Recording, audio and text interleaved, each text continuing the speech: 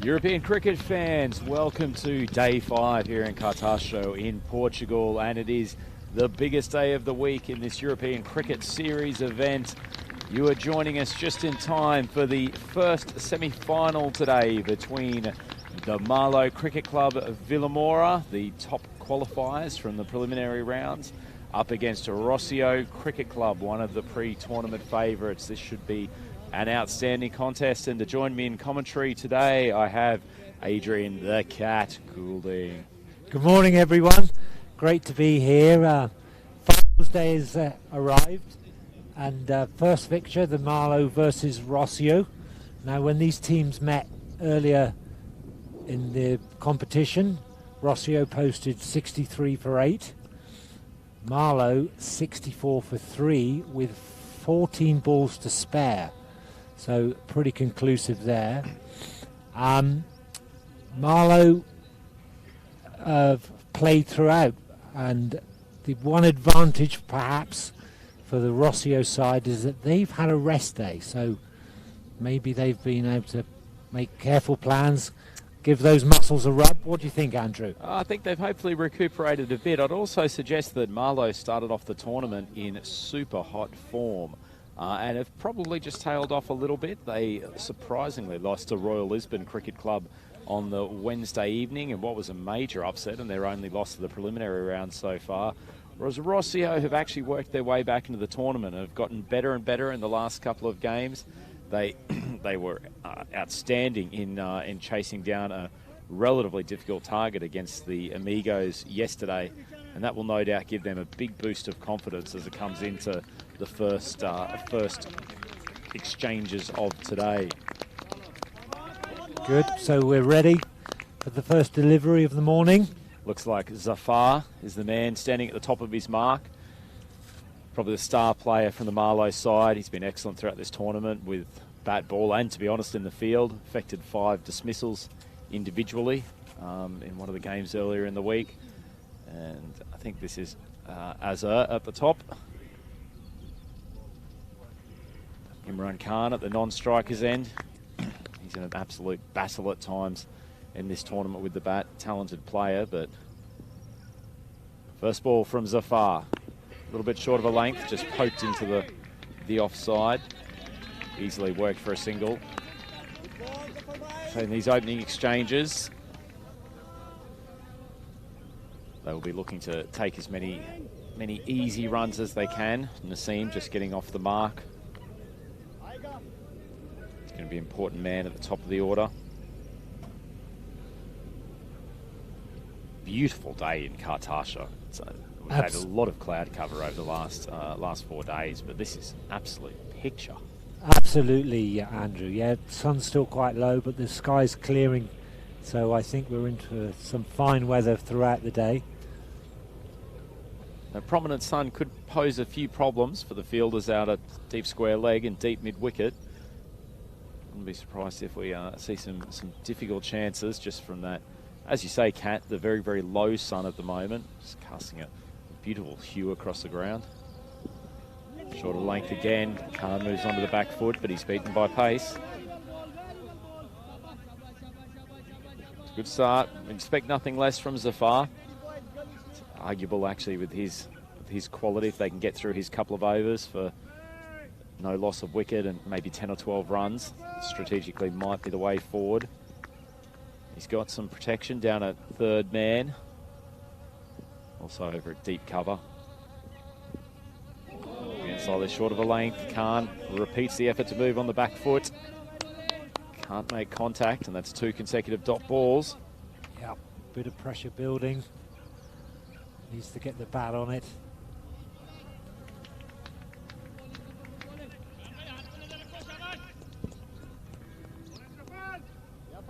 This Marlow batting lineup is very, very powerful. It can score runs in a hurry. So Rossio's got a balanced risk and reward in this semi-final. Can't afford to let too many dot balls go.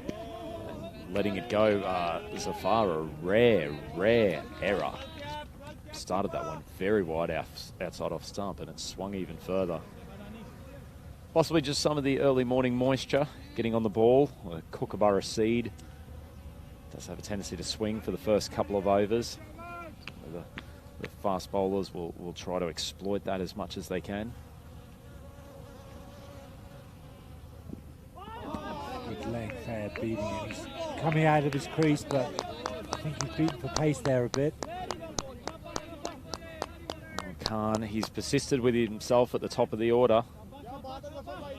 He struggles, as we've said in this tournament, quite a few ducks. Man who's more than capable player. Good bowler, often gets through his 2 overs early on for Rossio. But he cannot get bogged down despite the quality of the man at the other end with the ball. Zafar comes in. Another one short of a length. He's rocked onto the back foot, tried to pull it. He's only succeeded in top edging it. Unfortunately for Marlowe, not only has the fielder come in and dropped the catch, but he's also allowed it to ricochet over the boundary line. That's a big error, and not to mention an absolute gift for Imran, who was staring down the barrel of another 0 score. Yep, early fumble. Perhaps some semi-final nerves there. You'd backed him to take that one, but just didn't quite get under it. Can be tough catches down at that deep third man position. Often quite a lot of spin on the ball coming off the top edge. That one dropped a little bit more quickly, but good players will read that off the bat. It's a disappointing drop. Yeah, and coming up the hill and the elevation will throw you a bit.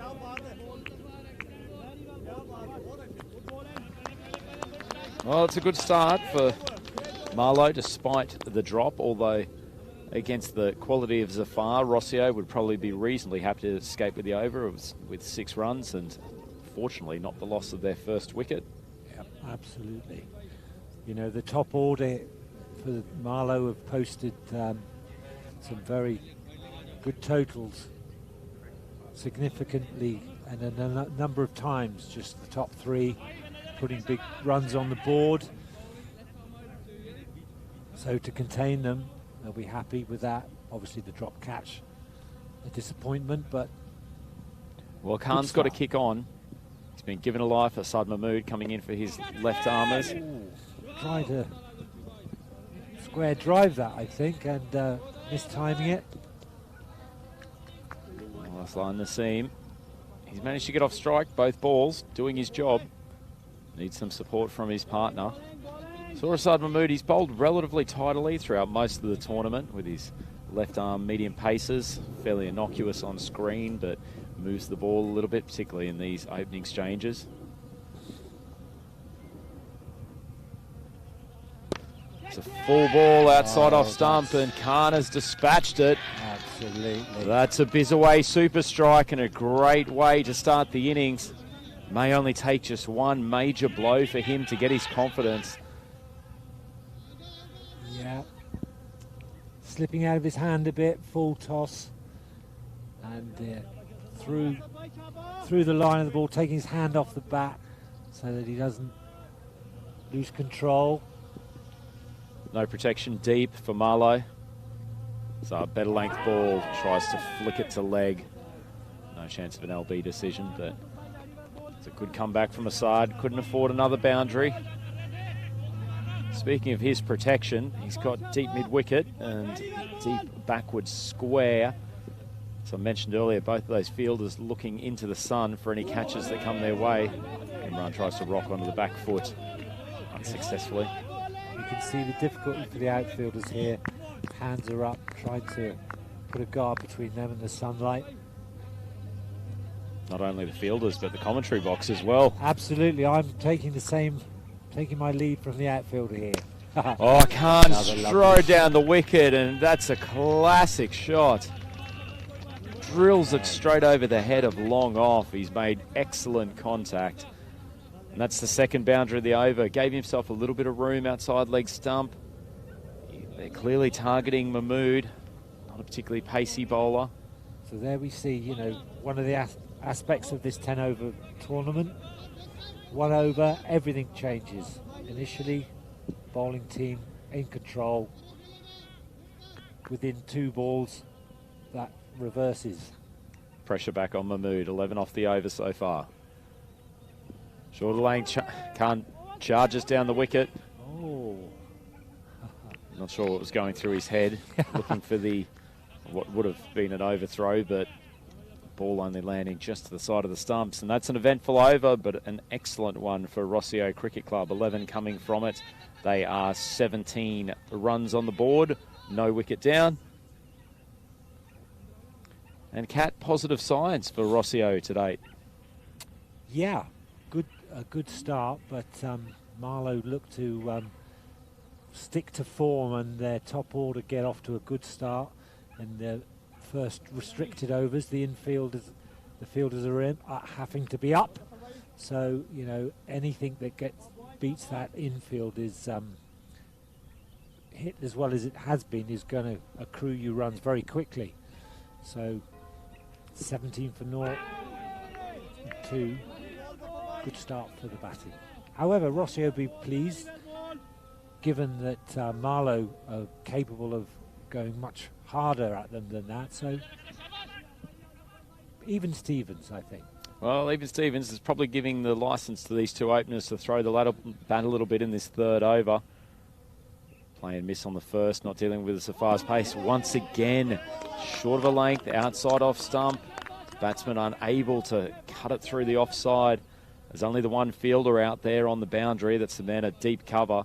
If they beat either side of point or even more forward to the extra cover region, it's a likely boundary, particularly with Zafar's pace. They just cannot get bat on ball at the moment. Certainly a bit of lift off this pitch occasionally, particularly for a man of Zafar's pace. Oh, not connected with that, but it falls safely. Fielder having to turn and run, and ball coming behind him. Would have been a spectacular catch if he could have pulled that off, but very, very difficult chance. Well, Naseem giving up on trying to strike through the offside. He's taken that one over to the head of mid-wicket. No fielders outside the circle on that leg side. All the protection from Zafar on the off with deep cover and third man on the boundary. Another short one. That gets up to shoulder height. That's a good short ball. Yeah. Bent his back for that one, Andrew. He has got some pace, and he's got a level of control that is probably better than most in this tournament. Clearly bowling to a plan, has decided that he's willing to take on the risk of being cut over the top of point on the basis that he can get plenty of dot balls just rushing through on the batsman. Rossio, 19 runs on the board. Draw ball, it's just heaved to the leg side. That's going to be an easy catch for Asad Mahmood. And Zafar has managed to get his first wicket of the day. The one aimed a little bit more towards the body. Tried to swing around and pull it to backward square for a boundary, but it's only succeeded in popping it up to fine leg. Yep, same length more or less, but I think the replay will show us more to the mid, off and middle, and not getting what he would have wished on it, and as a result, well set fielders there to snaffle the catch. Good plan. Nice to see that one work. They'll be very pleased with that, to get rid of him relatively cheaply. Oh, good sportsmanship amongst the group. Some congratulations for the bowler from the Rossio team. I think they'll be shockingly disappointed. They have got some batting in the pavilion still to come. Certainly those openers were expected to try to take advantage of the two fielders only being outside the circle. Somewhat done their job, although only two coming off this over to date. Be very happy to have a boundary to finish things off. Zarandani makes his way to the crease, played an excellent innings to get Rossio home in their crucial clash yesterday. Manipulated the field well, pushed ones and twos, and then was devastating in taking the ball to the boundary in the last couple of overs when they really needed to increase the scoring rate. He's probably the key to this innings. Imagine Siraj Nippo will follow him in the order, and those two provide the majority of the runs for the Rossio group. Final ball from Zafar. Good pace, he's popped it up. This is an absolute tragedy for Rossio. Their most talented batsman has gone out first ball trying to pull Zafar. Couldn't deal with the extra pace and bounce, and that's a terrible result. There we are. Within the first 3 overs, 2 complete changes of fortune. With that, Rossio are in the box seat, 2 wickets down. They'll be very pleased with that. Well, he'll be incredibly disappointed. Azar, as we said, he played an exceptional innings yesterday. Got his team home in trying circumstances. For a man of his technical ability, tried to pull one from well outside off stump and has completely lost control. Yeah, as he marches off, he's banging his helmet with his glove. Very disappointed and not surprising. Well, as predicted, that does bring Siraj Nippo to the crease. He's joining Imran Khan, who, despite his run of outs, has been the backbone of the score to date. Rossio, 19 on the board for 2 wickets down. That's the end of the power play. Suspect Marlow might keep a relatively attacking field in place. Try to encourage these two to try to hit over the top, maybe see if they can buy a 3rd wicket. As we see 2 fielders coming out to deep mid-wicket and deep square leg. Another one at long on, deep cover. Keeping the 1 extra man in the circle as the side's second over. It's charged down the track again, fails to make contact. So take that back. It looks like we might have the man down on the boundary at 3rd man. McCartney's strike has to get going. Short of a length, he stepped back and he's walloped that over the boundary. That's an outstanding 6 from an uncomfortable batting position. What a strike, Cat. Absolutely, you're right. He wasn't quite balanced, but he, carried it through and got away with it and got a maximum. So he's in some ways ridden his luck there, but his positive attitude is paid off. Well, they need to keep going. And this, once again, it looks like they've targeted a mood. He swung that out to the leg side. Fielder coming around from deep mid-wicket, or almost more of a cow corner type position. Keeps it to a single.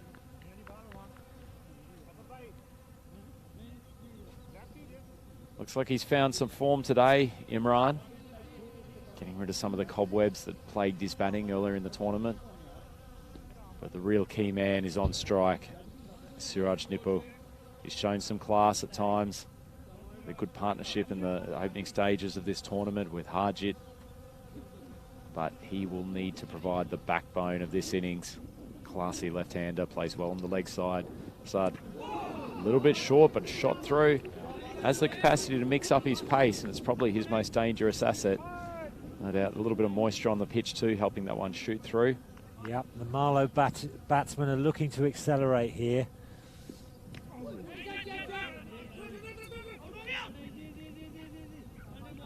And now with a left-right-hand combination.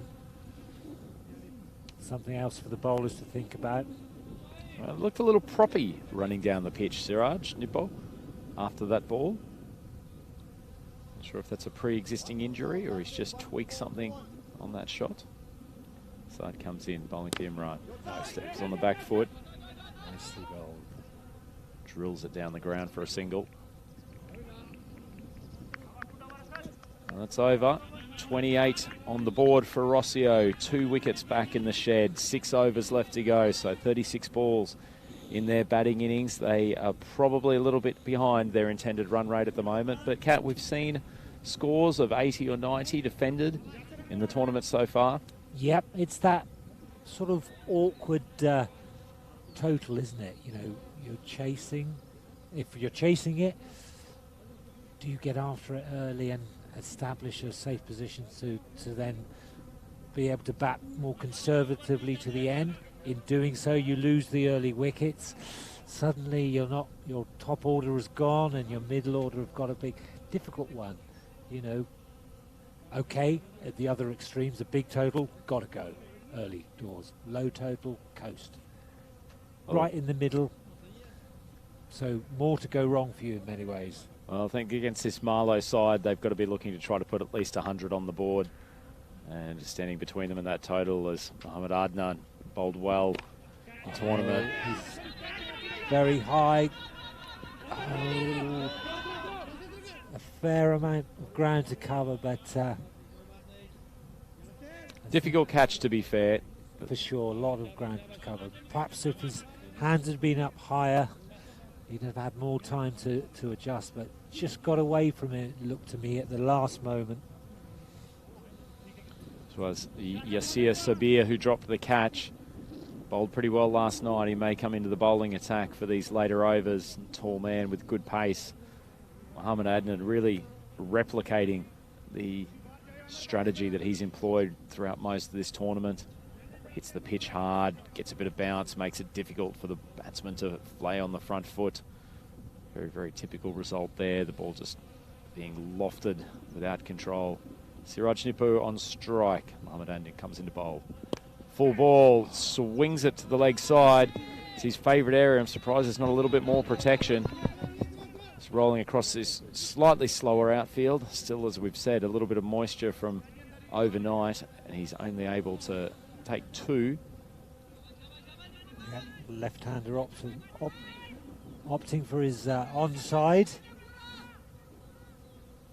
Nearly gets the 4, but good catch-up run. They put the fielder out to cow corner for him now. Adnan slips down the leg side. Siraj once again looking very proppy running between the wickets. He's clearly in some level of discomfort. Absolutely, yes. He's negates the quick single, I think, Andrew. Ball's tickled off his person to head down to fine leg for an easy single. Brings Imran Khan back onto strike. He's currently 23 off 15, Khan. He's ridden his luck. He's blasted a couple of very, very strong boundaries already. And a short ball that struck him. Excellent bouncer. Yeah, that'll unsettle him a bit. Very late onto it.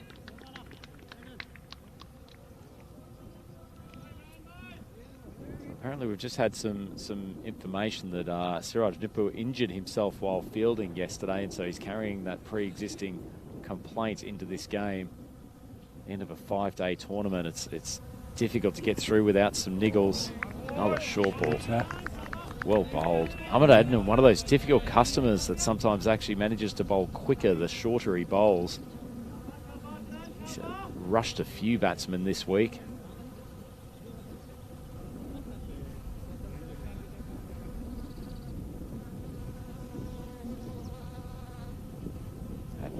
Can he pick up a wicket? Another short one. Khan doesn't hesitate to accept the option, and he's heaved it for a 4.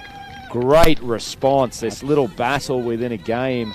Imran Khan stands tall, and he is carrying his Rossio side at present. Yep. I was expecting the Yorker there in the age-old tradition. Rough him up, pitch it up. But no. And credit to the batsman, after 2 good short balls, he replies with a 4 to mid-wicket. Well, slightly awkward looking shot, but got his head out of the way. Swung the bat hard, and that's a much needed boundary for Rossio. They move to 36 for 2 after 5 overs. Probably the upside for Rossio is that now that Adnan's bowled 1, they've had 3 out of probably the 4 most difficult overs they will face from this Marlow side. Obviously, Zafar has bowled out. Top of the innings, he bowled the first and third overs within the power play. I think this is Yassir. He bowled well last night, no shortage of pace.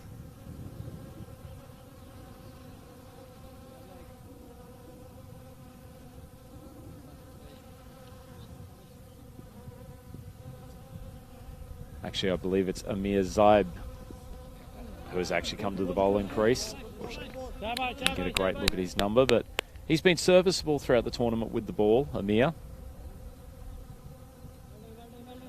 Not carrying quite the same pace as a couple of his colleagues within the Marlow bowling unit, but very effective, keeps it tight in the middle overs.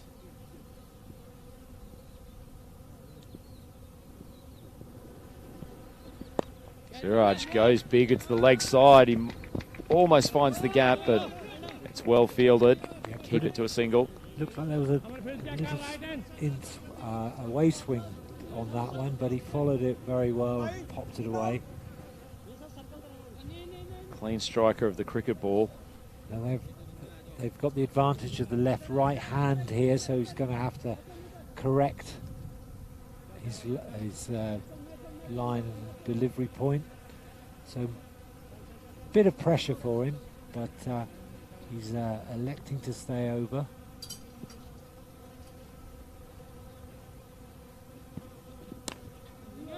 Full ball swiveled heave out to mid-wicket from Imran. Well, this could be disaster. Siraj trying to push for the 2 despite his injury. Waiting for the decision. He's out. He doesn't want to go. Well, this is not a good reaction from the batsman. I think he was clearly out, struggling to gain pace. It was actually him who pressed the second.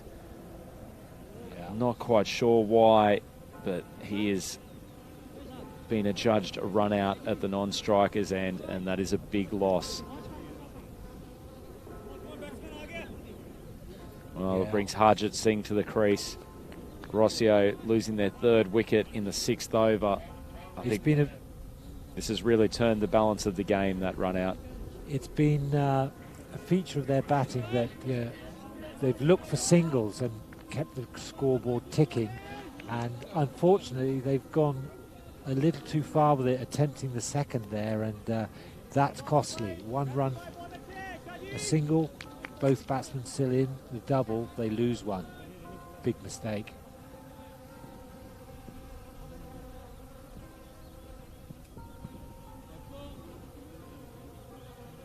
Well, it's a tough enough job to do against this Marlo Villamora attack without giving away wickets, with some less than optimal running between the wickets. As we said, Harjit Singh, big hitter, joining Imran Khan. He gets an underneath edge, straight through to the keeper.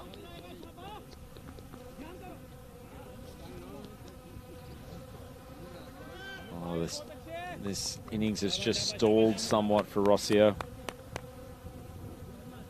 Really do need a boundary or 2 to release the pressure. Probably having to revise their estimates, maybe looking at 75, 80. They can scrounge a defendable total, just try to get some early wickets against the Marlo batting lineup. Some late field placements for Amir. Oh, Khan has... Oh, wow! Whoa. I think our commentary team and our operations group lost that ball in the sunlight. It's managed to slip straight underneath our gazebo and has almost taken out one of the team. Come on, for goodness sake, you should have caught that. It's a tremendous strike from Absolutely. Imran Khan. And we've talked about the difficulty of picking the ball up in the sun. It's a moment of stress for the group that are... Nonetheless, great cricket from Imran Khan. That's a tremendous blow, and despite almost decapitating one of our team, he's helped the Rossio batting scorecard look a bit prettier. Oh, and he's done the business again. He's launched a biz-away super strike over square leg. Tremendous hitting, tremendous clean, powerful hitting. Imran Khan is showing previously unseen form with the bat in this tournament and completely justifying his retention at the top of the order. Great stuff, Kat. Absolutely. 2 good shots. And, you know, that's the beauty of this 10 over format. You know, so quickly you press ahead and it looks very difficult for the fielding side. What do we do now?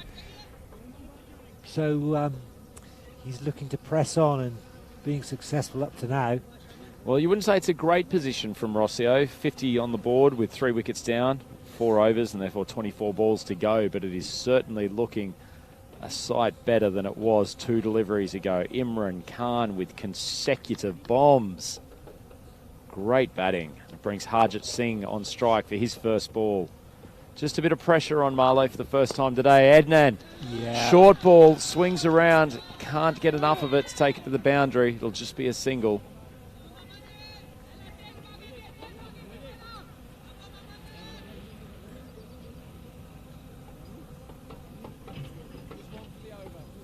mid-pitch conference. Harjit, I don't think his advice would be anything other than I think you're getting a short ball at the chest. Although, given how Khan reacted to those last couple of balls, it's certainly a risk for Adnan. They might be better off just jamming into the block hole, trying to allow him the one and get Harjit back on strike.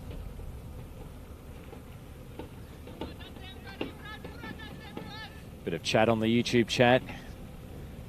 Uzal Hassan, Khan playing a nice cameo. It's probably a little bit more than a cameo now. 40 off 23 balls. Could be a decisive innings if Rossio go on to win this game.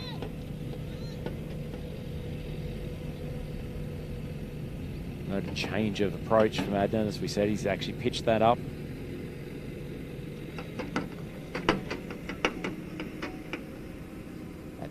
In again. Will he revert to type the short ball? It's a better lane. Khan has slaughtered that.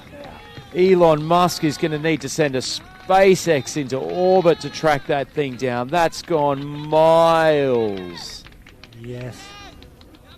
Perhaps possibly a little full of length, but played absolutely straight out of the coaching manual, that one. That's one of the best shots we've seen all week, Kat. That's a tremendous strike, and Imran Khan playing somewhat of a lone hand for Rossio, but he may single-handedly take them to a defendable total. This is tremendous striking.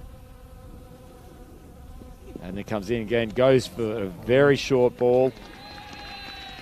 Called no ball by the umpire. I think that's a reasonable call. That was very short, well above his head.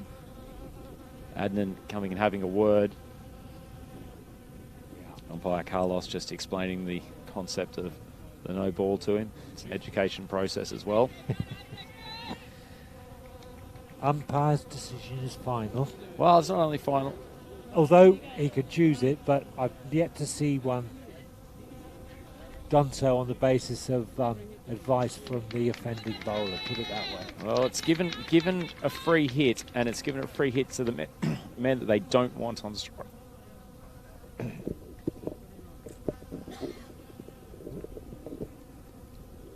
Bit of a fur ball there, Andrew. Thank you, Kat. Suffer from that myself. Well, it's gone high. Not sure it's going to carry the boundary. It drops in at Mia. Backs off, just allows it to be two. And this has buoyed the Rossio unit. Not only is Khan dispatching sixes with regularity, but they're now getting some mental errors from the Marlow team. I wouldn't say they're crumbling in a heap, but they are certainly experiencing some level of pressure for the first time today. Ahmed Adnan, one of their primary bowlers, really being put to the sword by Imran. Good ball. As we've said, go for the block hole. Well, slight hesitation by the striker there, but safely through, deep enough in the field not to cause them another run-out issue.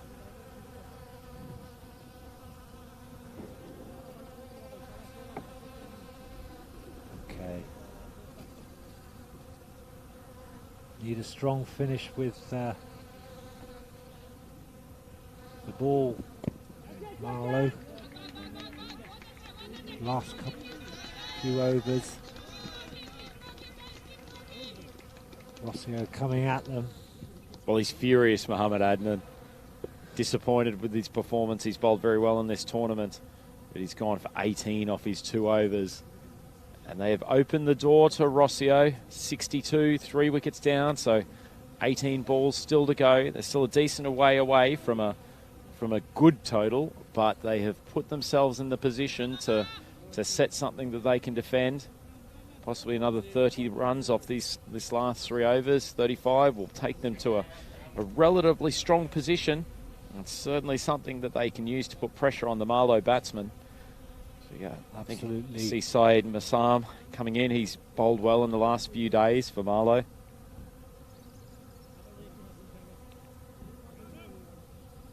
Can Harjit Singh help Imran Khan build in the imposing total for Rossio? Oh, Massam starts with a wide. It's been very accurate to date. Possibly just indicating that Nerves are appearing in the Marlow team. Absolutely, Andrew. They've done so well in the initial stages, and this is the first time that they... Good full ball, but inside edge from Hargett, and that's going to race away to the boundary for 4. Probably not the way he planned it, but it's a 4 in the book nonetheless. Yeah.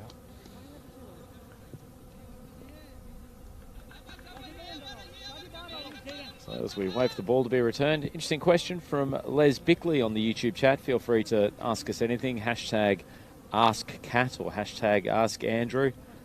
If you've got any queries, Les asking whether or not we have a travelling group of umpires with us for the European Cricket Series. We'll see this ball from Saeed and come back to that in a moment.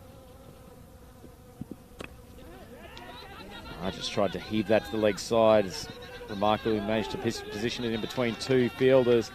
Strong throw coming in, but slightly inaccurate, and they managed to scamper through for 2.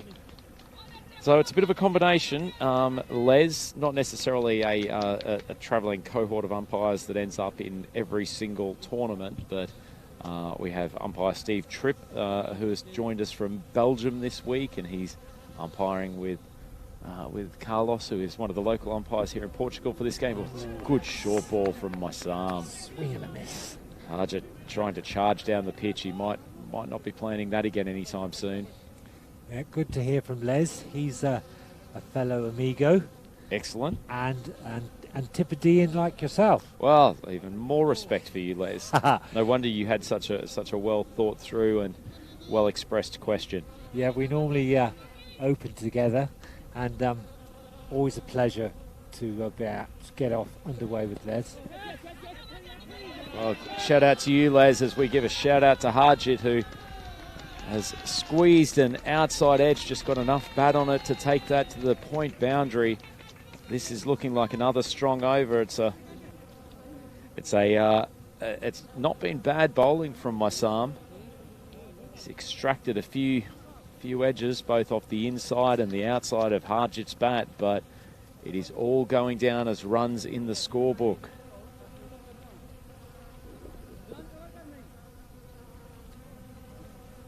He's got to be a little bit frustrated, Maisam. Rossio 73, still only 3 wickets down. It's been a very useful partnership. 7.4 overs gone, 2 left in this over. Maisam bowls it full, whipped out, attempted one-handed catch on the 30-metre circle. Yet from here you'd expect Rossio to post a decent score, and if they really get to it, a challenging one. Imran back on strike. He's the man they really want to be facing the majority of the balls from here on in. 2 short of his half century. Full ball. No ball. Takes it on top of the pad. It's probably just below the waist. Yeah. I don't expect it to be called. Dipping on him a bit. Some buys. Theatrics from the umpire. Just almost losing his balance, trying to signal leg by in the moist conditions. Yes, it looked a bit like a puppet with a string missing there for a moment, didn't he? It's an excellent description, Kat. I have my moments. That is one of your better moments this week. That's excellent chat. The end of the over has been reached from Maisam. 13 runs off it. Very helpful in the context of this game.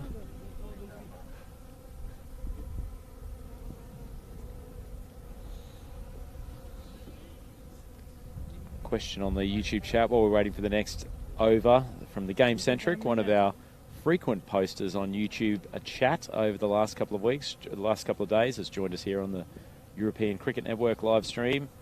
Hashtag Ask Andrew. How is the form of players evaluated in ECS cricket as we see a single tucked around off the first ball of the 9th over for Rossio Cricket Club? Well, it's very much concept of the more traditional metrics of a batting average, essentially the number of runs scored divided by the number of times a batsman has been dismissed. Probably more importantly for these T10 games, a batter's strike rate, essentially the number of runs that they're scoring per 100 balls. It's a very important metric. And then obviously when you get into the more sophisticated units in T10 and T20 competitions around the world, they're going into some fairly advanced analytics to assess the effectiveness of batsmen. And as we see Amir Zaid come in again. Full ball, heaved around the corner. Not a particularly attractive shot from Harjit, but for the it's two. effective. He's coming back to the danger end. Oh, and a Throw poor over the keeper. return. Well over the keeper's head. No chance for him. So they're pressing. But really, they've got to find the boundary rope.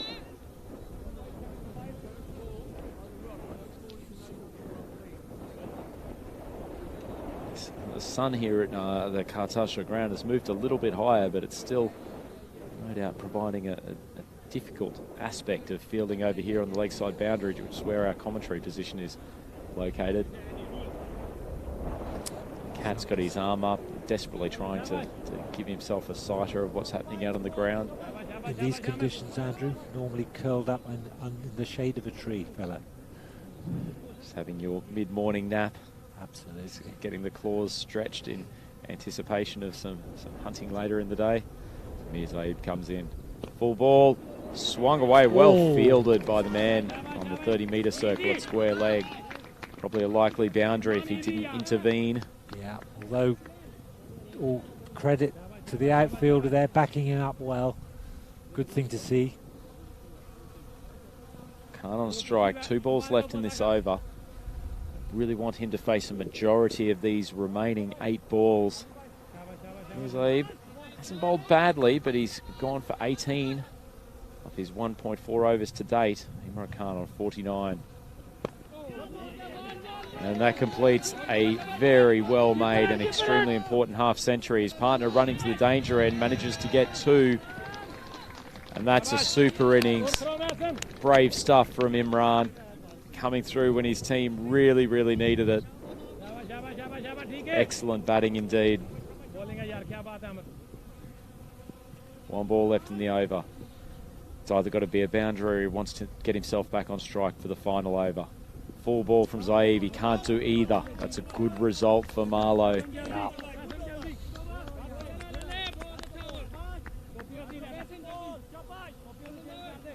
It's unfortunate. Probably would have been better just getting bat on that and giving himself a chance.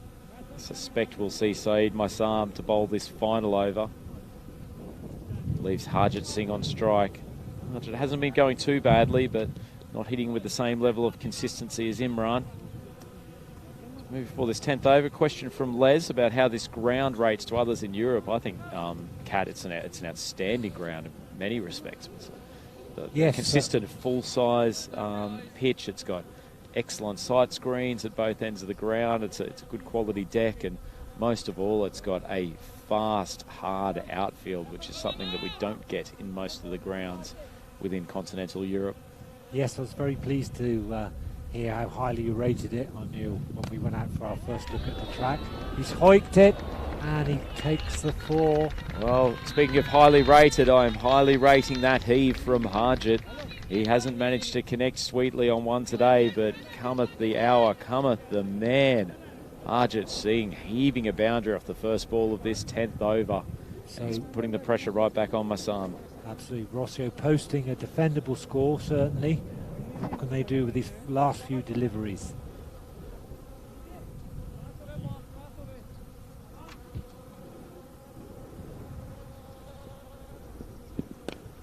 Oh, that's gone miles. That's going to come down with some form of moisture from hitting the remaining clouds around this ground.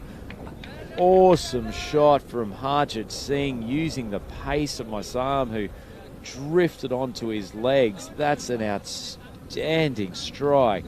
Right under it. Right under it, lofting it perfectly. Way, way out into the field next door, which... Well, I'm not even sure it's landed yet, Kat. Yeah, those aren't 6, they're 12, really, aren't they? Great shot. If that was great shot, just what they needed in this last over. If that was a punt in the NFL, it would have had a record hang time as a full ball wait to see the umpire's call, whether that's a no ball for over the waist on full. He's not going to signal it. Probably a good call. Going for the cut down to the leg area, not quite getting hold of it.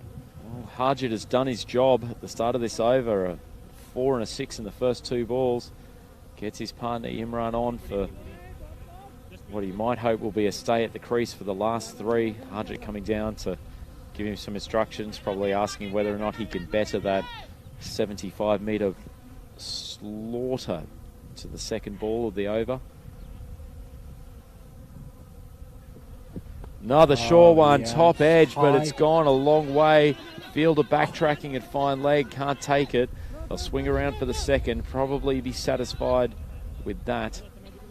Very fortunate that didn't take a spinning bounce and end up down at the boundary behind the wicket. Rossio Cricket Club coming to the party. It's taken a while for the innings to get going, but they've certainly given themselves a chance in this semi-final. 2 balls to go. Well, he's cracked that down the ground. It's wide enough for the fielder. They'll get 2. Only uses his feet and it goes for 4. The captain, well, I don't know what he'll do, but I suspect it will involve his boot and the reverse surface of that player. Well, Zafar hasn't been shy in letting his teammates know when he's been mildly disappointed with their efforts in the field. For a man of his quality, sticking out the foot for that ball, which was travelling at a rate of knots, is probably not an acceptable bit of work. And Saeed Massam, he is really, really struggled to contain these 2 in this final over. This is a semi-final. Total commitment at every moment. That, sadly, just wasn't it, was it, Andrew? No, 17 runs off 5 balls. Final delivery. It's gone full, swung away. They should make 2 comfortably. Adnan coming in from the boundary. Can't prevent the 2. There's potential overthrow. Harjit's going to go. Partner Imran sends him back. Well, that's an excellent finish for Rossio, taking themselves up to an even 100. Outstanding work from Imran Khan, finishing undefeated on 59 off 33 deliveries. Harjit Singh giving them a big boost, particularly with a 4 and a 6 in that last over. He ends up with 27 off 13. Yeah, great knock by Imran. Getting, the majority of the runs and posting the magic 100, Andrew. Now, we said defendable. That's troublesome for Marlow. That is. Marlow have predetermined now they've got to get after it from the get-go. Certainly forces Marlow's top order to be more attacking than they might otherwise like, because you cannot get behind the 8 ball in these 10-over games when you're chasing 3 figures. That's a big psychological boost for Rossio Cricket Club. Partway through their innings, there is no way that they would have been expecting to be in this position after their 10 overs. That's an outstanding finish, Cat. Absolutely. Cat. And impressive to see them step up to it. It's a semi-final. They've, as you say, they've got in trouble, and sign of a side with good spirit that you get yourself out of it and don't fold, and they've certainly done that. Marlow, on the other hand, were thinking, good, comfortable chase for us. Not now. Not now. No, absolutely. And intriguing, we've had a question from the Game Centric on the YouTube chat asking how much misfields and miscatches come into the analysis of players' performance. Certainly not something that's necessarily a traditional analysis tool, but certainly as fielding's becoming more and more important in these limited overs games, it is an absolutely necessary piece of analysis. And frankly, there are a few players within the Marlow lineup who would not have been rating highly on that scale today. A couple of dropped catches at crucial times, and 1 or 2 efforts that probably were not up to standard for a semi-final, and certainly for a team of this quality. Absolutely. Using the field to stop the ball is never, ever recommended. If you manage to do so, you've still got to pick it up and return it. use your hands, it's coming straight back in. And those fractions, smaller they may be, can be the difference between running someone out and not. So, and as we saw there, the option of the footwork, it's 4 runs. Wow, what a remarkable turn of events. As we've said earlier, Imran just struggling throughout this tournament with the bat, but comes to the party at the right time. Absolutely, Andy. We'll have a look at the full Rossio Cricket Club batting card. As we said, they reached an even 100 with only 3 wickets down off their 10 overs. They sent out Aslan Naseem, the wicket keeper, to open up. He was caught by Asad Mahmood off the bowling of Zafar, a good opening spell from Zafar. He was out for 4 off 7. Imran Khan, the undoubted star of the show, undefeated batting at the top of the order, 59 off 34 balls, 4 fours and 5 mighty sixes in his innings, strike rate of 173. Azhar Andani, he came and went very, very quickly. He was the star of the show yesterday, but couldn't repeat today. He was caught by the skipper, Mian, off the bowling of Zafar Ali. Crucial second breakthrough for Zafar, and he was back in the sheds for a golden duck. Siraj Nipul, carrying an injury from yesterday's play, certainly hindered his movement, and he was dismissed running for a second. Good fielding from Masam to Zaib, and he was gone for 3 off 6. And Harjit Singh started the tournament in a blaze of glory, has struggled a little bit from then on in, but has come through with a massive contribution in this semi-final. 3 fours and 1 gigantic 6 in his innings of 27 off 13. I'll swing to the cat for the bowling analysis. Okay, so off to a tidy start. The Marlow attack, Zafir Ali with his 2 overs. Only going for 8 runs, but more importantly, 2 wickets with 1 wide. So excellent figures for him. Asad Mahmood, the 2 overs for 19 for nothing else. Mohammed Adan, 2 overs, 18 runs, 1 no ball. Amir Zaid, 2 overs for 20 runs and nothing else. And the man who took all the tap, Saeed Massam, 2 overs, no maidens, and 31 runs conceded with 1 no ball and no wicket. So Syed suggests that he was targeted, and if clearly that worked. Well, you don't want to see an economy rate of 15.5 next to your name in a knockout semi-final, do you, Kat? So Absolutely. He will be struggling to deal with that, no doubt, but he may be needed with the bat. He's made some impressive efforts with the Willow over the course of this tournament, and he could be a very, very important member as they try to chase this score. We'll just revert to the YouTube chat for a moment. Aaron Filsell, hashtag Ask Andrew, is there a commentary team that travels across Europe covering all tournaments? So certainly not covering all tournaments. European cricket does bring in their commentators for each of the tournaments, so usually combined with local forces. So as we have today, I'm based in Switzerland, out in the Lausanne part of the country, and play for Cossonay Cricket Club out in the Cricket Switzerland Premier League. And the cat, Andrew Golding, is the local... Sorry, second I've called you, Andrew. Sorry, cat. I should just stick to the feline name. The local commentary expertise provided today. And Kat, do you want to take the viewers through what your playing experience is here in Portugal? Well, I'm a member of the Amigos Cricket Club. I'm very proud to be so. So we play locally. Lots of visiting teams. Our pitch is a bit north from here, close to Anciao. We've got a pretty good presence on the internet, so check it out, and always welcoming spectators, players, and anyone who's interested. So get in touch.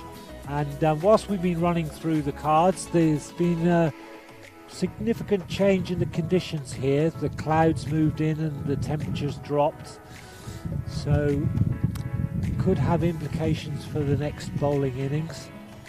And wind is up as well, so that will assist anyone looking to swing the ball through the air.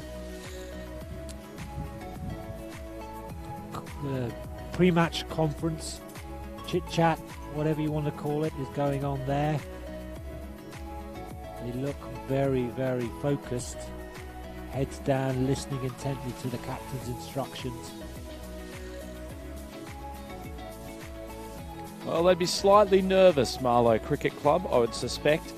Not much to lose for Rossio in this game. As I've said, they qualified as the 4th qualifier in the tournament. Some promising early performances, but thereafter they've been up and down. But they have certainly put their best foot forward today and are putting these #1 qualifiers, Marlow, under a lot of pressure. Absolutely, absolutely, yeah. Just seen Paolo's dog lope across the field. Hope he doesn't spot me. Well, not only lope across the field, he's managed to knock one of the Marlow Cricket Club batsmen just sitting there minding his own business completely off his perch, which probably gives you an indication of just how large that pup is. It's coming across with some pace. It takes a very good dog to see a cat off, they say, Andrew. Anyway, yes, conditions. The umpires are taken to the field. And the dog is looking to take up a third-man position from the direction he's taking off. Certainly showing a bit more pace across the outfield than I ever have in my career. Absolutely. Well, yes, that's enviable, that one, isn't it? You could cover 2 positions on your own. Good nose for the ball. And catching, wow. Oh, and the cheer goes up as the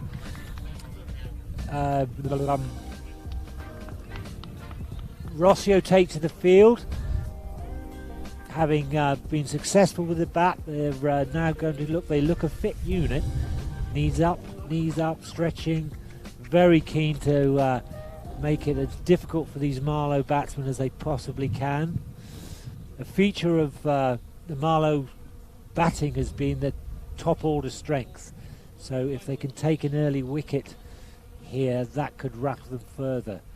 As the post of 100 runs was not what they were expecting at one stage. So let's see how they go. Cloud now breaking slightly, but the breeze is stiff. And to bowl the first over. Can't see his number yet. Quick chat with the captain. I suspect this is Imran Khan, the man who was the star with the bat. #1. Coming on to bowl this first over, as he's generally done for the Rossio side.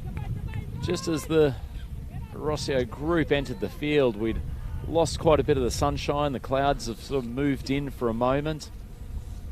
And it has gotten decidedly chillier in the last 5 minutes after a very, very pleasant start to the game. But I don't think that's going to impact the players greatly. Possibly a little bit more cross breeze to work with as Imran comes in, the first ball of the semi-final, and that's an anti-climax.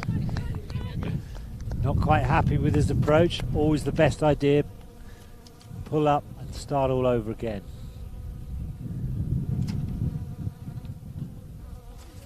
Outstanding innings from Khan. Yeah, really. If he can yeah. take an early wicket here, he will have really done the job for his team. Comes in. Good length ball, but it's hooked around the corner. That's easy too. Well cut off on the boundary. A little bit leg first for my liking, but it does save the boundary. Yep. Now this is an intriguing field. There's very little protection behind the bat, and nobody here out on the onside. They've elected to their outfielders to be, so they've clearly got a plan here.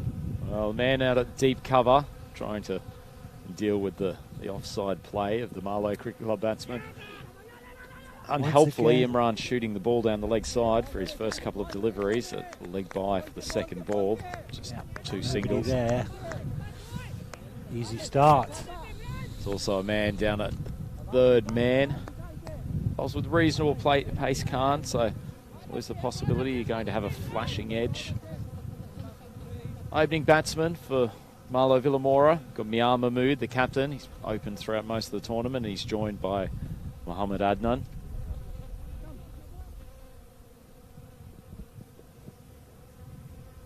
So 3 on the board after the first 2 balls of the innings. Khan needs to get his line adjusted. Oh, delicious strike. Doesn't matter what line you bowl when you've got that level of batsmanship. That's a stunning strike from Mohammad Adnan. Absolutely. That is why the Marlow have run rate of 2 point whatever the fractions are. The closest to that is Oerish with 0.5. So that tells us something about what they can do with the willow. Oh, that's a beautiful shot. Khan just landing a little bit too full of length and onto middle and leg, and it swung across the line so cleanly. Yeah, that was a shot full of confidence, wasn't it? And there he cuts away, leaning back. 2 excellently executed shots, fielded, but he's looking commanded from the very start.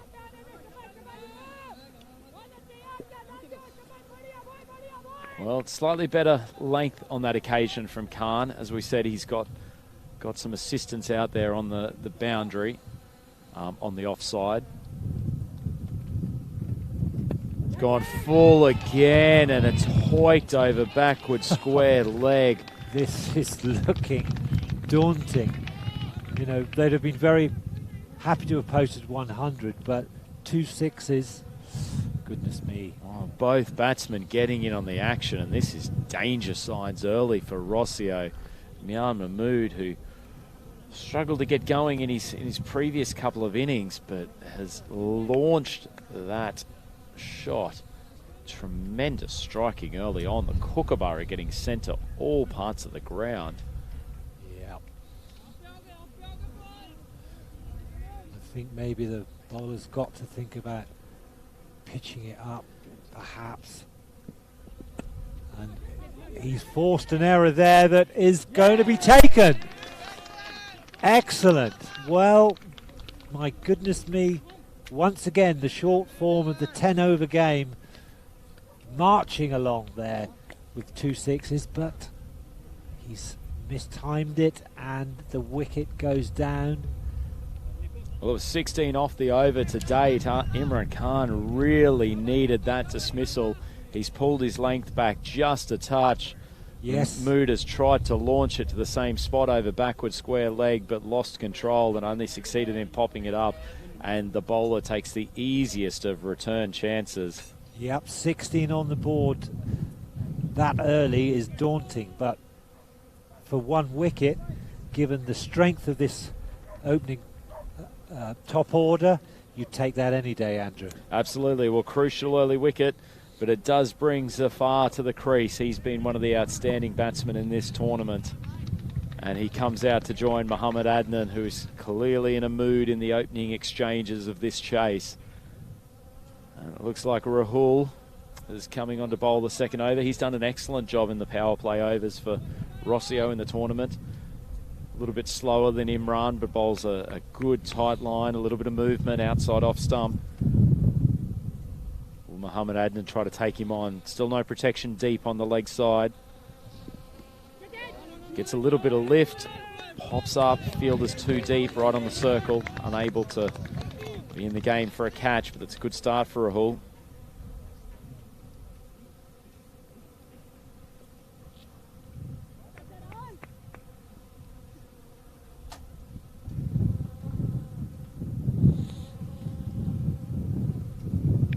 Rahul comes in for his second delivery. Once again, a little bit short of a length. Punch to cover. Fielder not attacking it with gusto. They'll move through for a relatively comfortable single. Adnan doing the job to get Zafar on strike, and he's probably the key man, isn't he, Kat? Absolutely. You know, as I've mentioned earlier, this the top order for this team are very, very accomplished, and as we've seen, the loss of one is replaced by someone who's looking to be at the very least the equal of him, so they need another wicket, the bowlers. I like the tactics from Rahul so far, though. He's making sure he keeps his line outside off stump, not giving any opportunity for these powerful batsmen to swing to the favoured leg side. He's got protection on the boundary out there. Cut shots into the ground for singles. They're a good result for Rossio, particularly in these 3 power play overs.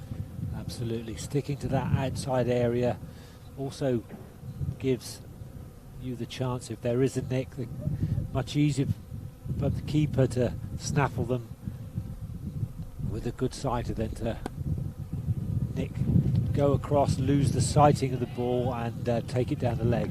Lofted up for the maximum? I don't think so. I think that was a 4, Cat, but it's right. Part of the danger of bowling the short of a length deliveries, but that's his tactic at the moment. He'll probably be okay with that. Wasn't completely in control of the shot, Mohammad Adnan. It's good bowling from Rahul. He's got the man stationed down here at long on. Dare say if he drifts a little bit closer to the stumps, that man could be in the game. That's the opening bowler, Imran, stationed in that critical fielding position. Having a good think about this, the bowler. Tossing the ball up and down. Making the batsman wait. Goes short and he goes big in response. Once again, you know, we've seen so many players trying to work the ball to the leg side from outside the off. Well, that just goes to show if you're in line to it and you take it on, you execute much easier, and he absolutely nailed that. Oh, nailed it indeed, Kat. That was a beautiful pull shot. Technically exceptional batting. Yeah, this is looking daunting, isn't it? The loss of the wicket has brought about no loss of momentum for the batting side. Just reinforcing how much Rossio need to take wickets. Marlow are clearly not going to leave themselves in a position where they're struggling to keep up with the run rate. Rossio is probably going to have to come close to bowling them out in this game to have a chance of winning. Rahul responds, pushes it a little bit wider. It's well bowled. Yeah.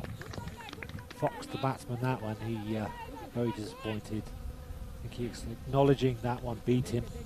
Well, that's the end of the over from Rahul. He goes for 12. Good comeback after being launched for 6 by Mohammad Adnan.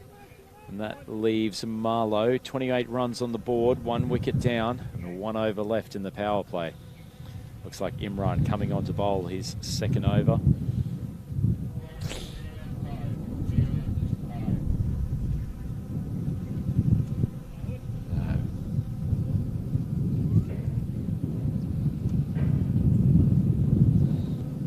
Might be able to hear on our audio the wind starting to buffet this ground. Absolutely. It's a fairly gusty breeze at the moment. I'm sure it's probably going to give a huge amount of assistance for sideways movement from bowlers, given it's where it's coming from. Yep.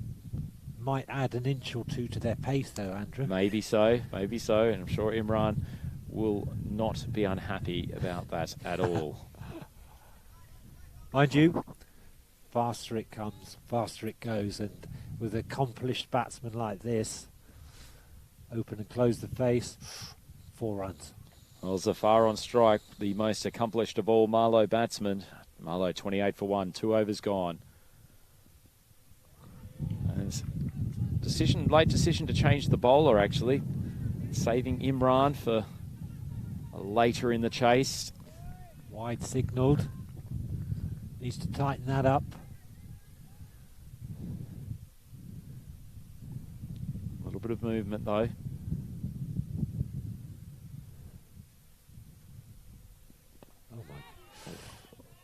Good pace, but it's flayed away. Zafar using the pace of the ball and striking a square drive over the head of the man at point. That's yet another boundary. Rinku Singh, who we haven't seen a lot of in this tournament, Bit over pitched, but very close to the toe of the bat there. Could have gone down the throat there, but got away with it. And on he goes. Possibly needs to pull his length back a touch, Rinku. Struggling far more with the short of a length balls than he has today with anything within his driving range. Eyeing up the offside. Well, he's gone there again. He shot. adjusts his length, but another boundary from Zafar. He is not seeing this target as a particularly difficult one at all, and as long as he's there, that's a lovely cut. It's hard to see Marlowe failing to chase this score down. Yep. Got right over that. Got to try to get out of this power play without too much more damage. Rossio. Maybe a fielding adjustment needed. They're going to persist with that line. It's good captaincy. They've now got the man down at deep point along with the deep cover. I think you've got to take the risk that you're going to get an outside edge and maybe just move the man as they looks like they are around somewhat to deal with the flying edge that would otherwise go to third man on the boundary. Rinku, good ball. Forces him to punch to cover. No run. Direction coming for a shift in the field there.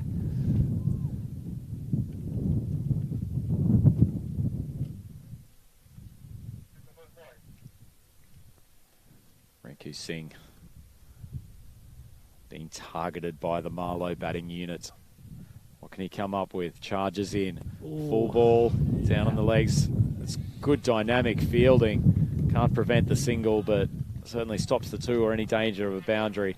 Rossio really up for this game. They know they're up against it, but every run saved could be crucial when it comes to the later overs. Yes, showing some pace, this young bowler. Overpitched a bit, but if he can find an edge, we could see a relatively easy catch for the keeper.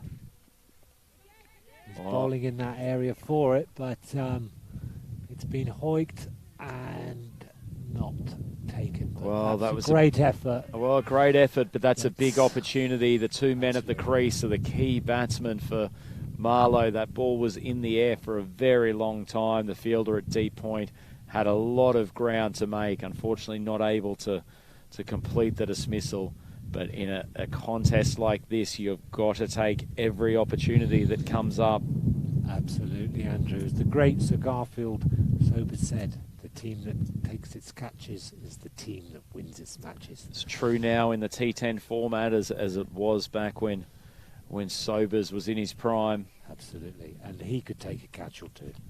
Fairly decent fielder. Imagine he would have had some quality T20 contracts.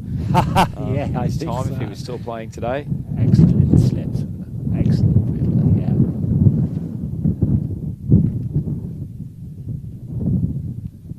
Well, it's been a tough over for Rinku Singh. I believe he's still got one to come. Delay getting the ball back. Right.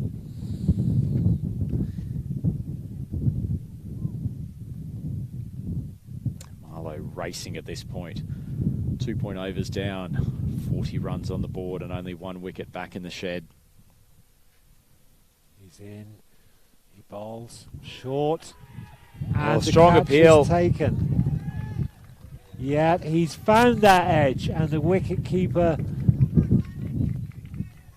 That's an excellent catch from the keeper, and Rinku Singh, he's had a difficult over since his introduction to the attack. That's wide. Adnan has tried to flay it over the cover boundary and has only succeeded in getting a feather through to the keeper. Big wicket at the end of the power play. We saw a wicket for the last ball of the power play in Rossio's innings, and the same thing has happened here for Marlo Villamora. Big wicket. Pursuing that line and finding the edge, and a good take by the keeper. That is a very, very important wicket, I suspect. Well, if they're going to win this game, Rossio, they absolutely must get into the middle and lower order of Marlowe's group. try to tie them down, try to create as many dot balls as possible, and they are one step closer to doing that with the second wicket down. That is a huge dismissal. Absolutely, Andrew, absolutely. And for only the second time in this entire series, Marlow, I suspect, are rattled. Well, I wouldn't say they've got an uphill battle, but they have plenty of work to do.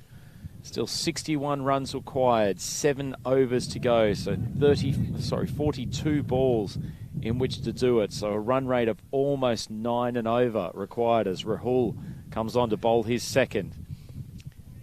Forces Zafar to punch out. Foot. Just one. They're going for the 2. Bit of a mishap in the field. Well, it's disappointing fielding. Got to keep Zafar off strike as much as they can. He's been joined at the wicket by Amir Zaib. Coming out of number 4. Free hit. Oh dear. Oh, Cat, that's really not good news. I think it may have been a fielding infraction. Too many men outside the circle. We'll get confirmation on that, but whatever it is, Rahul having to bowl bowl the ball again with a free hit opportunity, and even to make matters worse, Zafar is on strike. Difficult to think of a worse way to potentially concede runs. Rahul, I suspect, will be trying to fire this one wide of off stump. Big ball in the context of this match. He does. That's a great result for Rossio, a pressure moment. Absolutely, well bowled, very well bowled. Rahul would have had his heart in his mouth seeing Zafar take a big swing. That free hit ball went down the pitch, but he's gotten away with it. It's an excellent result for Rossio.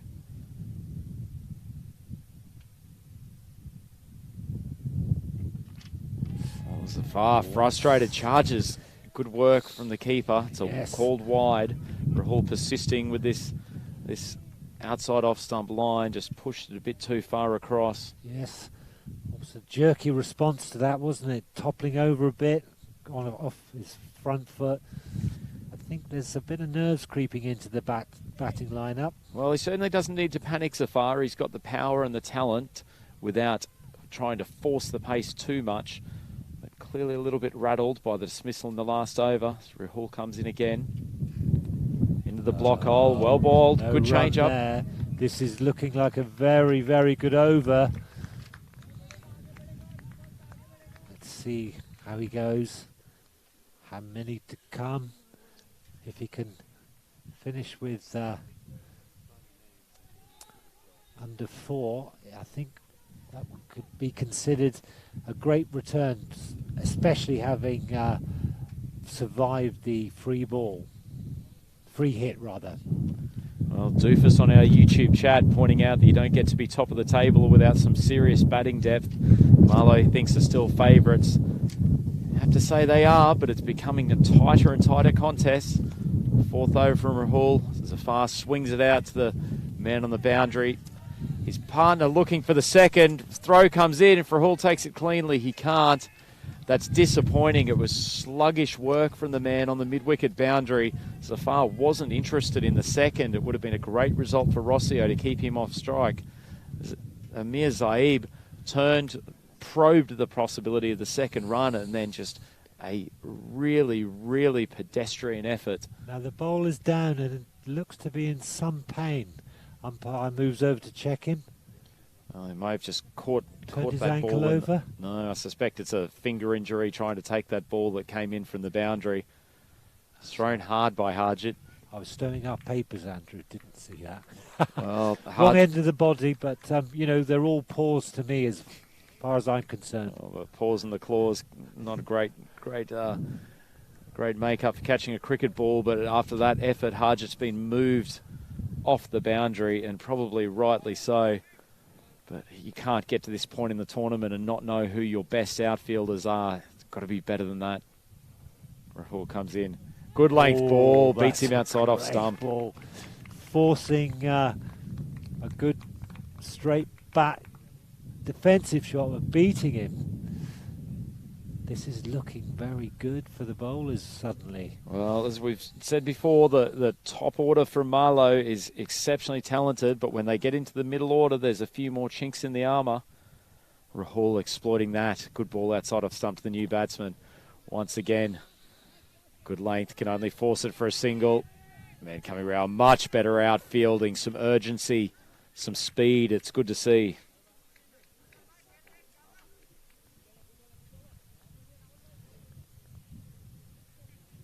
It's well fielded. Exchanges between the bowling side and the umpire as we end the over. Well, he's done his job, Rahul. Tidy bowling, Andrew. Tidy bowling. Had to send one down in the power play over. Bowled the second over of the game.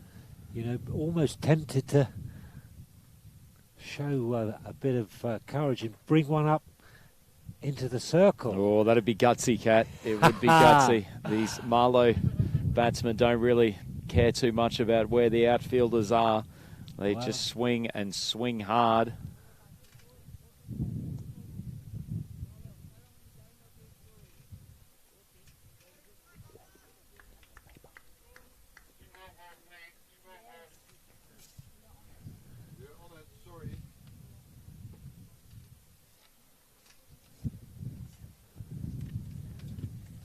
Well, Marlow Villamora, 47 for 2 after their 4 overs. Their run rate is still very, very good, but it has slowed down a touch in the last over and a half.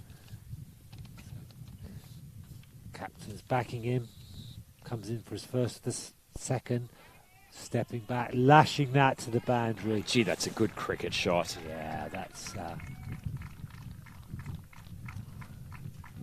Very good cricket shot. And just as the Game Centrics asked in our YouTube chat, which of the Marlow batsmen has the best opportunity to get a 50, well, I think you've just seen who it is and exactly why. That's outstanding cricket from Zafar. Yeah, breaks the shackles with that one. Rinku Singh got through a difficult first over. You've got to try to refrain from allowing any more boundaries. Got to be tight. If you can just give away a single. Oh, yes. The lashing blade of Zafar. Well, bowling there and at that pace, I think he's got a very good chance of a second nick, Andrew. What do you think? Yep, it was a good line, good length, good reply after being hit for 4. They've got 2 men on the offside now there. Looks like extra cover and cover on the boundary. Oh, what's... Safar just occasionally losing his shape. Doesn't need to do this. They have the run rate in hand. As long as he's there, you suspect that Marlow will win the game. Yeah, I like the look of this fellow. He's cranking it up, if anything. Rinku Singh, 2 dot balls in a row following the opening 4. He's gone short. Well, he's rushed Zafar. And he's got another one. Well, I tell you what, after they copped a bit of chin music in their batting innings, I'm sure the Rossio fielders will be heartened to see one of their fast bowlers give it back. I thought they'd taken a catch. I beg your pardon, everyone. Well, he's a real threat, I think. 2 balls left for Rinku Singh in this over. He's come back well. Yeah, Rinko's looking like he could take a wicket with any ball at this stage. But not with a full toss. Well, I'm not sure there was a full toss, Cat. That was a decent length ball. Just pushed for a single to cover. He's got Zafar off strike, which will keep him happy. And if they can have a dot ball off this final delivery with Amir Zaib coming onto strike, who's yet to face a ball in his innings, that'll be a tremendous result.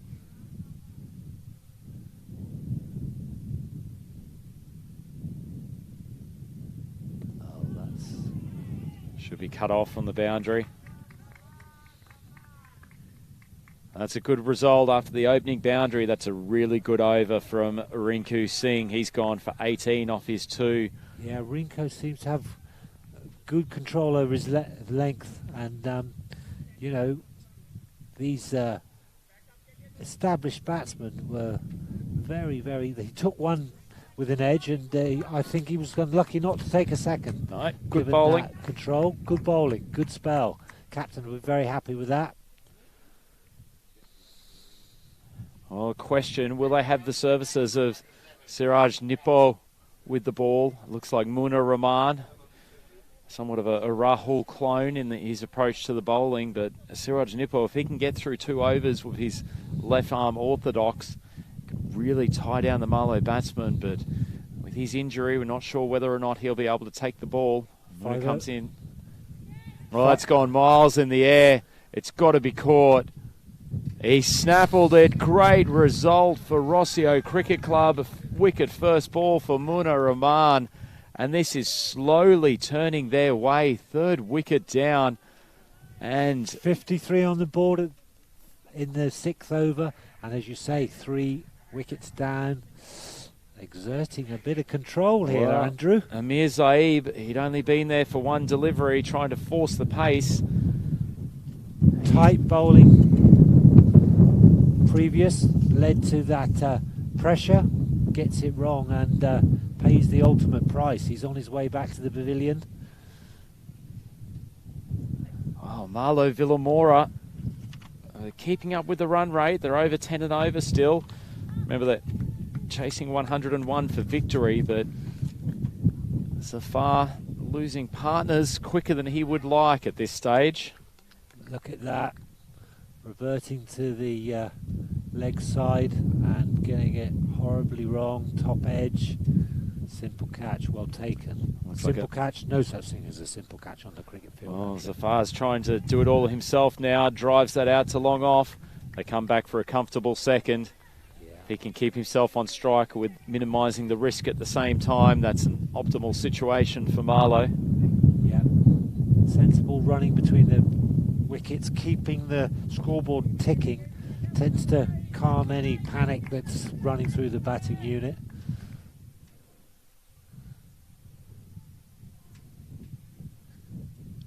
Zafar facing Munir.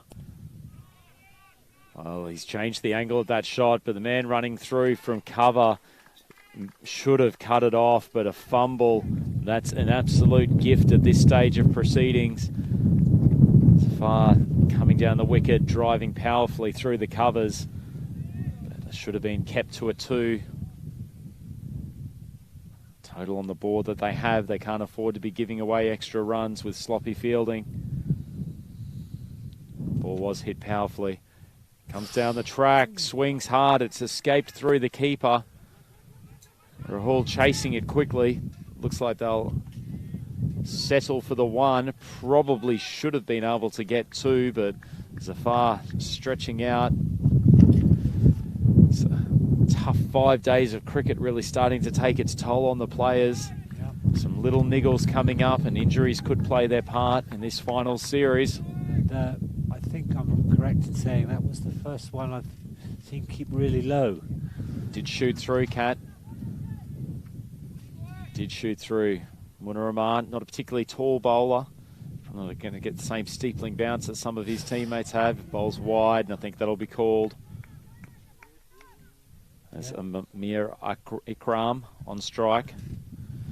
Big job for him to do. Try to support Zafar. Probably doesn't need to be looking for the boundaries earlier on. Just rotate the strike and ensure that Zafar is getting the majority of balls. Good length. He's popped it up. The man coming runs, from he long can make on. that. No. Perhaps the right decision. Pulling up, not letting it bounce over his head, but pressed ahead at full steam, Andrew. Well, potential catch. What do you think? Possibly. I think he might have actually been harmed somewhat by the wind coming from immediately behind him. That ball looked like it would carry at first instance, and he's made quite good ground, but it's just held up in the breeze. Dropped short of what would have been a comfortable catch otherwise. Yeah, absolutely. Diving forward to take one. Got to be a brave man who does that. Good ball from Rahman, gets Zafar pushing forward, just a single.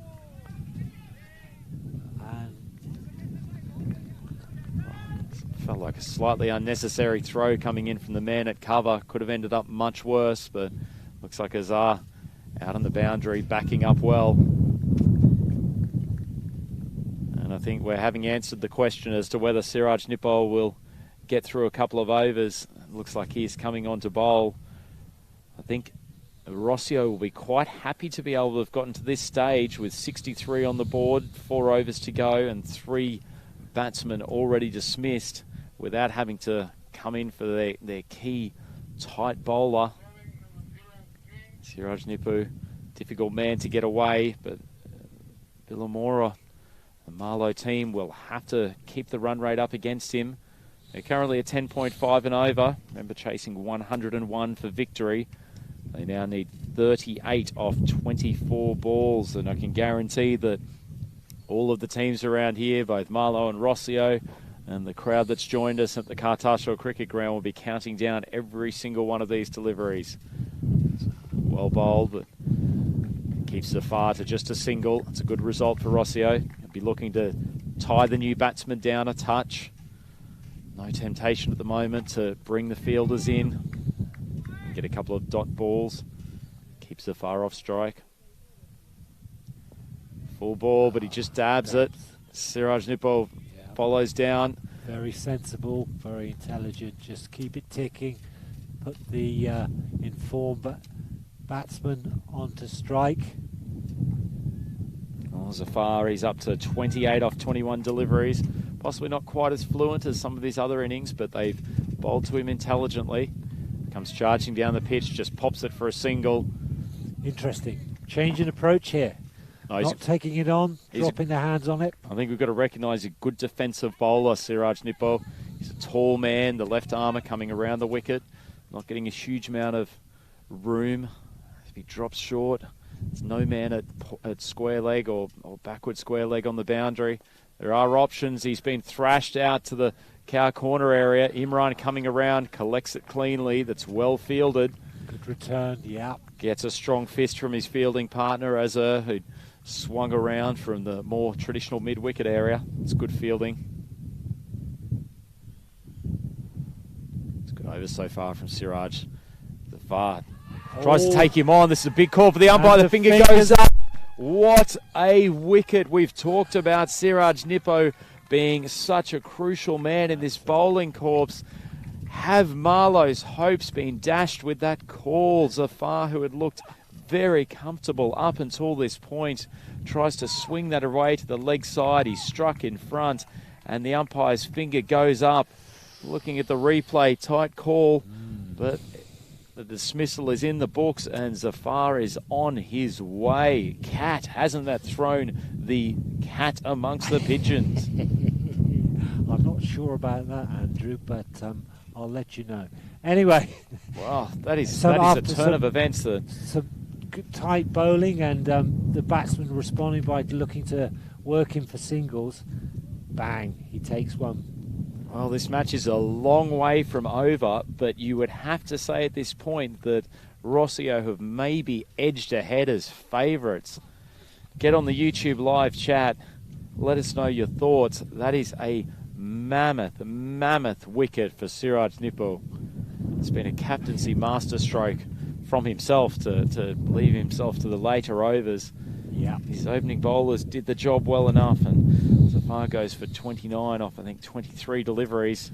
Yeah, a brave move and a very, very intelligent one, I think. But given his resources, he's given those options. But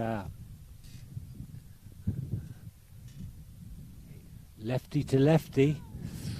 Well, it's a disappointing ball after a tight over initially down the leg side. Yeah, perhaps the change in left to right hand has perhaps troubled him, but he's finished his over. Very pleased with that result. 5 down. Correction, 4 down. 68 runs on the board, Cat. That leaves them 33 to get in 18, and probably for the first time today, the equation has just moved slightly in the favour of Rossio. 2 men at the crease. Amir Ikram, he's only been there for 3 balls. He's got 1 run. Jayesh Popat, he's got None off his first. Well, they did managed to get a leg by on that previous ball. Munir Rahman comes in for his second. Bowl's full. There's another big appeal. No. The umpire's finger goes up. That's got him. Another wicket, and Jayesh Popat is gone for a duck off 2 deliveries. Goodness me, umpire took a moment or two to consider that one, but he's ended up in the positive for the appeal. So this... Well, see on the replay, Munir Rahman coming around the wicket, hitting him on there or thereabouts leg stump. The umpire's finger goes up, and consecutive LBWs, and Marlo Villamora in real trouble now.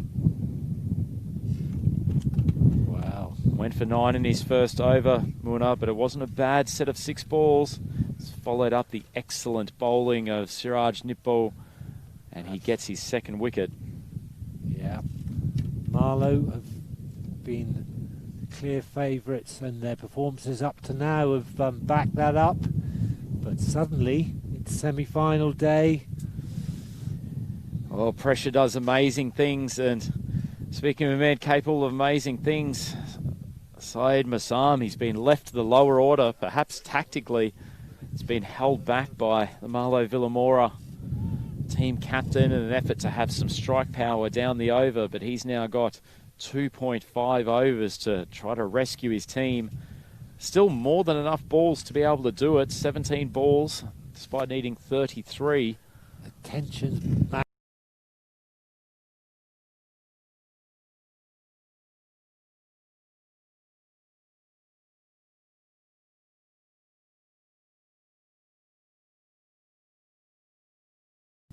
Well fielded. He's been solid down on that since being moved to that mid-wicket boundary. Hazaradani fortunately had a failure with the bat, but showing his class in the field.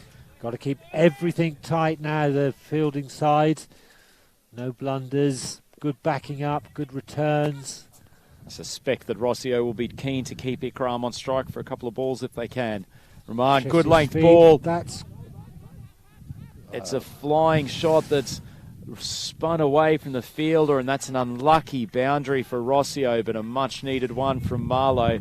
Yep, spooned it but got away with it. Well, Amir Ikram swinging hard to the leg side, gets a flying edge, and it's gone down the hill. They move. I think they've moved with that to 73. We'll just see when our score is updated, but they want to get closer to it. We're in the 8th over, I beg your pardon. Ooh, well, another unlucky result, but a great one for Marlo, an outside edge.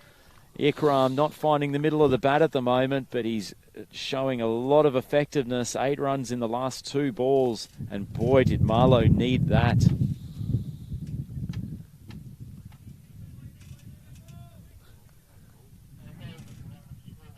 Bit of disagreement in the fielding side, but calmed down by the outfielder. Important they concentrate on the job at hand and not the relative merits of each other. Well, it looks like Rahul has been pushed back to the 3rd man boundary. Still got the 2 fielders at long on and long off, one at deep cover and the other at deep mid-wicket. Oh, it's a 3rd edge in a row for 4. This is tragic for Rahman. Ikram throwing the blade at everything, and he's gone for 3 consecutive boundaries off an edge. Absolutely, Andrew. As we see so often in this European Cricket Network, this 10-over format, things can reverse in the space of 2 or 3 balls. Coasting, in control, I'd say. Suddenly, it slipped away with shots that didn't necessarily merit the runs they accrued, but it doesn't matter. They're in the scorebook, and suddenly the shift is on. 20 off 13 required. The equation back in favour of Marlo Cricket Club. Another one off the top edge. Big Skyer should be taken, and is safely. There we have it. With that, back on top. Good New catch. batsman coming into the crease. Safe hands. Good catch. Munir persisted with that line and length. That's well bowled. He's been very unlucky in this over, going for the 3 consecutive boundaries. But gets some reward at the end, and a crucial one. Amir Ikram, as we said, not striking it particularly cleanly, but doing his job, throwing the bat hard at anything. Exciting stuff, Andrew. Oh, isn't it? So 20 runs needed off the last 12 balls of the game. Les Bickley pointing out on the YouTube chat that fortune favours the brave, or fortune favours the man throwing his bat at outside balls at off stump.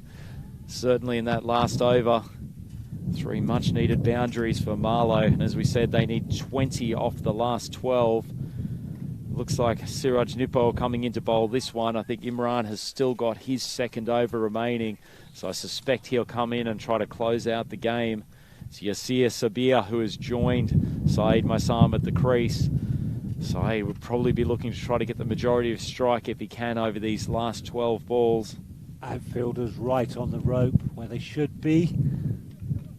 So many twists and turns in this game. It's been a cracking contest and worthy of semi-final status within this European Cricket Series event at Cartaxo, as Siraj Nippu comes in slightly short, poked around, no single.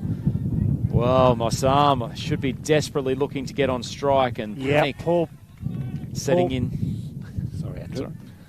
Panic setting in between the two batsmen. Fielder there, but probably would have been a single if he was backing up aggressively. Yeah, absolutely. It was on, wasn't it? Key dot ball, 20 now off 11.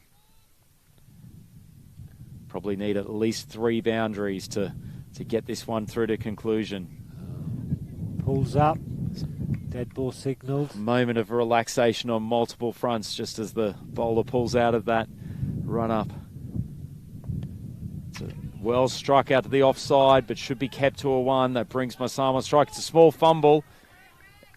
Ironically, after refusing the single on the first ball, he's the one aggressively pursuing the second, but they keep it to 1. It's a good start to the over. Struck to the man at cover. They've charged through for the single. He fumbles. It's not going to be particularly costly. They were probably always likely to get through for 1, but singles are a good result for Rossio. Now needing 18 runs off the last 9 balls. Siraj Nippu comes in, thrashed down the ground, but as long as there's no misfield, it should only be 1. Yasir unable to find the boundary. It moves to Maisam, and I get the feeling he is the key man in these final exchanges, Kat. Yeah, you can feel the tension out there. This is very much a cat and mouse game at this stage. Siraj Nippo rolls in. Another good length. It's swung out to the man at mid-wicket. He's come in. Moving in the air with the breeze, but he's watched it right into his hands, Andrew. Look at him go. He's birding it. Well, aeroplane Azhar and Dani, we've said before, he's one of the high-quality cricketers on show. And Saeed Maisam, who was certainly not the last hope for Marlow Villamora, but definitely a man they wanted at the crease. He's managed to pick out the lone fielder square of the wicket on the leg side, and Azhar has come in and taken a very comfortable catch. Never looked in doubt, well judged, and an excellent over to this point from Siraj Nippo. Hasn't he really done the business with his left arm orthodox? Yeah, some good containing with the ball, and now a catch. Marlow settle into that box seat a bit more comfortably.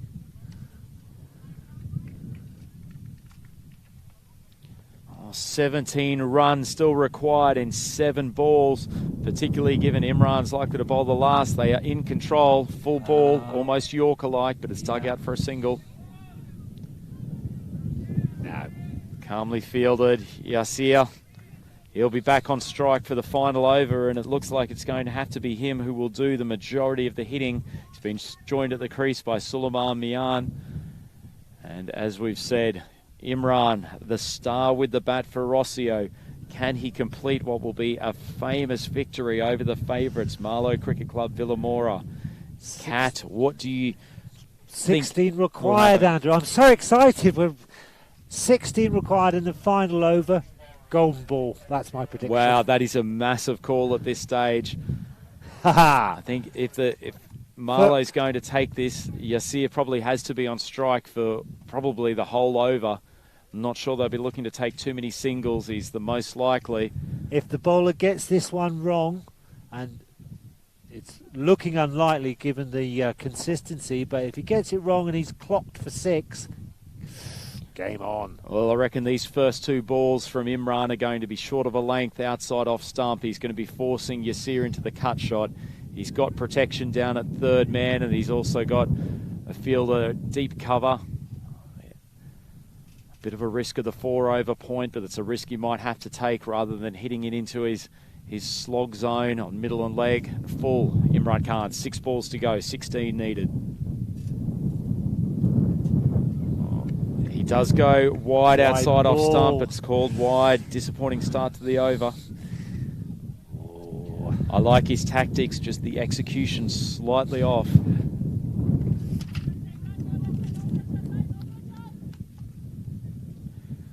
Azhar out here at mid-wicket, imploring Imran to finish this off.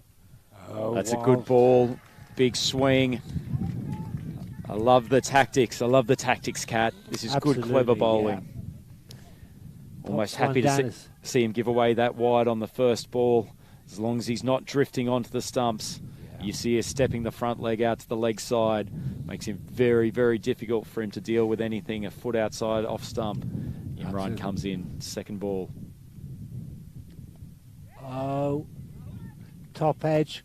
Good fielding makes it just a single. Oh, no. Oh, it's gone for 4. Oh, dear. The ball has taken a spin after bouncing. Rahul's come around. Imran's done exactly what he's intended. Short, outside off stump, flayed away. Well. Rossio inching to the final, and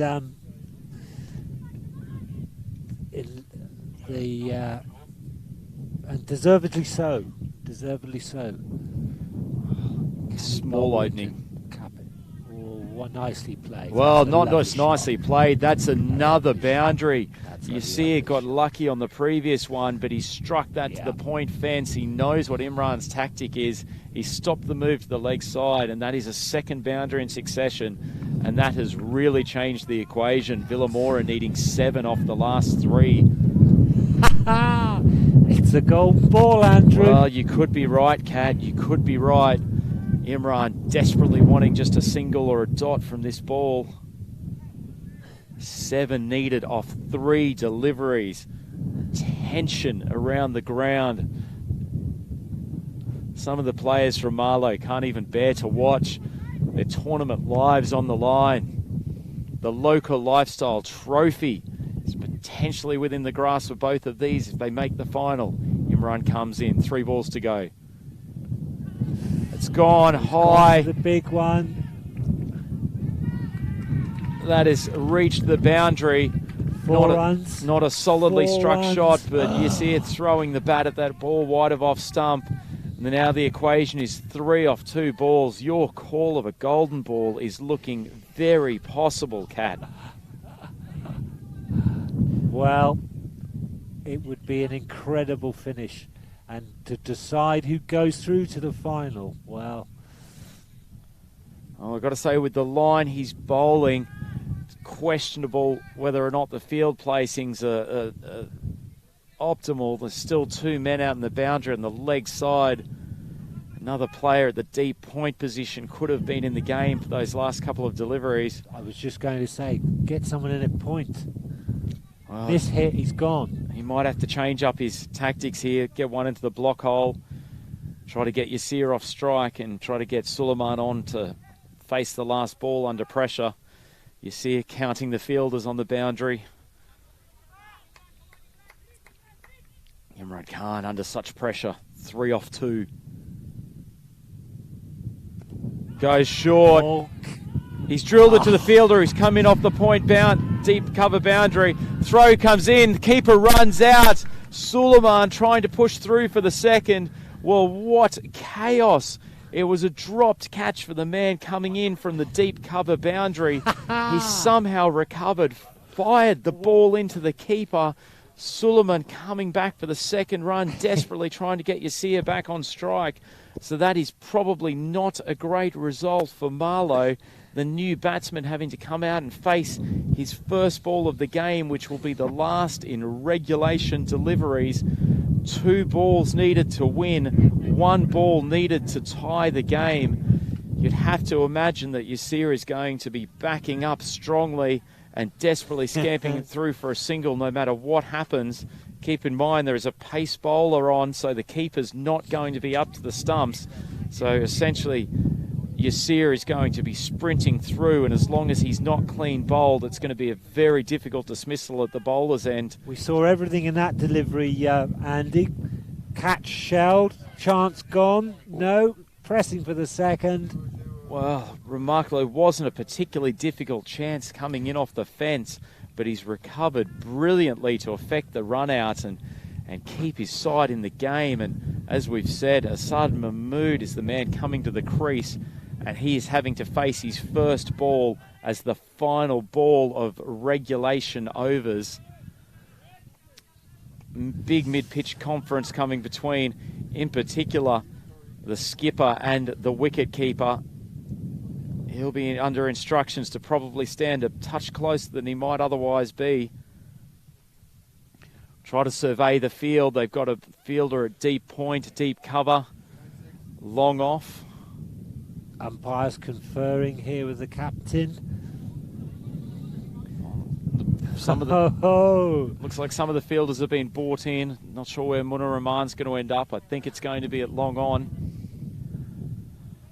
They're bringing the long off fielder in as well, and actually Rahman is pushing back to long on. 2 to win. If they can keep the single, they bring it back to a golden ball. Suggests that Imran will probably try to put this short outside off stump and hope that he gets it through to the keeper. Final ball. Punches a single. He'll have a shot. There's going to be an overthrow. That's insane cricket, and Marlowe will win this game. They run onto the field absolutely ecstatic. It was an all or nothing effort from the captain, Siraj Nipu. He's fired at the stumps. If he hit, it was going to be a win, but there was no one backing up, and it has gone through for the 2 that Marlowe needed to win this game. What a contest, Cat. Well, I must say I'm not entirely sure from this position how deep he was, but if he'd just held on to the ball, sprinted into the stumps, the pressure on the batsman, Shalai Shantai, might have, okay, they set off, he's closer, he can come underarm with the throw, but shying at the stumps, okay, the flaw lies in the lack of backup, but wow. Goodness me, we got so close to the... It was so close, Cat, and as we said, it was a gutsy play from the skipper having a shy at the stumps.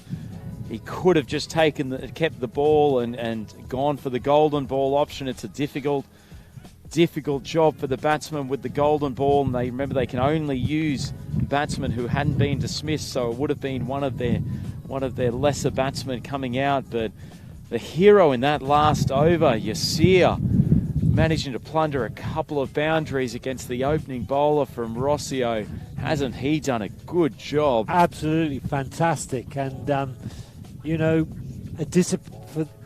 in my opinion, disappointing way to lose it.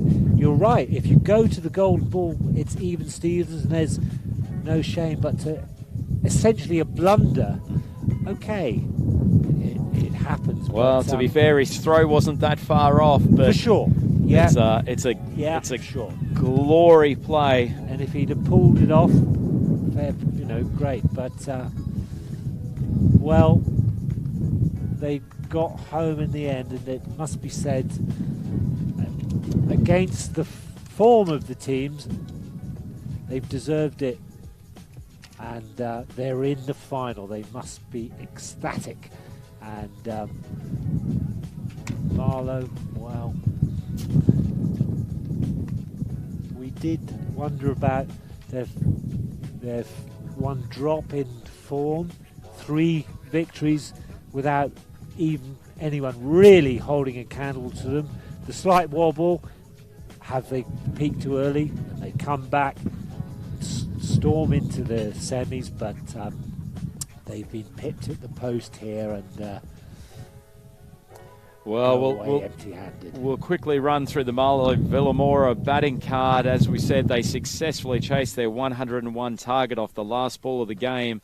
Skipper Mian Mahmood opened up. He was caught and bowled by Imran Khan for 6 off 4 balls, including one solitary 6. Mohammad Adnan, he was a key man at the top.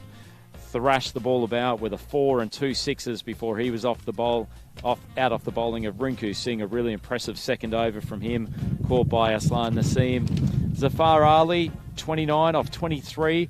While he was there, it looked an absolute certainty that Marlow Villamora were going to win, but he was out LBW to the skipper, Siraj Nipu, who was in the middle of a very good spell. He was out for 29 off 23 with 4 fours.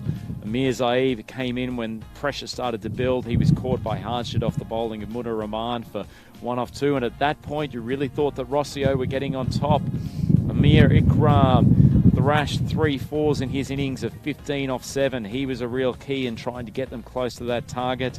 Jayesh Popat, the wicket-keeper, LBW to Munna for none off 2. Saeed Masam, we thought he could be a key mover in those late overs, but he was subdued out for 2 off 3 off the bowling of Siraj Nipu, caught by Adani coming in from the mid-wicket boundary. But the man of the moment, Yasir Sabir, not out, 16 off 9 with 3 fours, and weren't they 3 crucial boundaries? And the man next in, Suleiman Mian, run out remarkably, trying to push for a second off the penultimate ball of the innings. Excellent work from Absar Alam after he dropped what was a relatively easy catch on the boundary. And Asad Mahmood getting them home on the last ball, poking it to cover and then scampering through for the 1 before he got a second on the overthrow. Cat, take us through the Rossio bowling figures. What a game, everybody. First team through to the semis.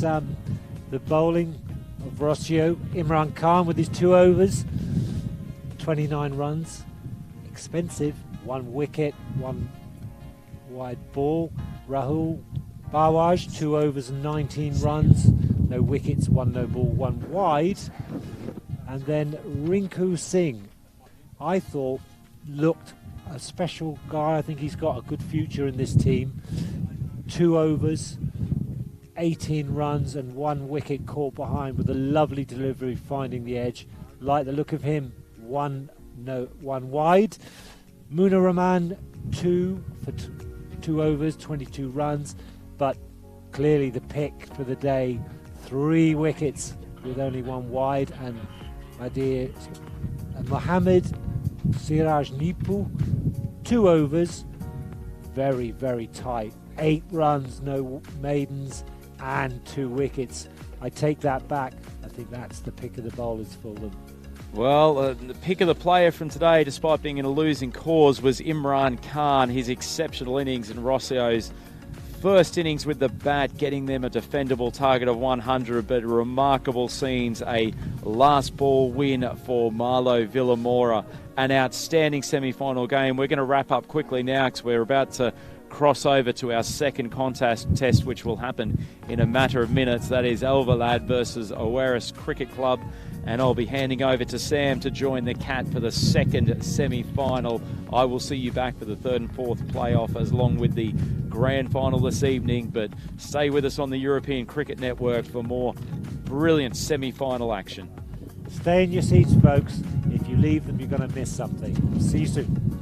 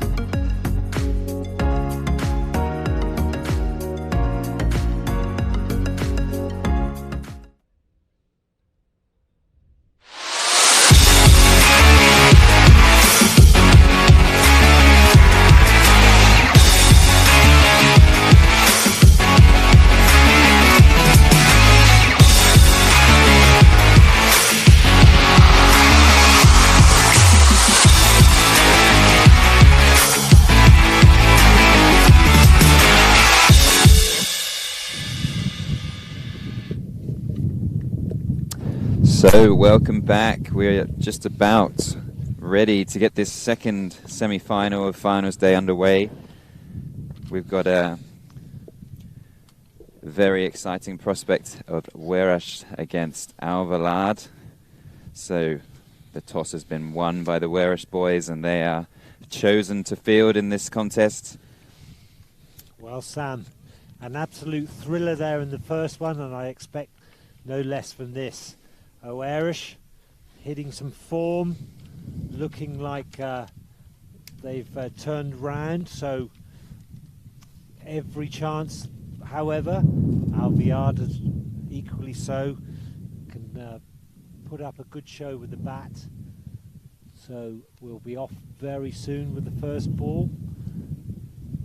Opening for Werash is number 30, I think. Yes, number 30, who is Morgan Hussain. Morgan Hussain. On the batting card is, I can't see anyone's numbers, so we'll have to wait. Could be Paolo, but I can't tell from here.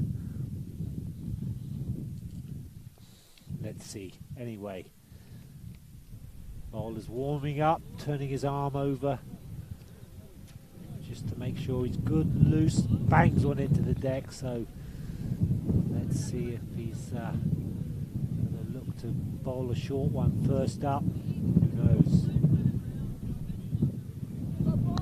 They're set. Adjustments in the field. Bowler waits patiently. Still adjusting the field. Let's hope they'll be paying attention and not conceding any no balls with faults in the field setting. Umpire's happy.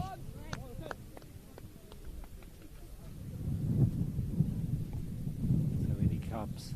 First delivery in the second semi-final. Short pitched. Wide signalled.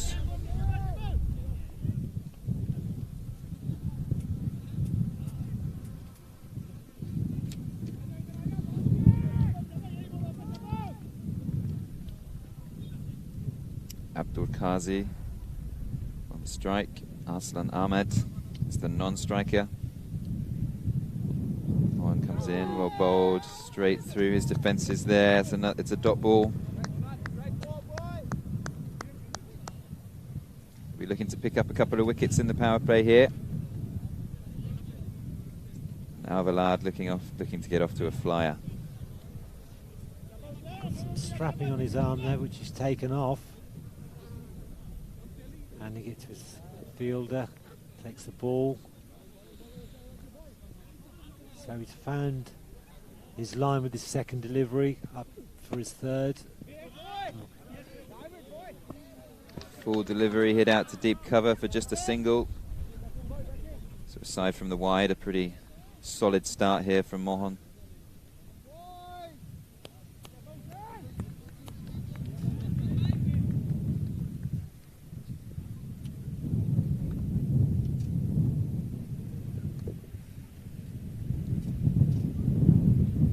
Breeze has just picked up here. Should be helping with his left arm angle.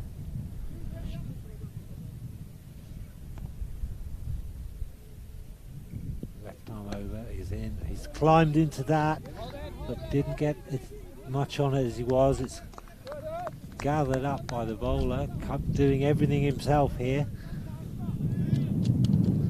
So this is a good start for Werash. No one finding the boundary yet. Breeze is going to help him. He's in, he bowls. Full of a length. Well played, but no run. Point fielding there. They'll be very happy with this so far, Werash.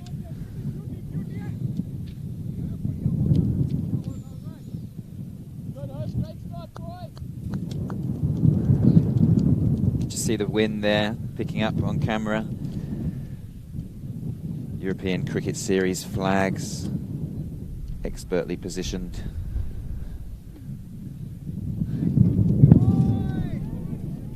Looking to flick that down the leg. Good take by the keeper.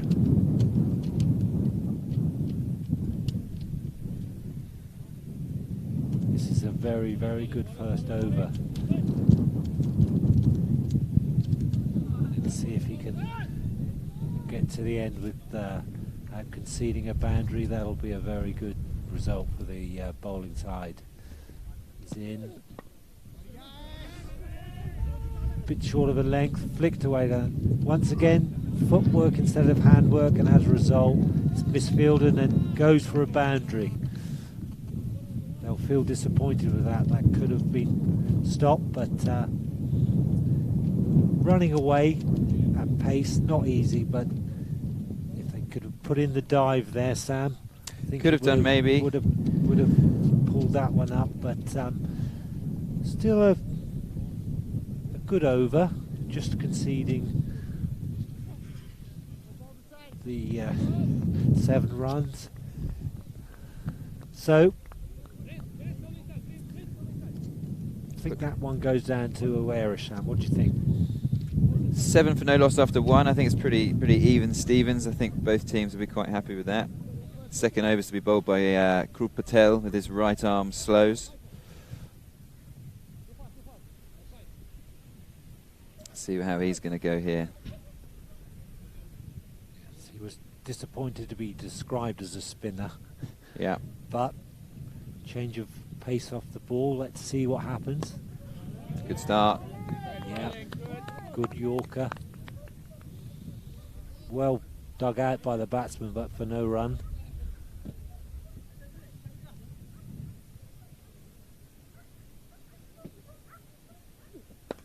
Over pitched and clocked away to the leg side for 4. He'll be disappointed with that. Yeah, rub of his head. You know, for both teams, the intensity, the pressure is right up there, Sam. They're playing for a place in the final. It is. You can see there's a bit of tension out there. They'll be looking to just get through these first few overs, relax into the game. Whereas guys have started with some pretty accurate bowling. Down on one knee, gets hold of that and spanks it for a 6. Once again, in the space of 2 overs, the impetus shifts completely.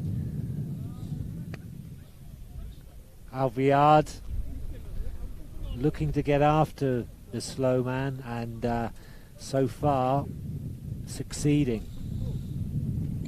Always interesting with the slow bowlers in the power play. I mentioned yesterday that they often pick up wickets, but they can disappear for boundaries, so it's a risky call from the captain. We'll see if Krul's able to pick up a wicket in the rest of this over.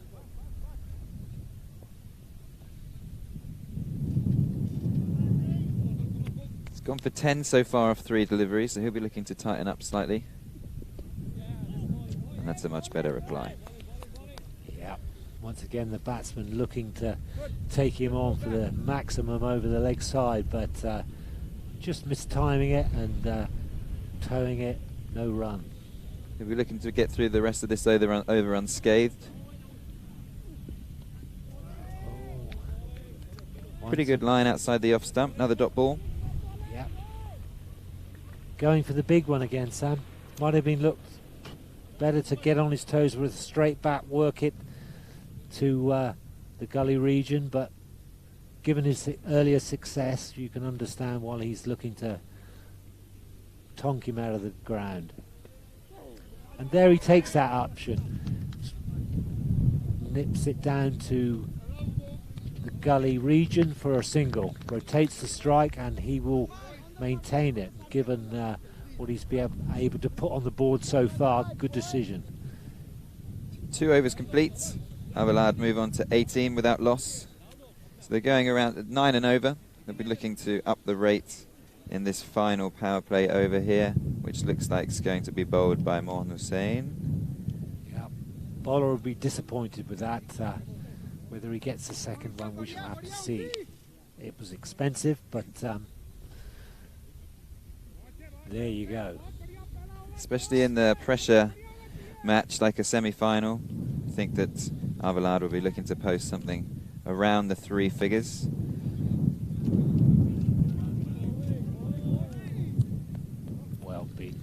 Well beaten, but signalling a wide, so a Pyrrhic victory for him there.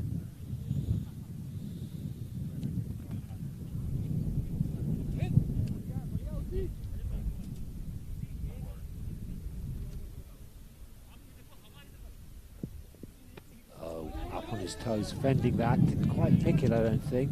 They take a single. Good change of length from Mohan there. It's just back of a length delivery in towards the chest. Pretty good running in the end. They come through for a single. Score moves on to 20. So important, Sam, to look for those singles. It's a sign of most sides, I think, that posted good scores, that they don't allow that lull to creep in. They look to adjust and keep it ticking, wait for the loose ball and capitalise. Yeah, very much so. You know, bit of a hoik there. Another wide signalled. Trying to keep extras to a minimum here. They all add up. End up bowling a few no balls and wides. You can always end up adding 10 to the opposition's total. Yes, and as we've seen, that can be crucial in who gets over the line. So discipline.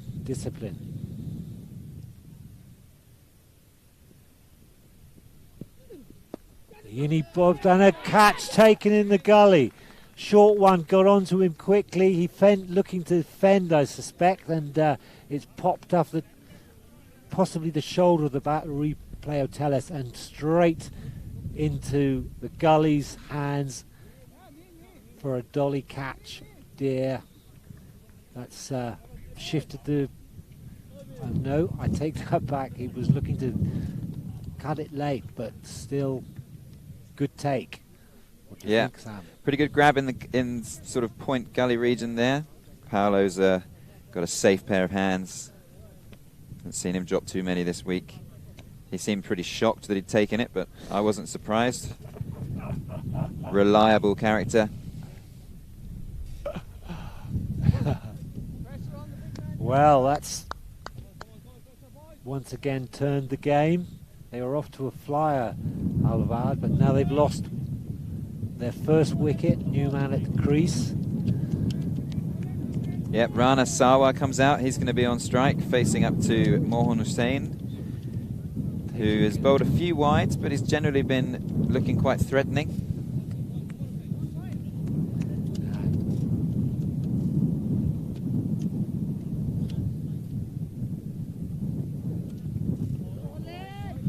Yep, new man at the crease, so does a second follow one often the way in this game, and especially in a pressure situation, will he take a bit of a risk and make a mess of it, or does he get them back at a scoring rate that they'll be more than happy with at this stage?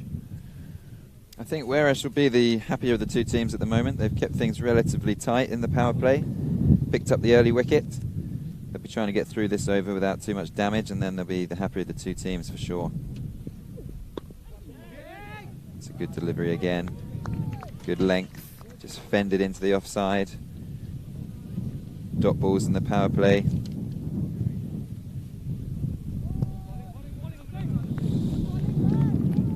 Wind is really picking up now. People striking towards this leg side boundary will be assisted somewhat by the breeze.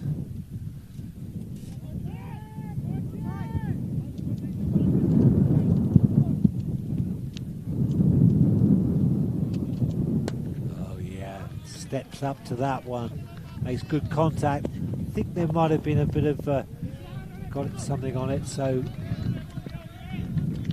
bit of a mix up in the outfield, and it's ended up going for 4. Be disappointed to concede that one, Sam. Yeah, it's just a bit of width there, and I think the batsman's We'll see the replay now. Good effort in the outfield, but unfortunately it has gone for 4. Alvalade will move on to 25 for the loss of 1 wicket. 1 ball remaining of the power play. Left armour going quite wide, but seems to have gotten away with it. He has. That's the over. That concludes the power play then. So Alvalade have moved on, as I mentioned, to 25 for 1 from their 3 overs. So it's not a unbelievable start. They'll be quite pleased to have only lost the 1 wicket. The run rate is okay. 25 for 1, I think, is quite even. There's obviously still a long way to go, and as you know, anything can happen in T10 cricket. Yep, reasonable return on the run score in the restricted overs, but with the 1 wicket, takes a bit of a shine off it. Does, you're right. Good spell from Mohan. He's the bowler that's picked up the breakthrough. His 2 overs have gone for 14 runs. Slight delay out here as Paolo's getting some attention from Steve Tripp, aka Trippy. Maybe got injured taking that catch in the gully region.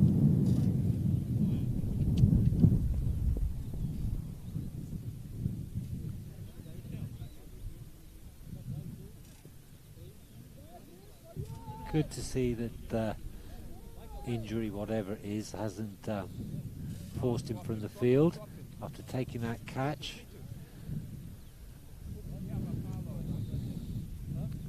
Number 22 is to bowl.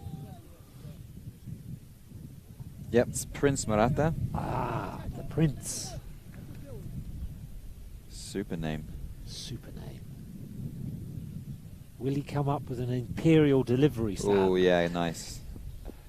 Oh, rocking back. Didn't quite get to that one as he would have wished. Through to the keeper. Prince goes back to his mark, stretching out his delivery arm.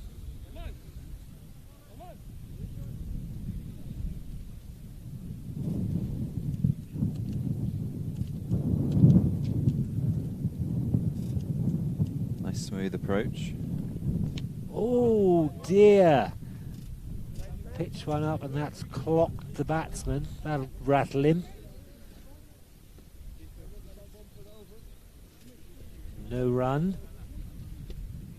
2 dots to start the over. I think the umpire's just signalled one for the over. Yeah. So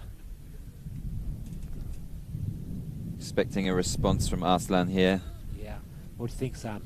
Yorker? I'm pretty sure he's going to throw the bat at it. Let's have a look. No. He does. There's a bit of width. It's been signalled wide, so slightly wayward.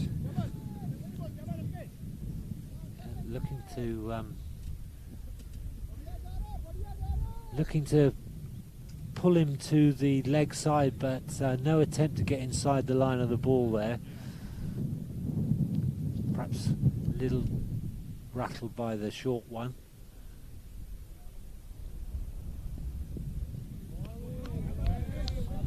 Bowling nicely here. Another dot ball. Yeah, he's got a fair run up, Prince, hasn't he? And a bit of nip about him. He certainly does. But an interesting field, actually. We've got a fielder in front of us here, sort of cow corner region, but there's a big gap at long on. I suppose when he's bowling this back of a length, he maybe doesn't need somebody in that position.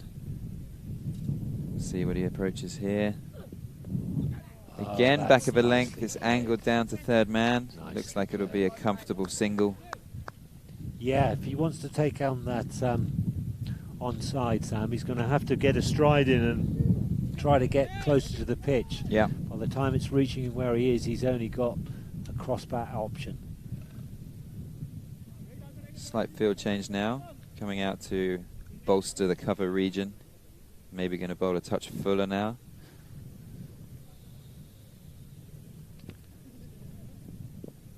Oh, No, and he it's- skied it. I don't think the fielder will get to it, no. Got away with it, they take 2.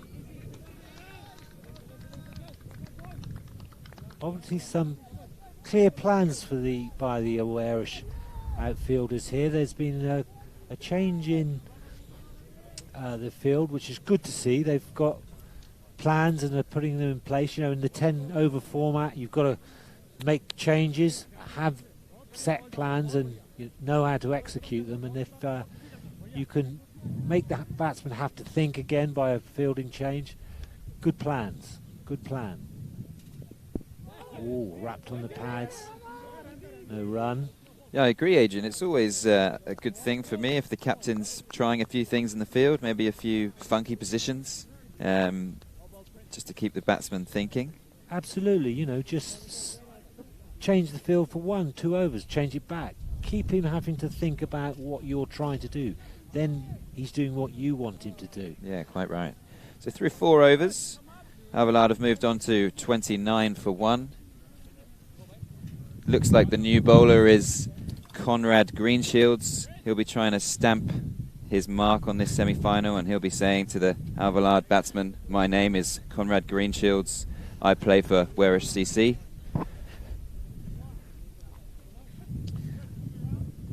Yes, he's got a lick of pace about him, hasn't he, Mr. Greenshield? Yeah. You know. Looks like he might be bowling a slightly different style from what he has been previously this week.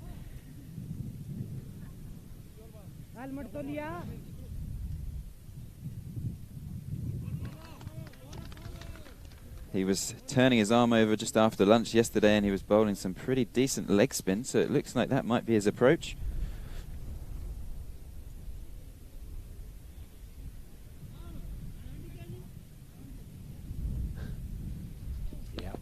Good call, Sam. Just back of a length. It's been fetched over the leg side behind square for a boundary. Maybe he should put the leggies away. Yeah.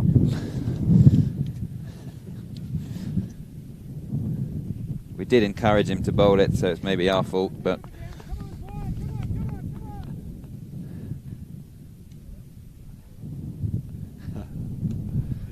Captain's coming in. You see those stumps?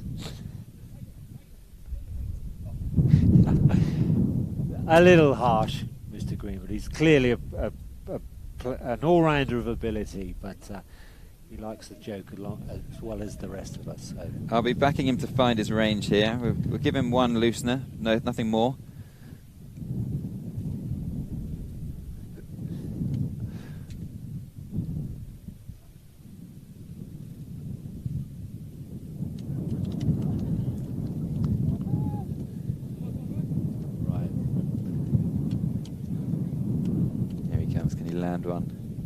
Yeah, much better.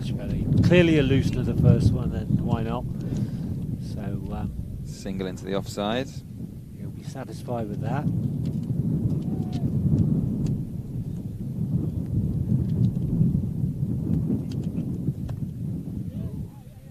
No run. Yeah, much better.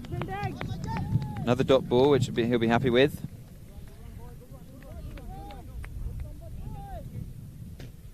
Sun's just come back out here, which is very pleasant. The wind is just getting a little bit chilly.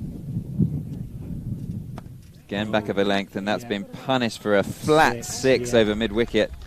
Cautious approach there to the last two prior to that, and that one, the batsman short of a length, rocks back, and very easy, just lifts it over the boundary for the maximum. So getting a bit sticky for Mr. Greenshields. Yeah, it was a pretty good shot.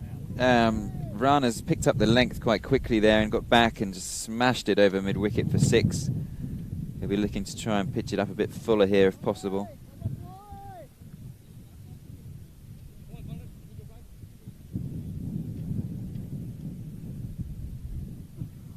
It's short again.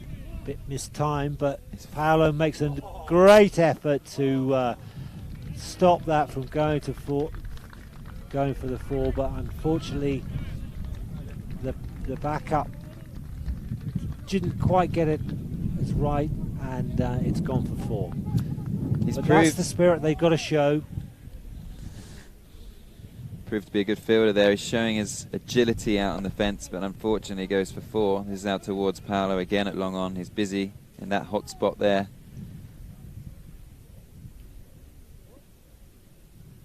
And that concludes the 5th over. So Alvalade move on to 45 for 1 at the halfway stage. As I mentioned, they'll probably be looking to get a 3-figure total. So at this stage, they'll be pretty pleased. Only 1 wicket down. They've got a good platform to up the ante and get that total up towards that magic 3-figure score. Yep. 44. Decent position, and for just the 1 wicket, well, that gives them the option to now really look to press on. Wickets in hand. Looks like the Prince is going to continue. Pretty decent first over, going for just 4 runs. He'll be looking to continue his good work. Absolutely. Deserves to get his second over straight up.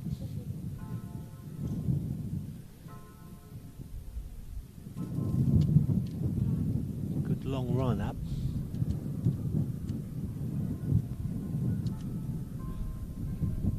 Lovely approach and a whippy action that generates a fair bit of pace. Just again favouring that back of a length delivery. Bowled a good bouncer in his first over. He's again digging it in and just looking to get the Alvalade batsman onto the back foot. It's working for him so far.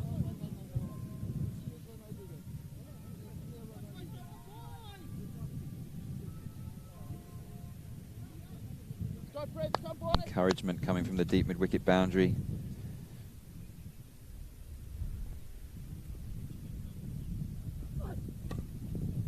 It's been hoiked. Drifting to leg there, and batsman's got after it, but just the 1.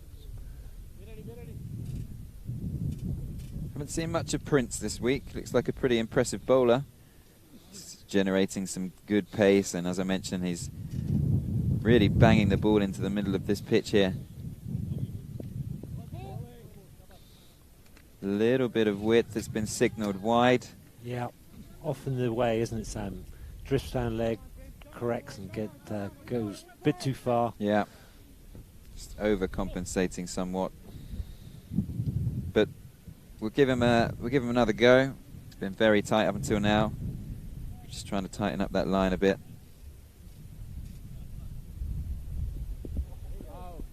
Ooh, wide ball.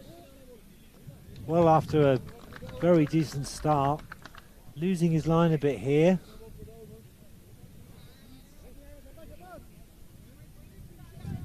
Maybe just needs to bowl a few at the stumps. He's obviously got a bit of pace, and it's always good to ding the batsman every now and again, but maybe try a full delivery here.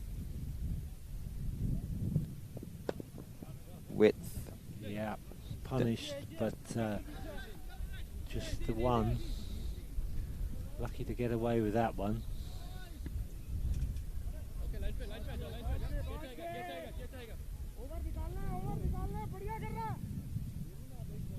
Well, the Prince's crown is slipping, Sam. It is somewhat. Rana on strike. Again, back of a length. It's gone up. The fielder was coming round from the 45, and there were 3 guys after the ball. Unfortunately, it's been shelled. That was a very good chance, Sam. Rana has come back to complete the second run.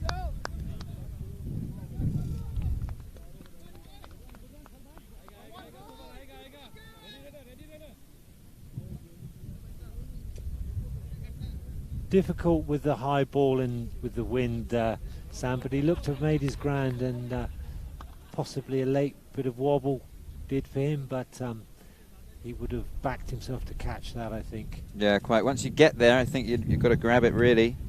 Unfortunately, it's gone down. Another short delivery straight through. It's a dot ball.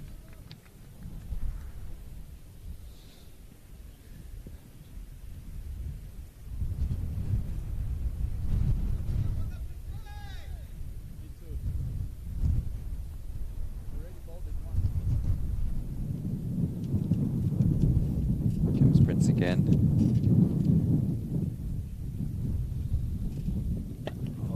That's a slightly fuller delivery. It's Yes. been sliced to point and they'll Yes. run through for a single. Yeah. And that completes a somewhat lengthy over. Yeah, I think he needs to do that a bit more, doesn't he? Seemed to go, for me, a bit too much for the one option of pitching it short. It completes the 6th over. Alvalade move on to 52 for 1.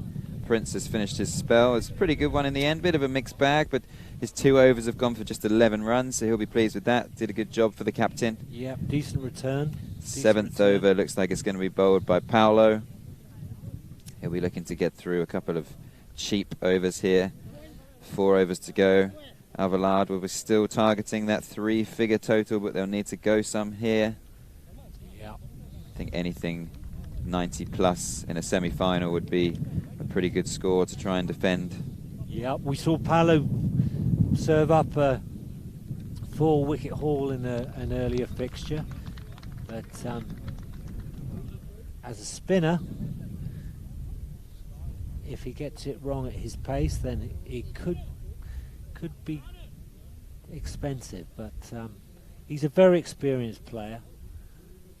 Generally exhibits good control, so let's see how as he goes. And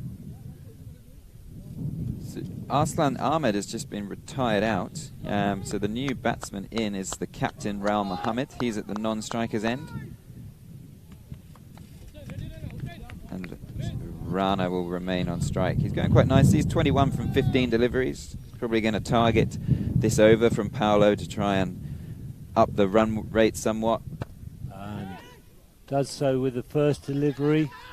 Paolo, left arm spinner, offering a new line of attack, but not getting that right, falling a bit short and right in the zone, and plopped over the boundary for 6 runs. A good striker, Rana, scoring at a good rate here. He's 27 from 16 now. Bit of width once more from Paolo. Should just be a single to extra cover. Pushing it through a bit flatter, that one, but prefer that to the previous. Brings the new man on strike. Captain Raul Mohammed.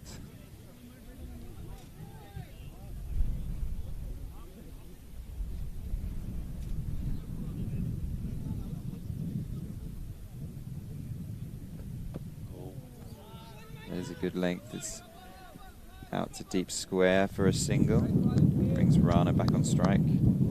He'll be looking to continue his attack here.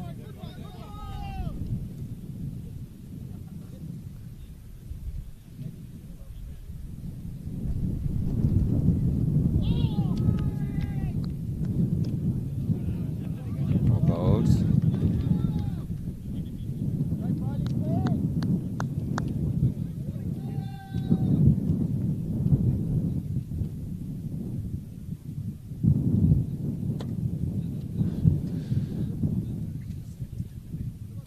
Out to Prince at long on, another single. This over's going pretty nicely at the moment, they'll be pleased.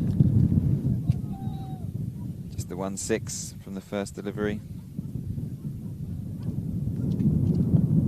Oh, that's beautifully played. It's absolutely got right over that, kept it right on the deck and swept it away to the long leg side boundary for a 4. Very nice shot, very nicely played. So 2 big ones in terms of boundaries, a 4 and a 6, giving him the big 10. New bat. Is this the big slugger? Is this the 3-pounder coming out, It Sam? could be, yeah, it could be. There's 3 overs to go here. Alvalade have moved on to 65 for 2. So as I mentioned, they'll still be targeting the 3 figures. They'll need 3 overs of 10 plus here. Change the bowling, number 50. Yep, that's Ranjit Narayan into the attack.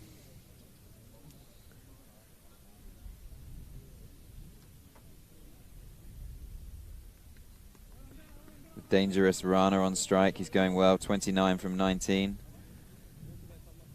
Captain Raul Mohammed is just 5 from 2.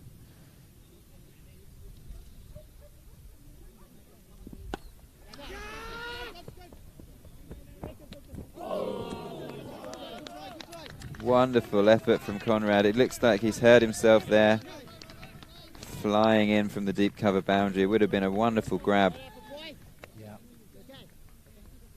Dangerous Rana picks up 2 runs. Let's have another look at it here. It's a bit of width. Slapped out to deep cover. Yeah, Ranjit getting it long, a bit wrong there. He's not the quickest to bowl, and great effort in the outfield. Unlucky, very unlucky not to take that.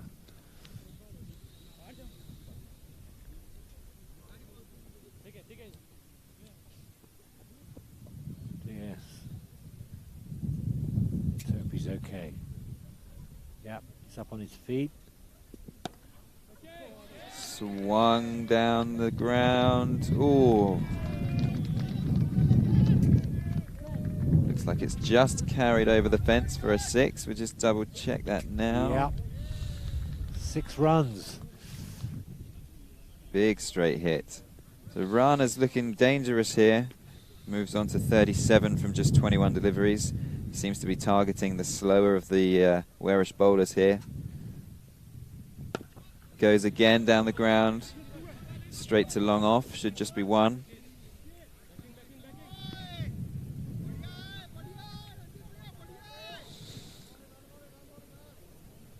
Looking to push on here, Alvalade. Posting 73, I think, at the minute for 2. Ooh, well bowled. He Yeah, pushed slightly that one through quicker. Slightly flatter delivery there. Nice variation there.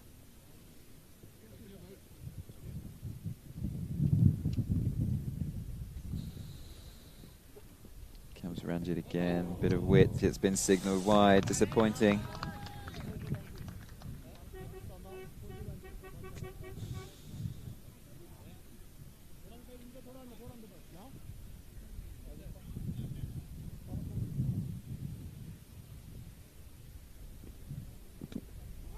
Big swing again. He's not got it away. It's a dot ball. He'll be ashamed not to have punished that one. That was right in the slot, and just got it, mistimed it, and missed it altogether. Oh, full bunger. Toss. Green Shields in Taken pursuit. very well Pretty by clean Greenfield. grab out there. Returned. Well, he's obviously fully recovered. That was a very smart piece of work. One-handed pick up on the bounce, straight through with the return. Good work.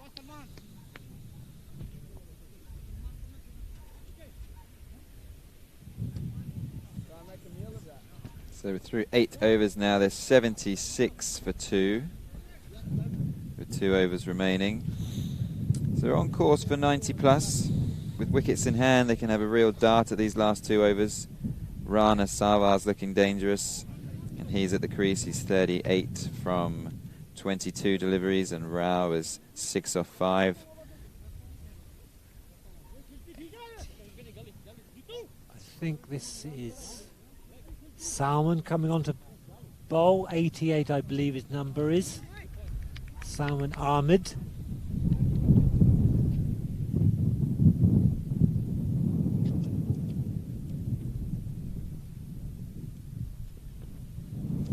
Lovely approach, left arm over, here he is. Good forward delivery. It's a great start from the young man. Right up there in the block hole. Attempted to whip it down to, would that have been deemed a fiddle, Sam? I'm not sure it would have been, Adrian. Too orthodox? At this stage of the innings, I don't think you want to be fiddling at all. You want to be trying to get as many lofty blows as you can. There we go. Oh, He swung across the line, and he's got his reward for the full and straight delivery there. Absolutely, Sam, absolutely. Gone right through him. Clean bowled. Captain will be a little bit disappointed with his contribution there. He's scored just 6 off 7 deliveries. And as you see there, at the back end of the innings, the full and straight delivery will definitely give you some rewards. Absolutely. With every batsman now committed to going for the big one so often. The old rule holds firm. Parveen Singh's the new batsman. It's a pretty tough ask for him here. He's coming out with just 10 deliveries remaining to try and get Alvalade up to a score that they can defend. He's going to be on strike, facing up to Salman Ahmed, who started very nicely here in this 9th over.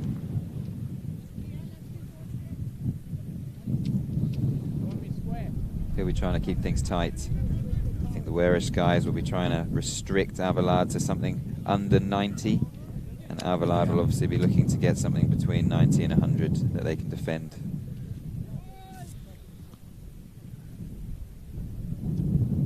Okay, he's been successful with a full straight one.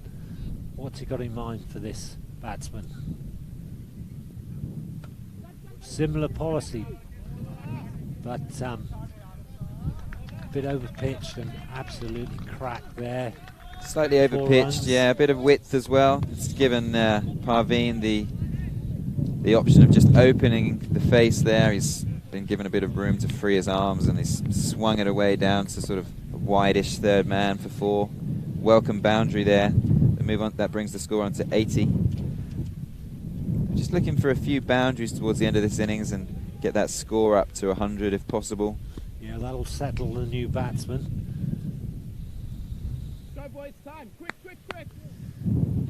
A bit more cloud cover moving in and a distinct drop in temperature, and the breeze certainly stiffening to possibly give any movement of the ball some aid. Better length, nicely chopped down. Brave effort there at the boundary, but I'm afraid he muffed it at the end. 4 runs. Coming off the top edge of the bat. Yeah, not the tidiest bit of fielding down there. So a couple of boundaries in this over already. Parveen Singh started nicely. Said it wasn't the easiest of jobs to come in at this latter stage and score boundaries, but he's taken to it. Full again, and that is drilled flat over cover for 6. That's a wonderful shot. That's one's worth looking at again, Sam. Oh, wow, he picks that up from very wide, and as you say, flat 6. It's a great start from Parveen. Yeah, he's really motoring. Pressure on Salman now. What's he going to go to here? Maybe a change-up, slower ball, or a Yorker. Comes in. It's wide. He's got width again, and he slapped it through. Backward point for 4. He is flying here, Parveen. He's 18 of just 4 deliveries.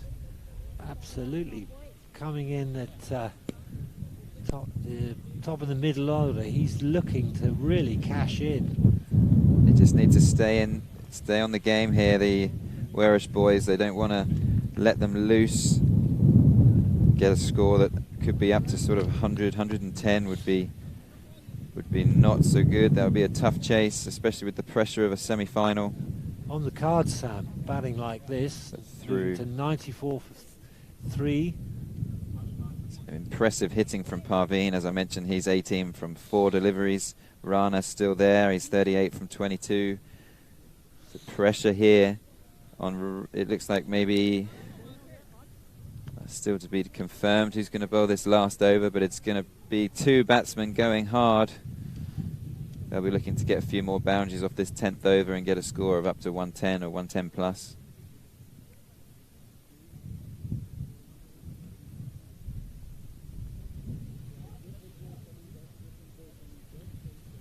Looks like Ranjit's been tasked with the 10th over here. He'll be looking to keep things relatively tight. Yeah, going for the slightly slower option. Perhaps looking to force an error in the timing with the change in pace. Or will they use their feet and punish him? They've really upped the ante in the last 3 overs, have gone for 42 runs. Absolutely. So they've timed their onslaught pretty nicely in the end, and they'll be pleased with where they are at this stage. Just looking to continue the attacking intent in this 10th over. Here comes Ranjit across, and he's hoiked it. It's coming straight towards us. Oh! And fielded by the cat! The cat. Almost. Instead, he's nursing an ankle bruise. There, well, there's no doubt how they're going to take this one.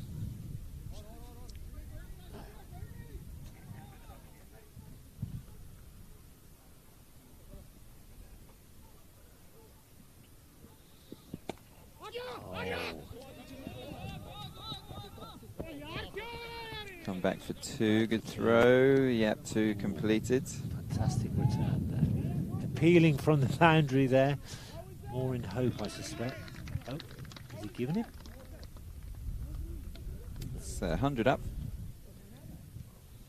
Well, they've canted to that, Sam. They were...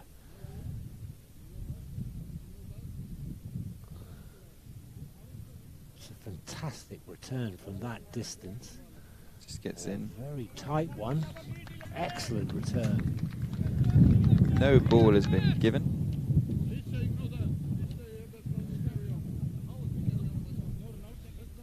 Disappointment from the Warish boys, but the no ball has been given. Hearing that the wicketkeeper had his gloves in front of the stumps, which is obviously not allowed. And as a result, it's a no ball, and this next delivery will be a free hit. So a little bit of indiscipline in the last over. We've seen that so often, Sam. You know, this encroachment issue for the wicketkeepers. Yep. You'd think by now they'd have addressed it, but it doesn't seem to have taken place. It's a bit of a gift for Alvalade, getting a free hit in the last over here. Ranjit's going to have to come up with something special to prevent Rana hitting another boundary here. Yep. He has smashed it down the ground. Long off was interested for a matter of seconds, but it's flown over his head. Yeah. Costly for a very poor reason. You know, at this stage, these kind of runs could define who wins and loses. Hoiked out to deep square again. Krul Patel tidies up. Think about coming back for 2. Settling for a single. Past the 100.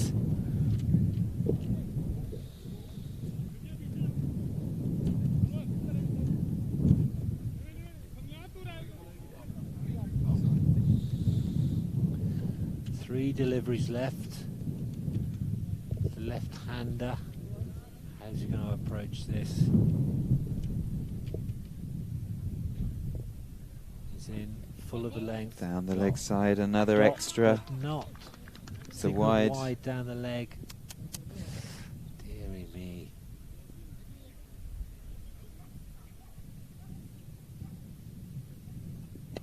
Oh, It's sure. gone up. It's gone absolutely straight in the air. It's gone down. Field Come through for a single in the end. single. I think that's 2 to come, isn't it? Not such great body language from the Warish guys here. As I mentioned, the last 3 or 4 overs have gone for quite a few. The score is now up over 100. It's going to be a really difficult chase in the pressure situation of a semi-final, but they've definitely got the batsmen to do it. Full toss. Didn't quite connect to it. Been expensive, this. Come back to complete the second run. Short It is run. 1 short. Again, we've seen this a number of times, haven't we? Indisciplined by the batsman now. Terrible way to concede runs. I think there's 1 to come, Sam. Yes? 1 to come, and the score is 112. Can they finish off with a boundary here to make a really imposing total? It's full, it's straight, it's drilled down to the fielder. They're coming back for 2. Back for the 2. And they've made it. So made comfortably home. Well, the scores have just changed here, sorry. So the final score, I believe, is 113 for 3. It's a really good total batting first. So the Warish boys have won the toss, just to remind you, and they chose to field. They'd have probably been hoping to restrict Alvalade to something slightly lower than that. But as I said, they are 113 for 3 after their 10 overs. So Warish will require 114 to make their way to the final this afternoon. Yep, that short spurt off Paolo, I believe, got some punishment, didn't he? And that's pushed them over what they would have expected to get. And yes, a score they'll be very happy with, 113. They'll back themselves to defend that. So it's a good score. I mean, I think the Warish boys will still be confident that they'll be able to chase that down. They've scored high scores this week already. I think they made 135 on day 1, so they've got experience of chasing these sort of totals, but they need to get off to a good start and really utilise that power play at the beginning. yeah. Adrian, do you want to talk us through the batting card, and then we... Okay, so the Alvalade innings, Abdul Quazir, the wicket keeper, caught by Paolo and bowled by Mohan. 5 runs from 6 balls with 1-4. Bit of a disappointing start for him at number 1. Erslan Ahmed retired out, so captain perhaps not happy with his run rate. Don't know why, but scoring 20 from 15 with 2 4s and 1 6. Didn't go that badly. Strike rate of 133 and a bit. Sanwar Sarwan not out, 54 for 28. Great innings that. 3 4s and 4 6s. Raul Mahmoud Imran bowled by Salman Ahmed. 6 runs from 7 balls, 1 4. And Parveen Singh not out, 19 from 5. Very good contribution with 3 4s and 1 6. Great, thank you, Adrian. I'll just go through the bowling card quickly. So quite a few bowlers used, in fact, by the Warish guys. They went through 7 different bowlers. Mohan Hussain, who's has been opening the bowling all week, bowled quite nicely. He picked up 1 for 14 from his 2 overs. Krut Patel with his right arm slow bowling. He bowled just the 1 over for 11. Young Prince Maratha was impressive. His 2 overs went for just 11. He bowled some good pace and really tested out the middle of this wicket. Conrad Greenshields turned to his leg spin today, which didn't quite work out for him. His 1 over went for 16. Paolo just bowled the 1 over as well. He went for 13 from his 1 over. Ranjit got some punishment. His 2 overs went for 30 runs, so that was quite interesting. And then Salman Ahmed, he bowled just the 1 over also that went for 18. So adding all of that up, we mentioned Alvalade finished on 113 for 3, so they've set Warish the task of 114 to make it to this afternoon's final. So we're in for an exciting chase, Adrian. Yep, a good total, Alvalade, and as you're saying, that the latter stages scoring I think nearly 18 in an over. I can't recall, but they really got after Ranjit, and it's a good score, 114, you know. But as you say, Warish, they've got some very experienced and able batsmen, so they'll back themselves to chase it. But given that target, they've got to get off to a good start. Yeah. And look to punish those first 3 overs with only 2 outfielders. So it'll be interesting to see who they elect to start the innings for them. Yeah, the opening partnership will be key. If they lose early wickets, they'll be really up against it, so they'll be looking for a good start to the power play and hopefully not lose any wickets. So we'll be back in a couple of minutes to talk you through the chase of the second semi-final here, Cartaxo. But for now, we'll take a couple of minutes break and we'll see you in a few. Thank you. See you soon. Bye-bye.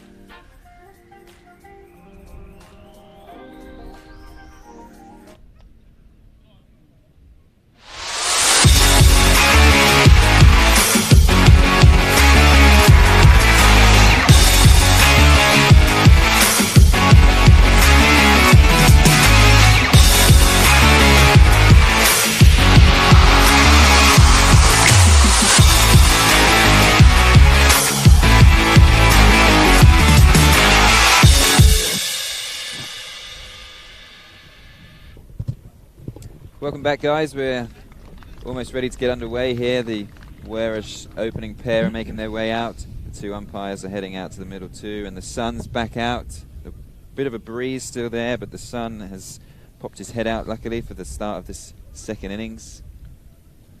Looks like we've got Conrad Greenshields making his way out to the middle, and he's been partnered by the wicket keeper, Kuldeep. Yep, Conrad probably disappointed with his bowling performance, but given the way he's approached his innings up until now, I'm sure he'll be looking to establish a good lead and a good score early on, accompanied by number 60, who is... No, number 60 is Conrad. Yeah, and number 40 is Kuldeep. Okay, Kuldeep. So, two established batsmen. As we mentioned, this opening pair is quite an important partnership for the Wearish team. They'll be looking to get off to a good start in the power play, but they'll be a little bit nervous about losing wickets early on. If one of these two was to go early, it would be a big blow. So conditions changing yet again. Cloud moving away, breeze still quite high, but some sun.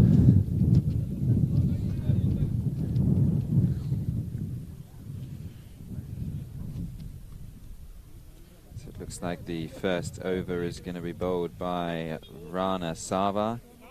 Batted nicely first half, so he's going to be getting himself back into the action here. Kuldeep to take the first ball. The two men outside the circle are at sort of deep square and a third man. So mid off and mid on up in the circle. Probably be where Kuldeep will be targeting. Just about ready to get underway. Just waiting for the go ahead. So Rana at the end of his run coming in to Kuldeep for ball one. Full delivery, respected.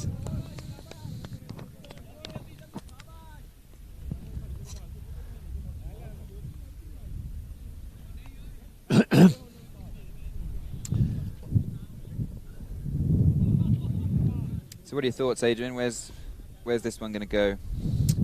Well, given the strength of the Wearish batting, I think they could chase it down. Okay, good. That's just raced away backward of point for the first boundary of this innings. Kuldeep, you just see here, Rana comes in, offers him a bit of width outside the off stump, and he accepts the invitation. Bit off the toe of the bat, but it's raced down the hill there, and as we've mentioned, if you beat the infield here, the chances are it's going to race away for four, so it's a welcome boundary. Yes, both experienced batsmen and able to look to play it into the gaps. They'll certainly rotate as frequently as they can, and that pressures the bowlers. They know that they've posted a good score, but if they settle in and start to rotate and then exploit the looser balls, they're more than capable of finding gaps regularly, so they could post a good early start. Here we see it, up on his toes, turning it into leg into the gap, easy single.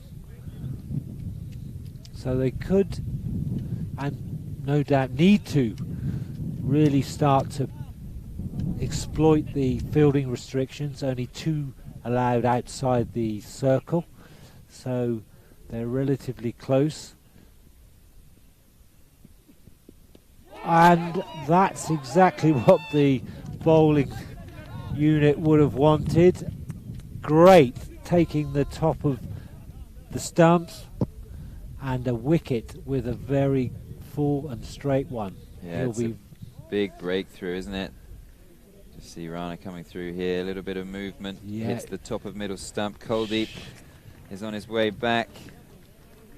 Yeah, that shaped in very nicely, didn't it? Kuldeep almost looking at him, might have taken his eye off that one, and fallen for it. But a great delivery, movement and hitting the top of the stumps. That's what you want to be doing. He trudges off looking almost surprised that he's back in the pavilion so He does a little quickly. bit, doesn't he? Got the captain Jitesh coming out to join Conrad Greenshields in the middle.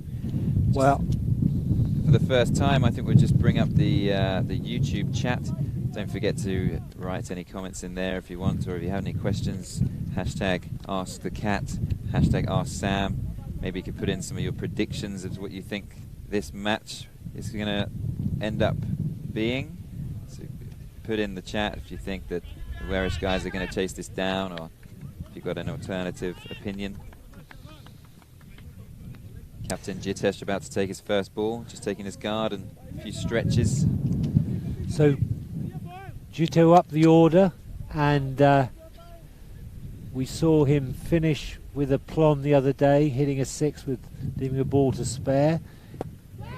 Now he's a very accomplished batsman, as we can see from his first cover drive that he's only just held up. They're looking to run, so knowing that they've got a bit of a chaser on their hand, they've sent him out. He's elected to come to the crease, and if these two can get going, they have every chance of knocking off half of these runs, just the two of them alone. But we've just seen a great delivery take a wicket, so it's certainly not going to be easy for them. First over's been completed, and Warish have moved on to 9 for the loss of 1. So we've just seen that Kuldeep was clean bowled by Rana, and 9 for 1 is the score after the first over. Looks like the second over is going to be bowled by... Can't quite see. Just marking his run up Pacing there. out his mark. That's the number 11 we've spotted on the team sheet here is Hunain Salim. Yes, bowled very well, and yet so far, and turns his arm over there. Bit of pace to that one, and a bit over pitch, but you can tell he's going to be leaving it on the pitch today. A lot of effort in his first ball. Good to see. Yeah, as you mentioned, Jitesh finished that game yesterday with a plum, with a super shot over extra cover, so he'll be looking to do some damage again here. Oh, big shout, but umpire walking away, not interested in the slightest. Come through, leg by signalled, which brings Conrad Greenshields on strike. He's only faced 1 ball up to now. He'll be looking to put his mark on this game.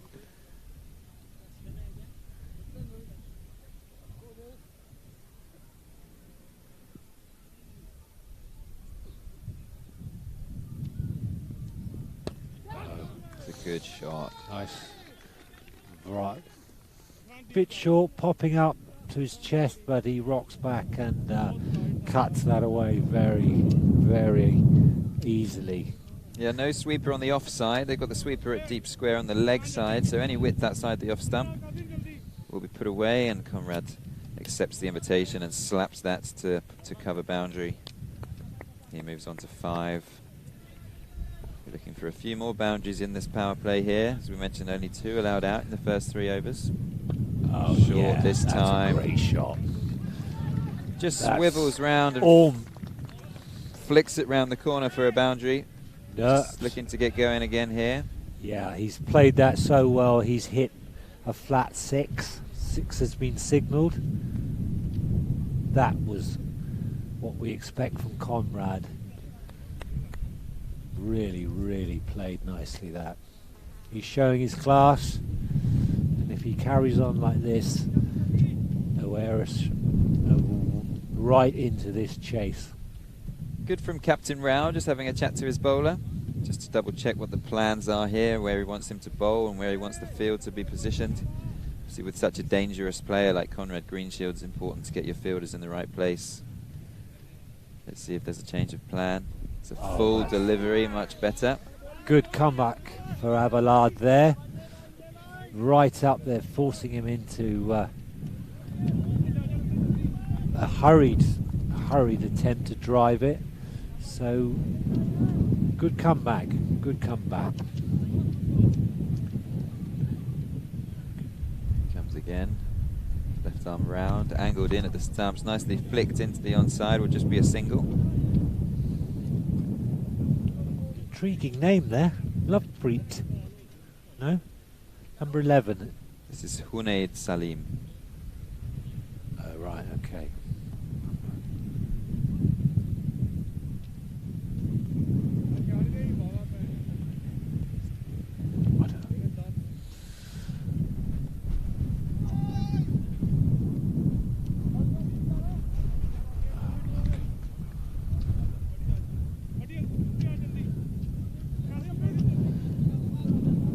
So Rana is going to continue. After 2 overs, Wearish have moved on to 21 for 1, so good start from them. Those boundaries in the last over from Conrad Greenshields have taken the score up to 21 for 1, so they're scoring at a good rate. They'll be looking for a few more boundaries in this last over of the power play here. That's going to be bowled by Rana Sawa.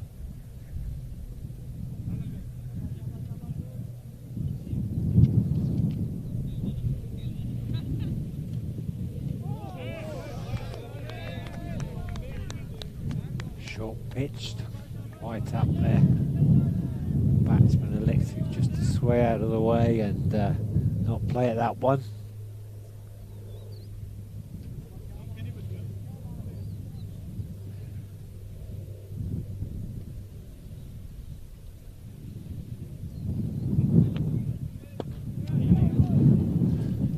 Over pitch, didn't quite get hold of that, but they take the single. Looking a bit frustrated, the batsman. The pads a tap with his bat. Brings Jitesh on strike. As we mentioned, he's very strong through the offside, so it's pretty dangerous to be giving him any width outside the off stump. Looks like the wind is just picking up, causing a few problems for the umpires. Bails being removed by the stiff breeze here. Looks like third umpire Steve Tripp just heading round to check out the situation.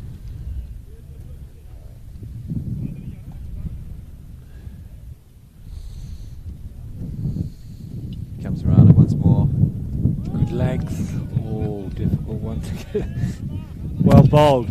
Was well bowled, just backing away a bit there, Jitesh. Maybe just lost his balance slightly. Not easy to strike the ball well when you're off balance. Absolutely, yeah. Perhaps caught him a bit on surprise, getting up on him.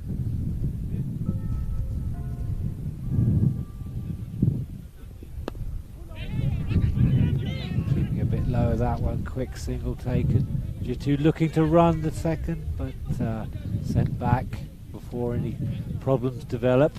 Last thing they wanted to run out. The worst way to go, surely. Good to see John Zinkus in the chat. He's saying about Hus being able to hit a big ball. That's very true.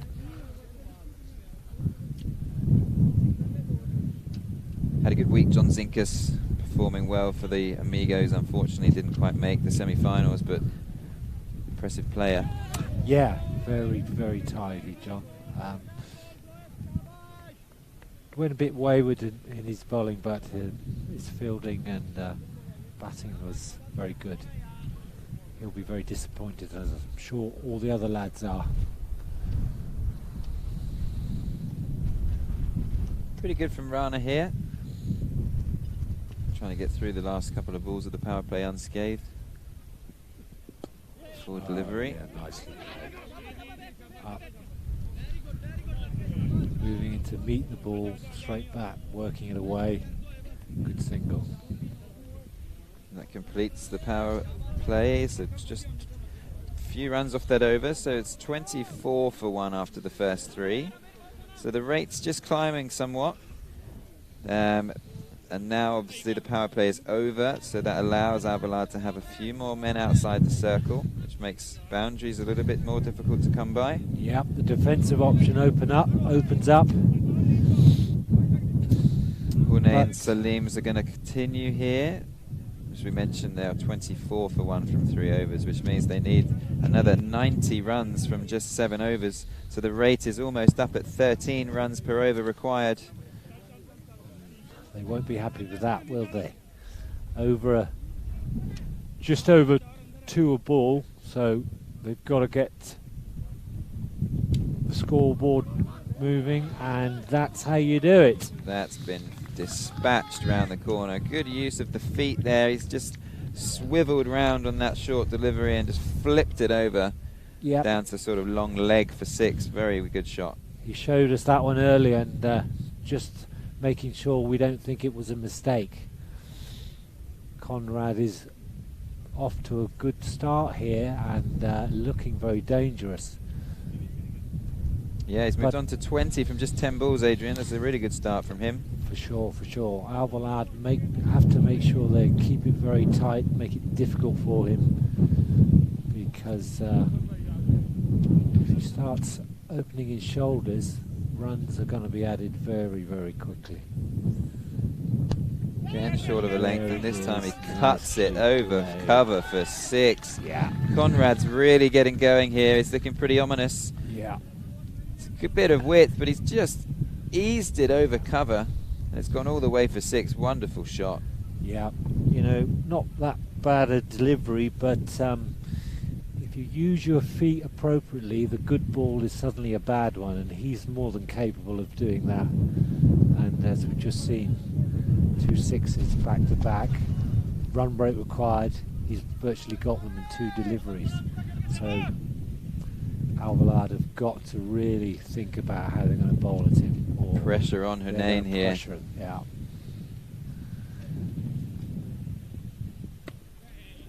Once again, tucks it away into the gap. Jitesh was looking for 2 there, but Conrad sends him back, happy with a single. He moves to 27 from just 12 deliveries, so he's going very nicely indeed. Jitesh only 4 from 5, so he'll be looking to find the boundary himself to just up his strike rate somewhat. Good over though, 13 from just 3 deliveries.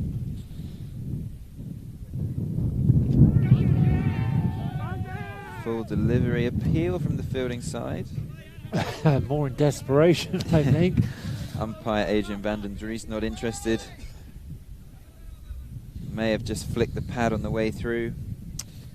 Interesting in delivery stride, the bowler, isn't it? He almost sort of leaps very late, and it looks very unstable on the actual there. But you know, not too much wrong with that one. Drifting the leg a bit, maybe, but looks like it might put a lot of stress on his body. Yeah, just slapped out to cover from Jitesh there. Brings Conrad on to strike for the last ball of this 4th over. If they can find the boundary here, it will be a super over for the Welsh boys. Lots of gaps.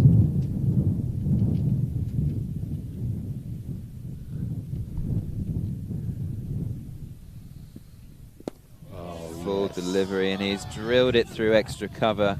That's going to race away for 4, which makes it a super over from the Welsh boys. It's gone for 18 runs. Conrad Greenshields moves on to 31 from just 13 deliveries, and Welsh are starting their charge. They are 42 for 1 after 4 overs. Yeah.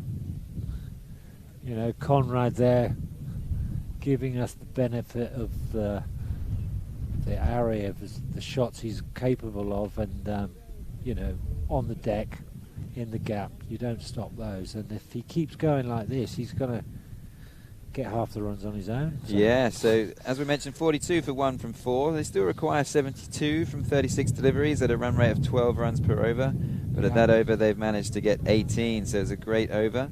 Conrad. And they're trying to just keep that required rate intact. Yeah. Can't sing his praises enough. 31 from 13, Conrad. That's impressive. Serious player. Change of bowling. We've got the captain, Raul Mohammed, into the attack. He's going to try and keep things tight and try and tie down these 2 batsmen. Well played into the leg side. Short thought of 2, but they settle for 1.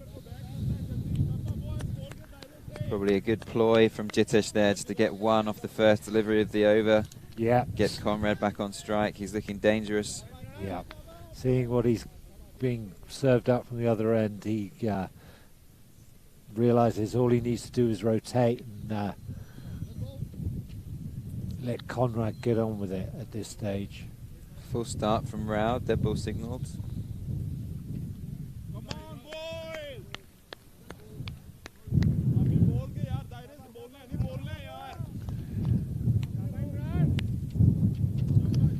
So Irish, 43 for 1 off 4.1. Hopeful appeal.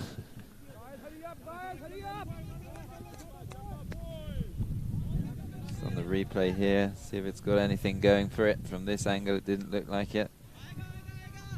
It's high, it's going down leg. He may well have hit it. Apart from that, pretty reasonable shout. Yes, by the movement of the umpire's shoulders, I thought he had a chuckle at that one. Dot ball's a good start from Rao. Yeah. They need at least one boundary every over, I would suggest here. With the rates up over 12, they need to find the fence at regular intervals here. Absolutely, Sam. Yes. But a tidy start from Rao.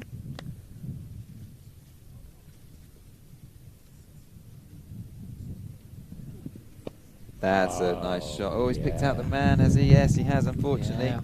Timed it very nicely, but it's straight to the man at deep backward square. Yeah. He's been successful with the other two that he played, but shift in the field, perhaps he wasn't aware of. They certainly they need to protect that area, given the way he played the first two. Conrad's going to go big here, I think. Backs away. It's down. Unbelievable. The boundary fielder was convinced that had been taken, but he couldn't see the fact. Now that could be crucial. It was Rana, the fielder. He came in to take the catch at mid-off. It looked for a second like he had it, and then it just came out. Yeah. The long-on fielder squealing, thinking that it was caught, but unfortunately it's been spilt. That could be crucial. Great effort, unlucky. Dot ball to finish the over. So halfway stage through 5 overs, Warish move on to 46 for 1. So they're going okay, but the run rate is now up over 13 runs per over required. These two are going to have a real go at this now. With wickets in hand, they'll need to score some boundaries. Yes, Green Shields is sticking to his purpose here for the Irish side. And at 46 for 1 in the 5th over, they're in touch. But as you say, Sam,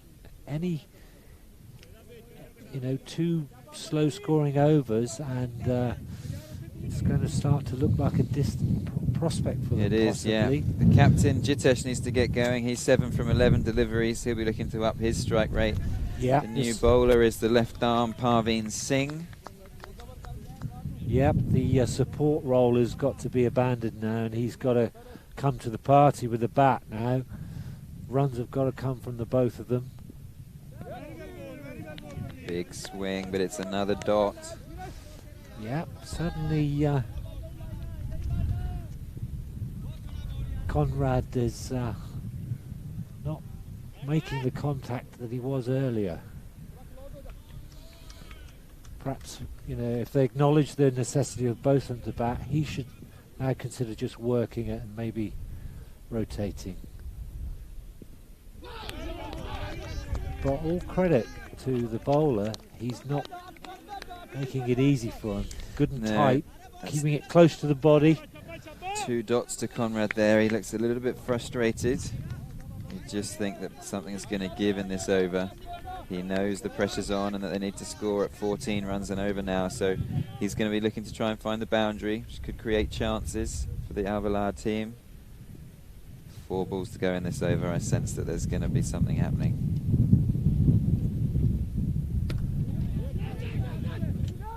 worked down to long on.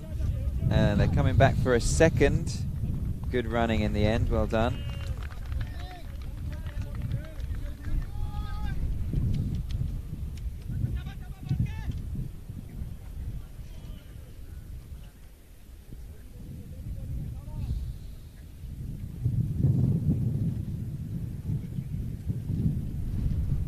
So Parveen's in, bowling one, clipped beautifully off his legs, and reaches the boundary for 4. So Parveen over pitching a bit there, but once again Conrad shows us his class and plays that off the toes into the gap, 4 runs.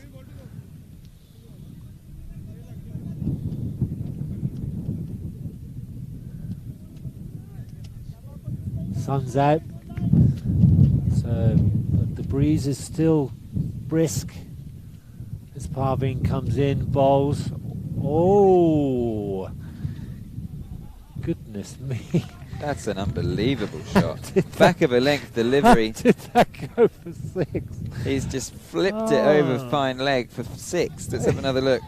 Look at this one.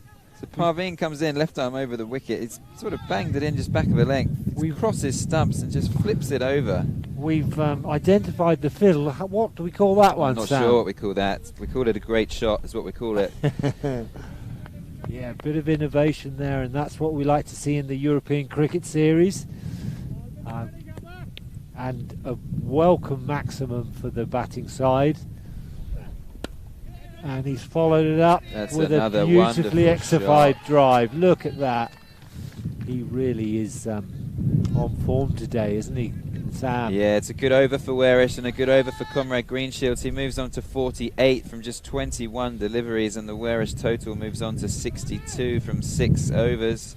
So that's a really good over for them there, going for 16 runs, I believe. So it's a good over for the boys in orange. Yep, Wearish at this stage need 56 runs in 24 balls. And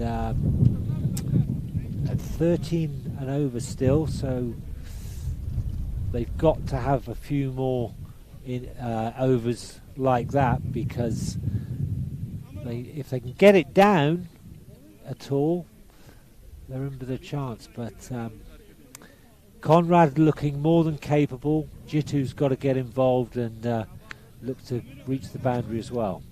Bit of a meeting just happening on the field there. Looks like the Alvarado boys are trying to figure out who's the best option to bowl at this stage. Looks like they've made their decision. It looks like Amir Dar is going to be having a go. Yeah, that will be noted, and they've got to be careful that they don't concede runs by their time going awry. So all well and good to have a conference, but decisions like that have got to be made briskly. Bit of spin into the attack. Oh, it's not a good start. It's a wide delivery, and they've also scampered through, which is good signs for Wearish, as the dangerous Conrad Greenshields is back on strike, and he'll be looking to bring up his half century. He's 48 from 21 deliveries. Yes, Amit won't be happy with that one. And plenty of width given there. He's slapped it through extra cover for a boundary. So that's his 50. It's a good start. He'll be pleased to get his half century there, but he knows there's more work to be done. Absolutely. He's a batsman capable of 50s very often, but he needs a score here to get his team into the final of the European Cricket Network. So the required rate's still 12. They'll be looking for a huge over. That's up. It's down towards long on. Firing it in. Good return, but unfortunately bouncing out of the bowler's hands. They're lucky to keep that to 2 in the end, the Alvard fielders. Comes Amir again.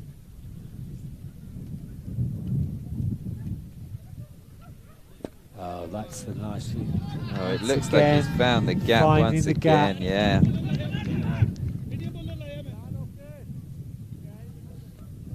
might just want to rethink the lines in the field here. Conrad's very strong through that extra cover and long off region. Yeah. Looks like long off's quite straight, and the other sweeper is a regulation cover, so extra cover's got a lot of work in there, but Conrad's placing it beautifully at the moment. Yeah, finding the gaps, not trying to hit it too hard. Direction more than power. It's out to deep square. It should just be a single.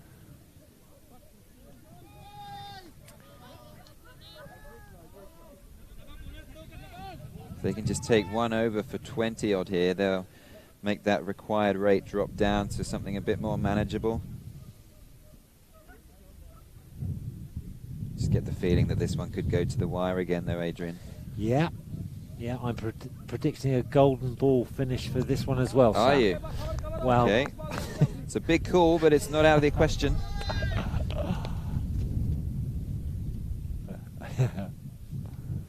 Bit early to make that prediction, perhaps. He's in, he bowls, and he's top-edged it and gone. That is the end of Jitesh's innings. He didn't quite get going, really. He's got 7 off 12 deliveries. I mean, he's giving the strike to Conrad Greenshields, and rightly so, but... Absolutely. He's, you know, put himself up the order, Sam, and it just hasn't really worked, has it? At this stage, right. 12 deliveries and only 7 runs. That's really not. I would suspect Paolo may well be in next, but no. He's got the pads on, but we shall see, because whoever it is... Hussain is the next batsman, Adrian. Oh, I think he struck the ball quite nicely yesterday too, so him and Conrad will be looking to continue their onslaught here. There's just 1 ball remaining of the 7th over, so Mahon will be on strike for that. Tell a lie, that is the end of the 7th over, 75 for 2, so with 3 overs remaining, the Warish boys require 39 to win at a required rate of 13 runs per over. Big ask now, isn't it, to new batsman in? Captain's coming in to bowl this 8th over, Rao Muhammad.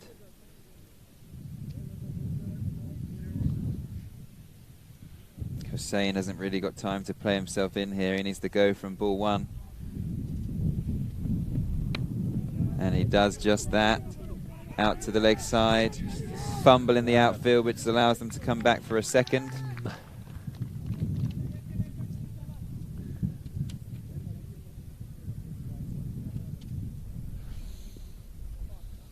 Good start to the over from Hussain. As I mentioned, he struck the ball cleanly yesterday. He'll be looking for more of the same.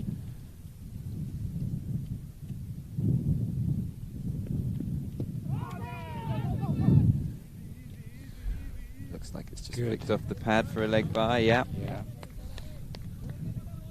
Brings Conrad on strike. He's 59 from 25 deliveries. He'll be looking to find the boundary once more.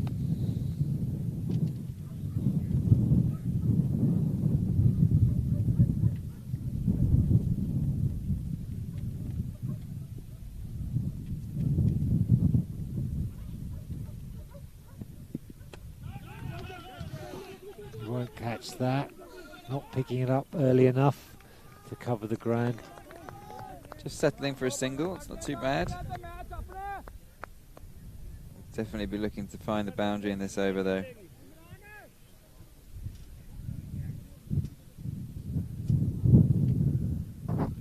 Hussain's going to have a go here, I reckon. Big gap in front of us here at Cow Corner. Could be heading our way, Adrian. Yeah, that's... It's well put away. Back of a length delivery. He's back and he smashed it over deep square for 6. Goes to 50. He's bossing this. If anyone's going to get him over the line, it's going to be him, I think. He's come out with some intent, Hussain. 60 from 26.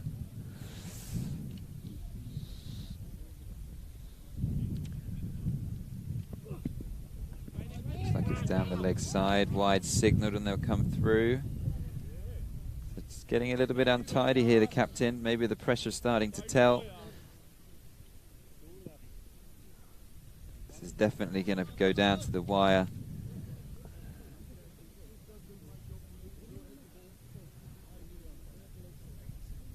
Message from KG in the YouTube chat. He said fielding side must keep their cool and not panic. He's right, but it's tough in these semi-final situations. Good delivery and very well kept out, and they take a single for it. That was a wicket taker, that one, and well watched. Excellent. 1 ball left of this 8th over. Whereas require 26 from 13 deliveries, so a boundary here would be really handy.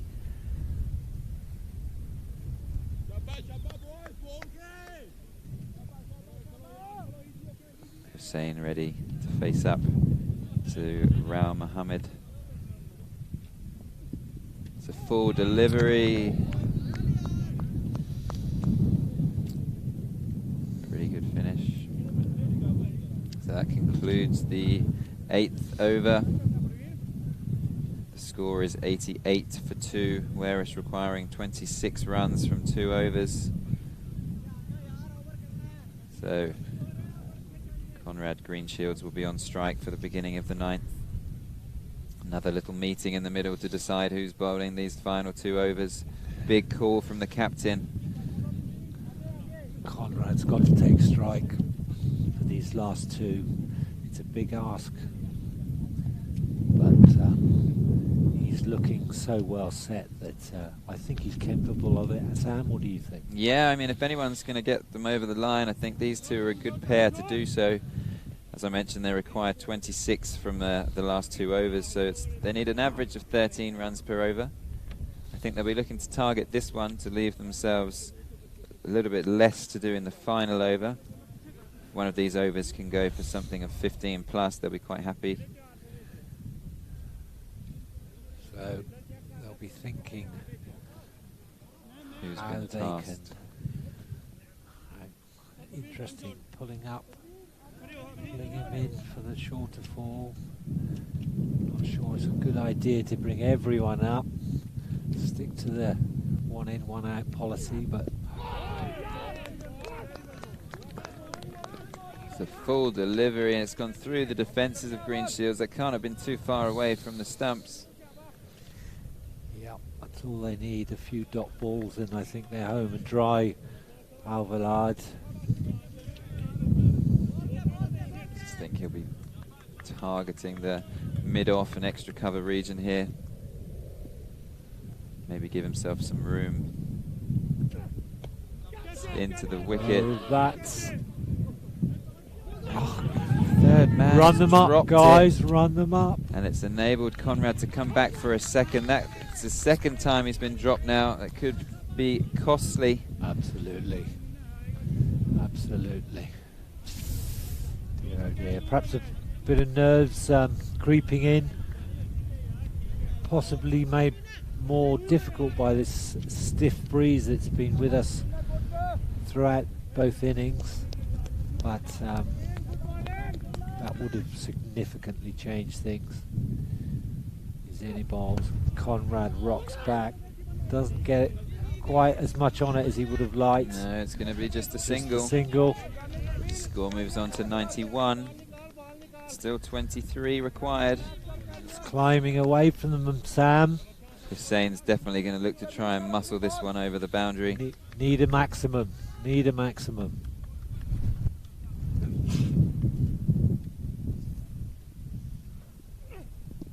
Oh, well bowled.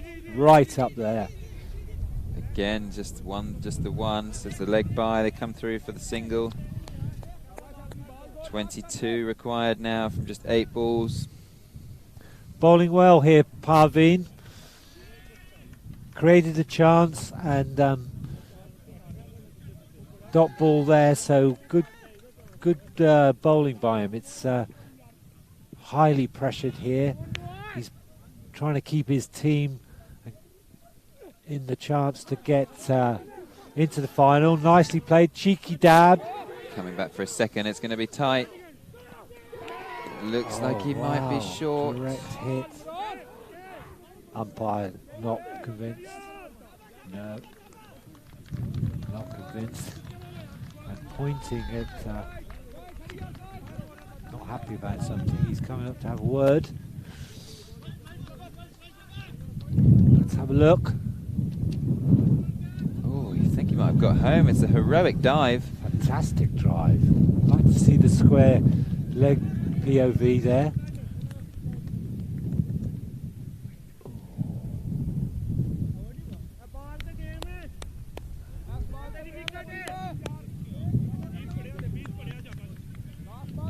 So we're just about ready to get going again. Hussein.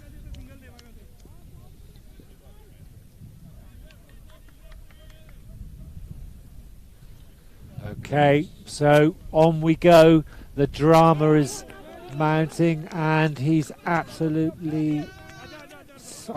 We missed that. We were looking at a replay. It was a dot ball, Adrian. Was it? Dot Oh, ball to thank you. complete the way they went up. complete the penultimate over. So thought they'd taken a wicket. 20 required from the final over. Weresh are 94 for 2 after 9, so they will need all of 20 runs from the final over. Yep, they're getting as excited as we are, going up for dots like they're wickets. Hussein is going to be on strike, and it looks like the final over is being given to Arslan Nawaz, who hasn't bowled in this game yet, but he's been tasked with bowling the all-important 10th. He's got 20 runs to play with, and as I mentioned, Hussein is on strike.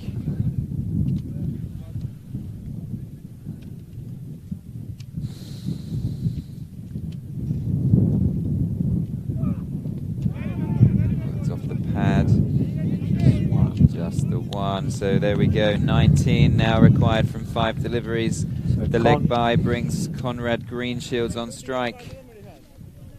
He's got 66 from 32. So he's got to go big to give his team any chance. All Mr. Arslan Amiz needs to do is to keep it tight. 2 dot balls, and that's your lot.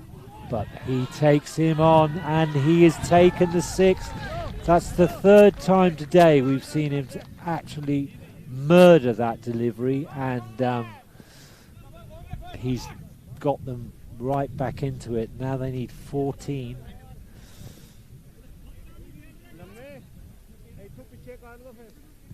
$13 required, Adrian. 13 from 4 13. deliveries. He's very good off his hip. You've just seen that there, the back of the length delivery aimed in at his hip, and he's just dispatched it over backward square for a huge 6. That could be crucial in the context of this match. As you mentioned, you need 13 now from 4 deliveries. Here comes Nawaz again. Conrad on strike. He might have just missed out there. It goes out to deep backward square. They're going to come back for a second. He might have to get that dive out again. No, he's home.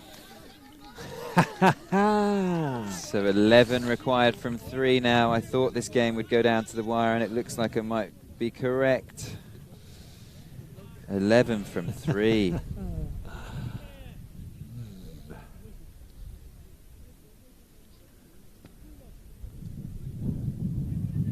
Still pretty close. I think a boundary here, and it could shift. Huge match here. Both teams fighting for a place in this afternoon's final. Here comes Nawaz. It's full. It's hit down the ground. Got to go for 2. They've got to go for 2. Looks like Hussein's going to be coming back for 2. It's a good throw. Looking 2 has targeting Conrad's end, and why not? But if he'd have tried at the bowler's end, he may well have had more of a chance. But there you are. So the 2 runs were completed, but it is in fact 1 short. So just 1 run going to the batting side, which means they need 10 from 2 deliveries. Well,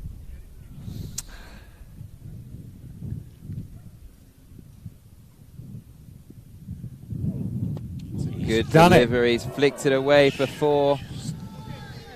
Yeah, not quite what he would have wanted. Beautifully played, but just falling short of the boundary road. It's a huge shot, but they need a boundary 6 off the last over, off the last ball, excuse me, to win and go to the final.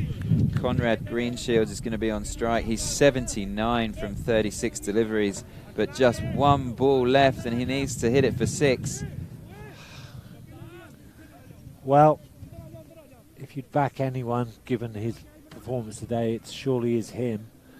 But with one ball to face, and the only result that's of any use is a 6, whatever you do, bowler, don't bowl it down the leg side and give us things. Slight field change. They're making sure they've got the boundary riders in the right position. Here we go. 6 required to make their way to the final. Conrad Greenshields is on strike. He's bowled him. Fantastic. It's a super delivery. He's walked across his stumps to try and manufacture the 6 that was required, and it's a full delivery, and he's bowled him. What a great finish. It's a super innings from Conrad Greenshields. He's got 79 of 37 deliveries, but unfortunately it wasn't quite enough to see Wearish over the line. Absolutely.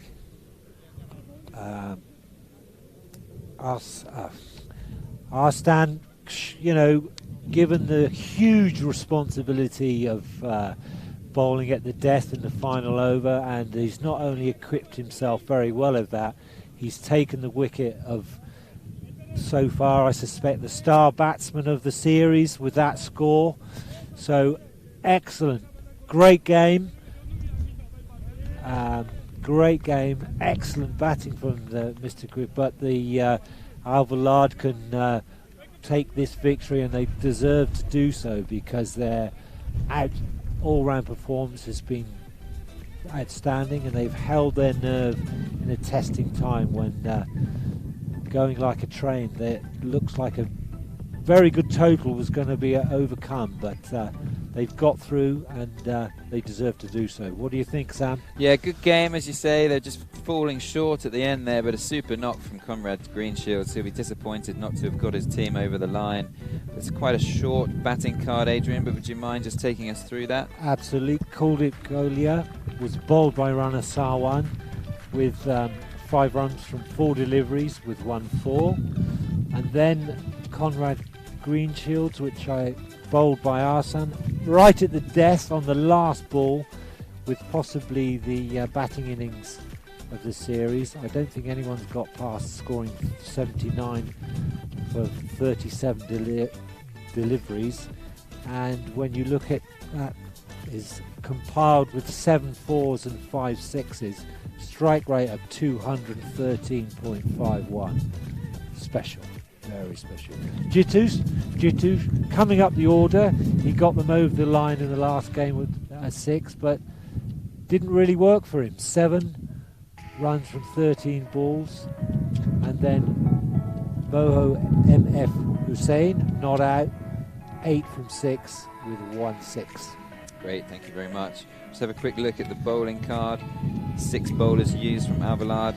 Rana Sava opened the bowling, impressive spell of 1 for 12 from his 2 overs. Hunain Salim was a little bit expensive. His 2 overs went for 29. The captain, Raul Mohammed, bowled 2 overs for 15, so pretty tidy stuff from him. Parveen was good with his left armers. His 2 overs went for 21.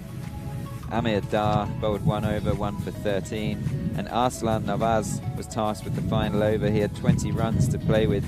He got the crucial wicket of Conrad Greenshields with the last ball of the innings, so his 1 over went for 13. We've just been given the information that although the Wearish boys were on the losing side, Conrad Greenshields, rightly so, has been awarded the man of the match. He's 79 from 37, was almost enough to get Wearish to the final, but unfortunately they came up just short. Adrian, so that's the end of the semi-finals for today. We obviously have the 3rd, 4th place match coming up this afternoon, and that will then be followed by the grand final. So from us, goodbye. Please come on later and catch the 2 matches that remain. I'm sure the excitement will be just as exciting as the first 2 games have been this morning. But that's it from us, and we'll hopefully see you later on. Yes, if not exciting, perhaps even more exciting, Sam. So get your supplies in, folks. You're going to need them, because if you leave your seat, you're bound to miss something. So see you back later on. Bye for now. Thanks so much.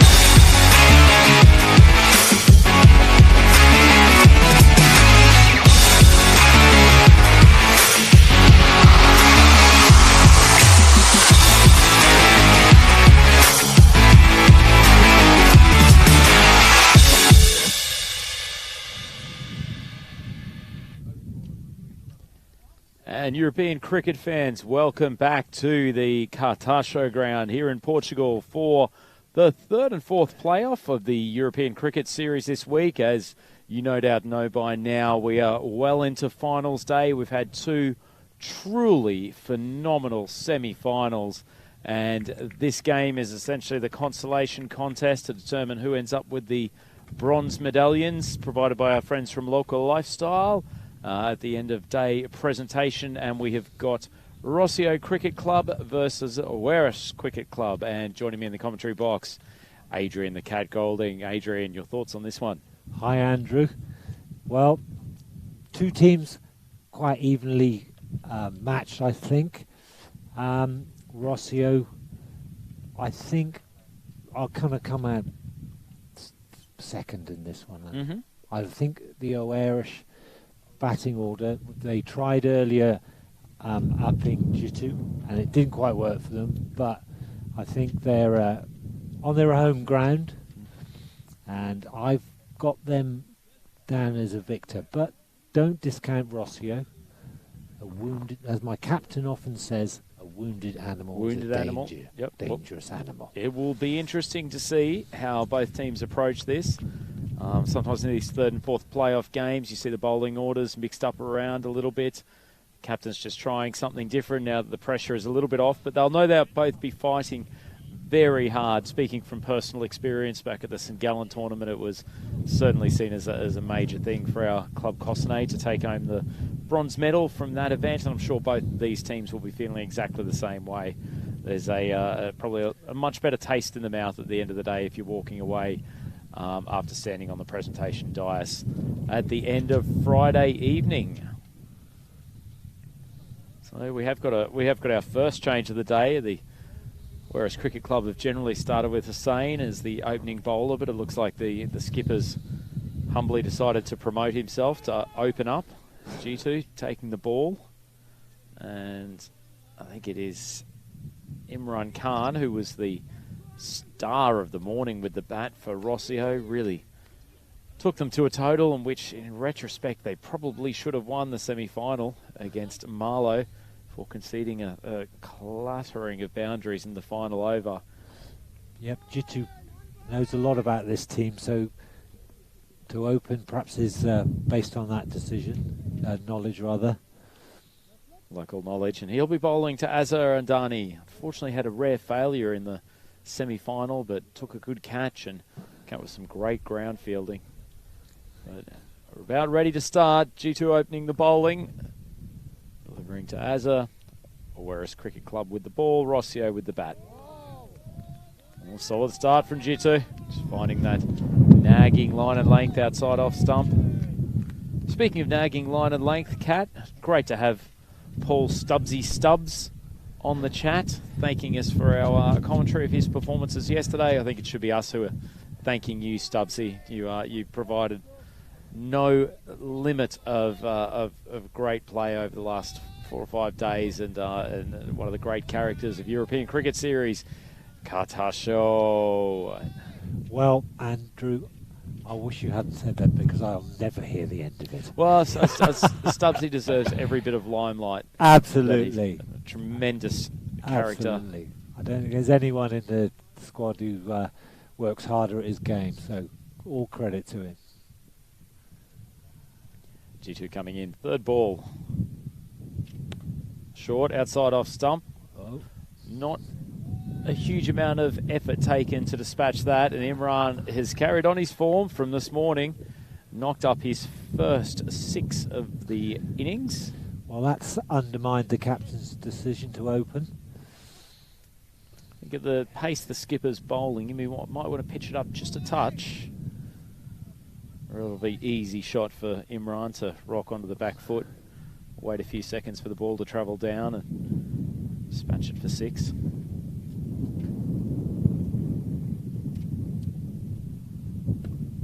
Well, that's a better ball, but duly taken over the boundary. Consecutive 6s from Imran, and well, he's probably taking out a little bit of frustration from proceedings this morning.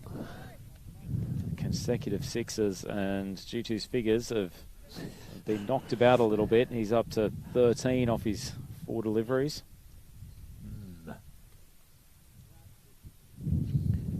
Maybe slightly regretting this decision to open up with himself. Imran still 2 balls to go. Can't see in this slightly relaxed atmosphere of the 3rd and 4th playoff that he'll stop swinging. Short, there's a good ball. Good comeback from G2. Throw coming in from Salman Ahmed down at fine leg. They scamper through for a single. Good delivery. Fielders both on the offside in terms of the boundary riders. Remember, in the 3-over power play to start this innings. Only 2 fielders allowed outside the 30-metre circle. There's one down at 3rd man, and looks like Paolo out at deep cover. Speaking of which, he'll be engaged in the game, moving around to his left hand. Fires in a throw from the boundary, but can't prevent the second. Well, that's a pretty good start from Rossio Cricket Club. They are 15 for no wicket after the first over. Yeah, very good start. Punishing Jitu there, 2 sixes. He wouldn't have expected to go for those. And wisely elected to change the bowling. Well, Imran couldn't buy a run earlier in the tournament. Absolutely come back with a vengeance during this 5th day of play here in Cartaxo. Krut Patel, man coming on for the 2nd over, has been a frequent contributor to the power play bowling. Gentle medium paces, generally swinging into the batsman. Sometimes actually nibbled away off the pitch a little bit. 12 bowled from Patel.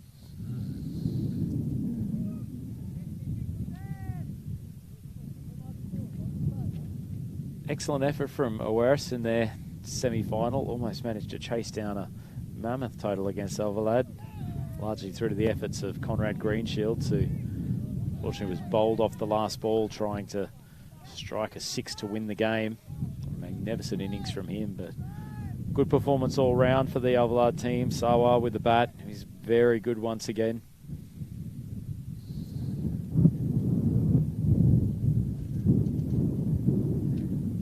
Commentated that game, Cat. Must have been an emotional roller coaster at times. It was a thriller. I made the, in retrospect, rash opinion that it would be a golden ball.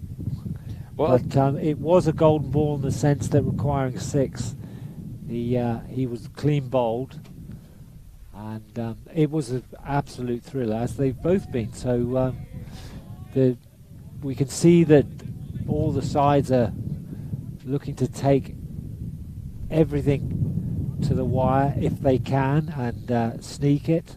No one's got in a position where they've completely dominated.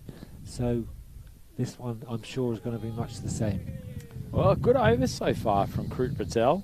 He's beaten the bat outside off stump on a couple of occasions, bowling to a quality batsman in the form of Azar Andani.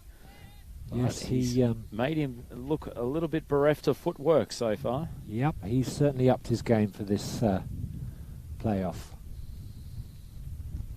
Good length again from Patel. Adani reaches forward, just strokes it out to cover for a comfortable single. See, Lily Panda's just jumped on the chat. A message to Paul Stubbsy Stubbs, noting what a great pleasure it was watching him do during the tournament. Couldn't agree more with you, Lily Panda. Just one of the many cult heroes that's come to life over these 5 days here in Cartaxo, Portugal. I think the man immediately to my left, the Cat, can be added to that list. We haven't seen him out in action on the ground, but certainly one of the larger-than-life personalities within Portuguese cricket.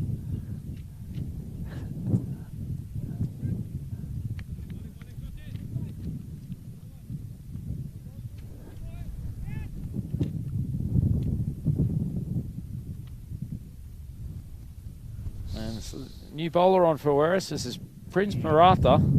The Prince has returned. Well, not a bad start from him, but Andani has managed to clip that off his toes through the vacant mid-wicket region. Lovely shot. Tried to give himself a little bit of space over to the leg side. Bowler followed him, but he was good enough to get the hands through. Yeah, bowled well first up, and he's back on much earlier than in the first game.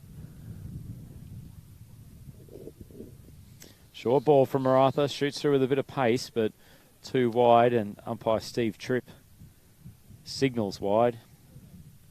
He's shown some good concentration throughout this tournament. Umpire Tripp been out there for overwhelming majority of the games. He's kept his mind fresh in between contests by working through his cricket trivia. He's a big fan of the ECB umpiring app. It's another wide one for Maratha. Not called. It's a good ball. Coming through with reasonable pace for a man that we haven't seen too much of in the tournament. One of the young guns within this Awaris Cricket Club. Yeah, he bowled well in his spell earlier, and he's backing up here with certainly looks to me like a little bit more pace this time. Well, that's a good nut. Jagged back from outside off stump. Maratha. Yeah, you don't want too many of those as a batsman. Looks like a strong young lad.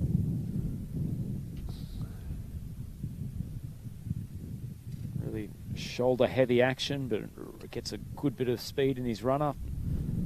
That's a cracking ball.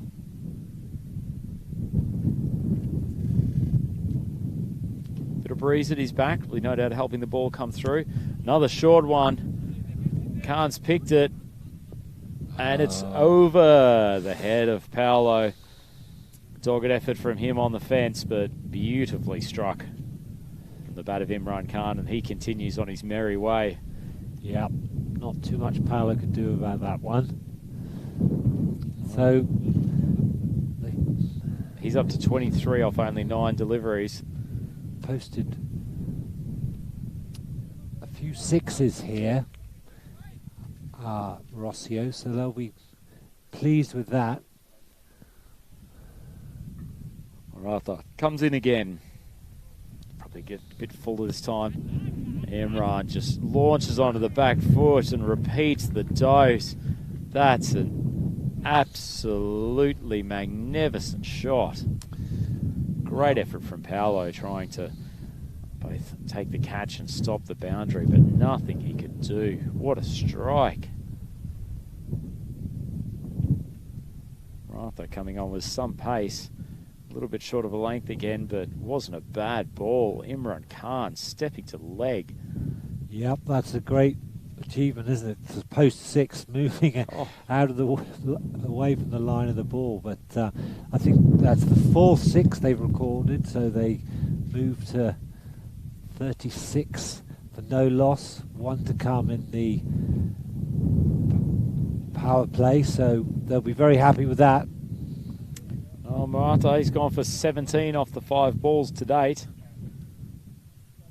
A little bit of an effort to retrieve the Kookaburra from over there on the offside of the ground. It's a big strike from Imran. It's really got to be one of the shots of the day. Maratha walking back to his mark. He's got a fair bit to think about, the young man, given the responsibility of bowling in the power play. Final ball of the 3 over power play coming up. Good length. Yeah. Khan tries to back away again. Yes, he's bent his back with that one. Obviously not happy with the 2 maximums he was taken for. Not a bad over for one that went for 17. Yeah, good to always end on a good positive finish. Note, absolutely. Just shows what can happen in these T10 contests. It doesn't take too much for a bowler to get into double figures off and over. Batsman generally attacking continuously. Dani's on strike. He'll be facing Krut Patel, who bowled a good first over. Only 3 coming off it. Somewhat hit out of the attack in their game last night, or yesterday afternoon. So the captain's deemed him good enough to bat. Hussein's under that, and he takes a comfortable catch. He's generally been stationed at long off, but he's been moved around to mid-wicket, and Krut Patel full toss. Zarandani trying to take it well over the boundary rope, but only succeeded in popping it up to Hussain. There we are, the captain was happy to let him bowl his 2 back-to-back, and we can see why. Takes a wicket with his first delivery of his second over. They needed that after that batting display. Dare say they would have preferred to see the back of Imran Khan, but a wicket's a wicket. Showing the effectiveness of the low full toss, Krut Patel. It's, traditionally not been seen as a particularly useful delivery on the cricket field, but in these T10 contests, sometimes causes the batsman to take it on the bottom of the bat, not quite have the same amount of power. And striding to the wickets, the captain, Siraj Nippo, who bowled a couple of exceptional overs in the semi-final. Unfortunately, had the chance to run out. Would have brought Rossio to the final. Couldn't affect it. Went for an overthrow, and Marlow went through for the winning runs, and which means that they'll be in our grand final contest coming up at 4 o'clock local time in Portugal. So not too far away, but we've still got plenty of cricket in this 3rd and 4th place playoff. Krut Patel manages to do what most of his bowling compadres have not to date, and that is slow down Imran Khan.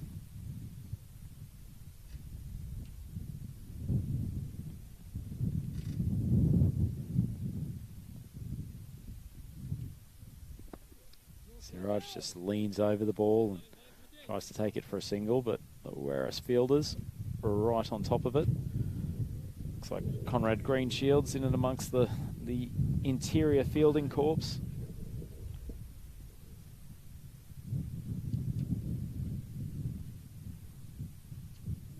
Full ball from Krut.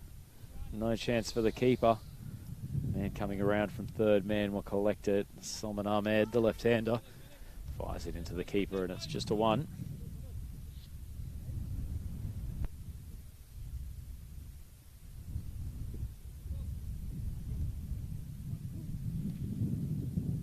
Fielding change as we've got the contrast with the right and left-handers on.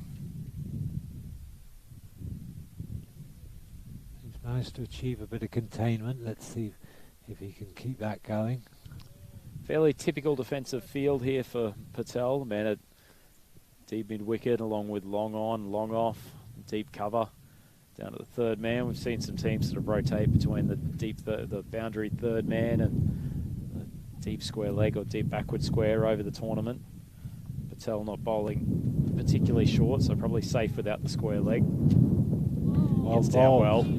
Pitched right up, and the batsman was forced to dig that one out and drive it back to him. No run, so very good over. A pair of excellent overs from Krut Patel. Goes for only 5 runs off 2 overs, including 1 in the power play. That's an exceptional performance in the circumstances. Yes, absolutely. So that puts O'Eris back on a more level footing. Having seen Rossio race away to 38, they've put a bit more control on it. Now, I don't think we've seen this fellow bowl before, but I may well be mistaken. It wouldn't be unusual. No, another one of the young guns for Werris Cricket Club. They're doing a good job of developing some of the young talent in and around the Lisbon area. Certainly trying to invest in the future to the extent possible.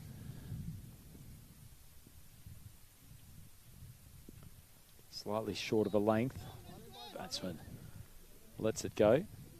So, looks like there was no call of a leg side wide. Umpire may have adjudged the batsman's moved across and effectively changed the consideration of the wide line. Yes, this is Michael Harris. I don't think he's turned his over yet. Bit short, but ooh, he nearly collected one there. That was dangerously close to backward point. Oh, Ranjit Narayan down there at backward point. Thought he was in the game for a moment.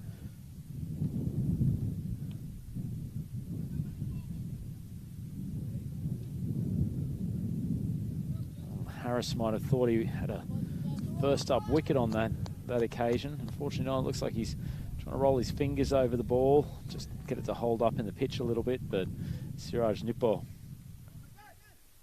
well onto it and takes it for a boundary. Rossio just keeping up a pretty reasonable run rate at the moment. Around 9 and over. Oh, he stepped onto the back foot and plundered that. Yeah. In between long on and deep mid wicket. Krut Patel coming around. Keeps it to a single. Well fielded. Continuing his outstanding game to date in his 3rd and 4th place playoff. Be happy with his contribution to the team effort so far. Let's see if we can't pitch one up. I think that might enjoy a bit more success. Yeah. Oh, he's just missed off stump. Yeah, that's much better, Michael. Oh. Getting lots of support from his teammates. Oh, getting lots of support on the YouTube chat as well, on the European Cricket Network channel on YouTube. Les Bickley knowing that it's interesting that he actually seems to naturally roll his wrists with his action. Almost a bit of the old Chris Harris style of medium-paced, fast leg cutters. Not a bad length, but Imran's taken it far enough and 5 metres over the cow corner boundary line for a 6. Yeah, opting to back away and target the leg side area. We thought for a moment that was a catch, but no. Well, 5 yards over the boundary. So unlucky, Michael. Not tactically bad from Harris, trying to get his long on involved. The wind is pushing the ball back into the ground. It's probably the place you'd want the batsman to be hitting. And he's gone again, and this is, once again... Good effort over the boundary line, trying to keep the ball in play, all in vain, but it was good to watch. Yeah, he's hit that one a bit finer, and another 6, so... After a tidy start, Michael's taken a bit of tap, but... well, very appreciative of the effort from Silkesh Deshand on the square leg boundary. Excellent bit of athleticism. Couldn't prevent the 6 though, and a tough finish to the over from Harris. Consecutive 6s. Khan goes on his merry way. He's up to 42 off 17 deliveries. Harris goes for 17 in his lone over to date. And Rossio racing along at a pretty good clip. 11 runs and over. They are 55 on the board for the loss of only 1 wicket.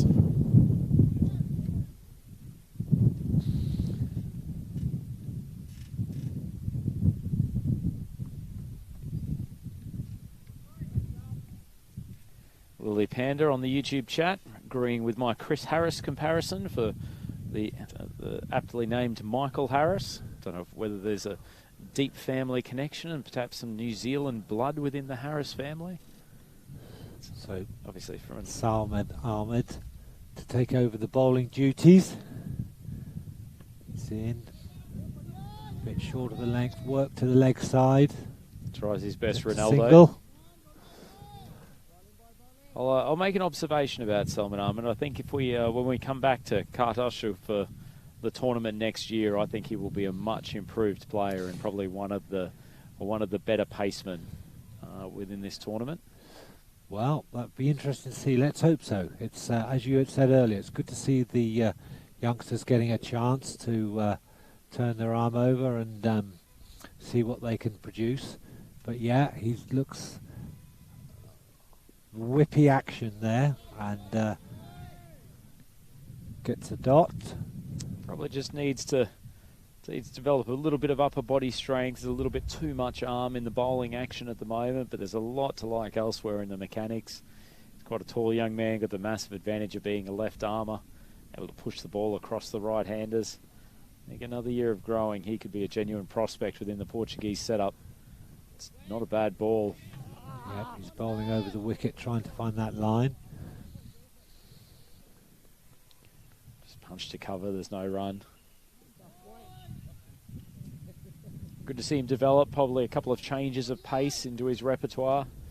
Give him some alternative options to go to when bowling to big hitters like Imran. Good length ball, Imran charges down the track. Just bunts it down to long off for a single. Ahmed continuing what has been a good over, only the 2 off it so far. Wonder if he might try coming round just for one I hope not. Andrew, you're not keen, are I'm you? not a fan mentioned of the left arm around the wicket when you've got a right-hander on strike. Why do you want to give away the natural angle? It's absolutely beyond me for the most part. But Siraj Nipper still hobbling a little bit, fielding injury from yesterday, but he's bravely continuing the fight for Rossio.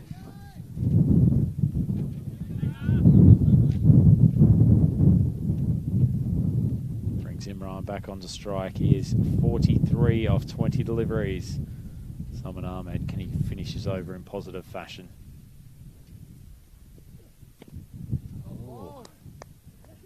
Misfield from Deshaun coming in there. Turn for two. Square leg.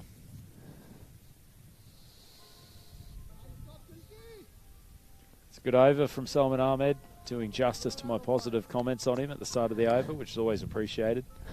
I'm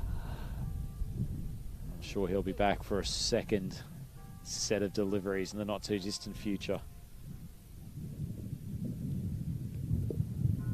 Looks like we might have Narayan coming to the bowling crease.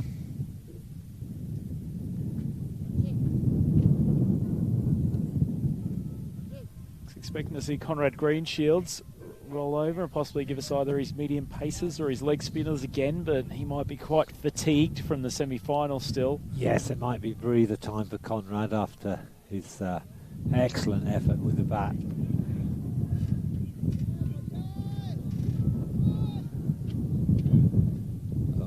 Rain trying to move his field around, wants the offside fielders to go finer, so it's now backward point and boundary and deep cover. He's also got a long off, a long on, who's looks like he's crept somewhat inside the boundary. I'm not sure if that's a tactical move, but also the deep mid wicket.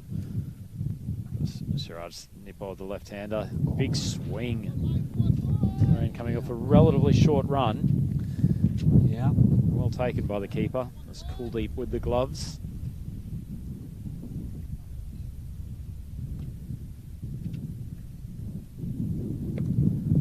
It's a good ball, forces him to hit to the offside. Ball holding up off the pitch. Good bit of fielding from Deshaun.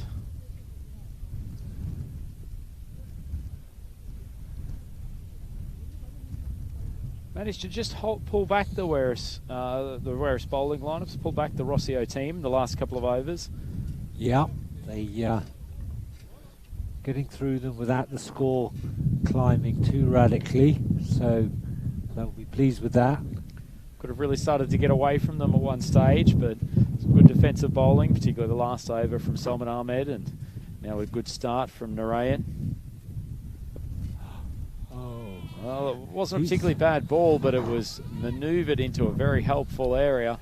And made much worse by the fact that he just pulled that fielder up from the boundary to be what would be on just the edge of the circle, and sure enough, lofted over that fielder's head. No chance of stopping that. So fine to adjust your field, but you've got to bowl to it. So, well, Imran Khan being served up plenty of what he likes. He's up to 49 off 22 deliveries and one very small step away from reaching consecutive 50s. Magnificent final day at European Cricket Series Cartaxo for him. Yeah, the skies here cleared. Breeze has dropped a little, but much better light for all involved. Short ball. Short and well taken from Kuldeep. Looking to hook that over to the leg, but didn't make any contact.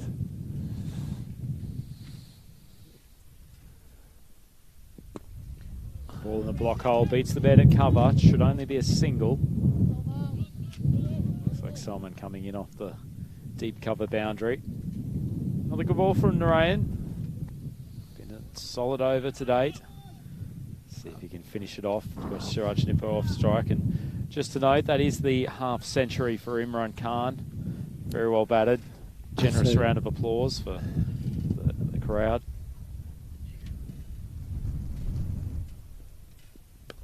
Oh, Siraj Nipper's tried to absolutely annihilate that. He's only succeeded in top edging it. And it looks like Conrad Greenshields is going to take one of the easier catches of his week. Yeah, nicely back-pedalled Conrad to get under that. But Not much of a challenge for a cricketer of his ability. Nicely taken. Good finish to a solid over from Narayan, leaving aside the boundary. Only went for 6 and finishing it off with the scalp of the Rossio skipper. That's a good result for him. Absolutely. Expect him to have a second over in these remaining 3.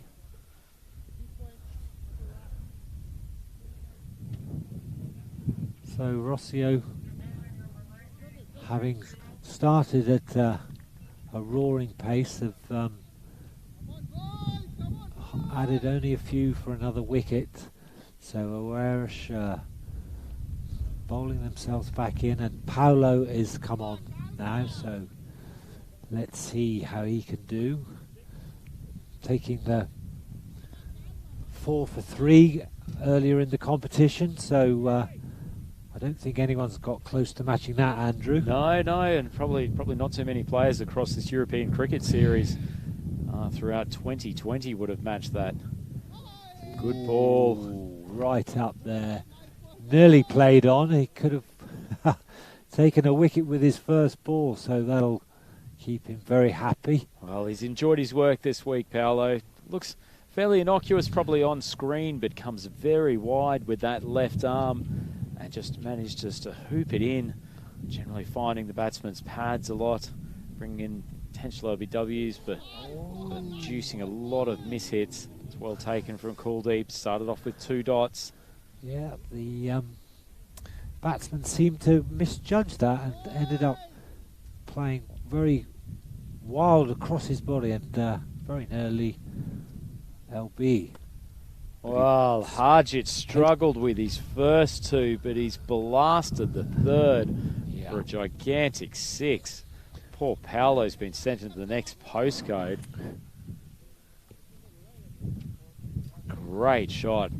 Harjit, who's joined Imran out there. They were the 2 batsmen who really did the damage for Rossio in the semi-final this morning against Marlow Cricket Club. These 2 combined over the back half of the innings to give them a defendable target of 100, and Harjit feeling the opportunity to continue his run scoring. He's cut that away. It's another 4. Good batting. Not a huge amount of protection for Paolo out on that offside boundary. No, once again, Conrad Greenfield racing round, but questioning his original fielding position, I think, but he had no chance of getting that. So 10 from 2. A question posed on the YouTube chat from Peter Young, and I'll throw this one over to you. Kat, what sort of score do you think is needed for the final? He thinks 110 might be enough. I think that's a good call, Peter. You know, 120 requiring 12 and over in answer is very, very good score, I would say. But we've decided that, you know, in this 80s, that's defendable. 100 is advantageous, and 120 is a very difficult total to chase. And that is going for 6. As Rossio seem to be mounting their attack again with the bat. So 110, good call, Peter. Yeah. Well, something that Imran Khan is not finding difficult at all at the moment is smoking 6s. He's just taken the last ball from Paolo, who admittedly dropped a little bit short and leg side. And he's deposited it over the boundary on the leg side for yet another 6. Yep, after that, Paolo, I think, would be more than happy to hand over the ball to someone else.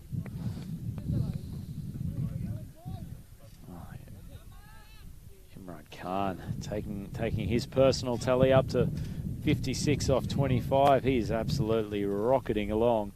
And the Rossio score now at a fairly imposing 83 for 2. We're just going to have to do a good job over the coming 2 overs.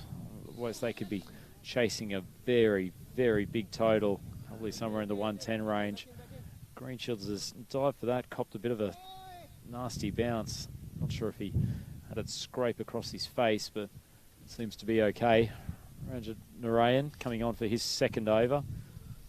Good start. He was 1 for 6 off his first.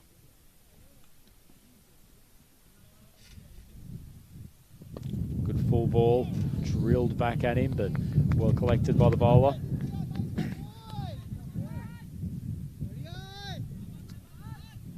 A few balls that Imran Khan hasn't scored on in this innings. Goes back. This is very good bowling for the 9th over. 3 dots. And I don't think there was a dot, Cat. I think they managed to prowl through for a single. oh, did they? Prowling. Prowling. Prowling. Oh, the family showed up. Well, the families showed up. They've timed it well. They've got to see Harjit launch another explosive strike. That has gone miles over the boundary. And poor fielder down there, I think it's Deshaun, is going to have quite a job retrieving that Kookaburra pill. He's got some power, Harjit. He's not a frequent user of the offside of the ground, but boy, when he swings hard on the leg side, he can make some contact. 5 runs for the lost ball, Andrew? I'm not sure they need the double punishment of having the 6 with a penalty on top of it. Ranjit Narayan had a good set of figures before he stepped into this over. It's less so now, given he's got the full force of Harjit coming at him.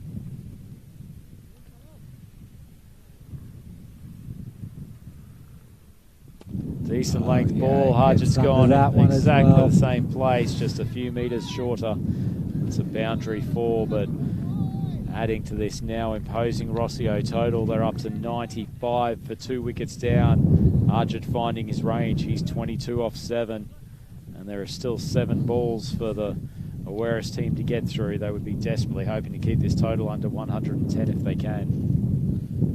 Well, after a good start, they've climbed into him a bit. And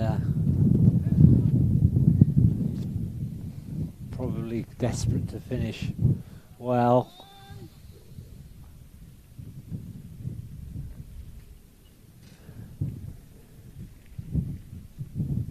Narayan, final ball short, parried down by Kuldeep.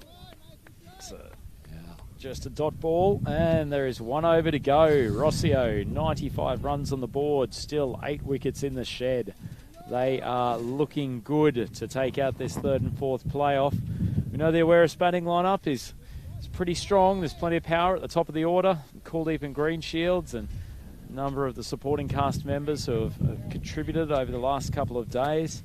Yeah. But this is going to be a mighty task for them, depending on what the Rossio team can do in this final over, and some responsibility thrown to young Salman Ahmed, left armour.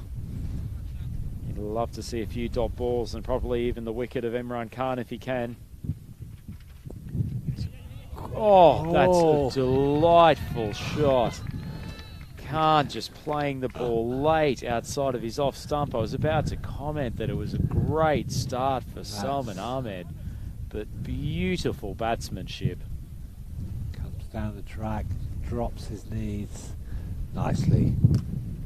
Very nicely played. I've made the reference to Imran playing the shot of the day on a few occasions to date, but that actually might be the best of them. That's luscious play.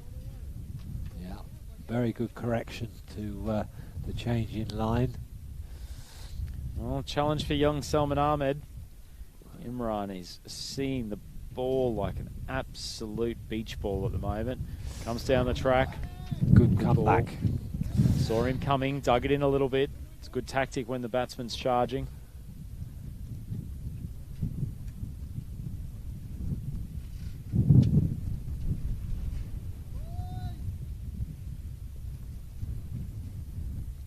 Ahmed, 3rd ball of the final over of this Rossio batting effort. Goes wide. And then coming around from 3rd man. He's almost had a collision out there. It's rolled away for 4. Once again, not bad bowling from Salman, but Imran thrashes the hands at it, gets a good enough edge, and goes down for 4.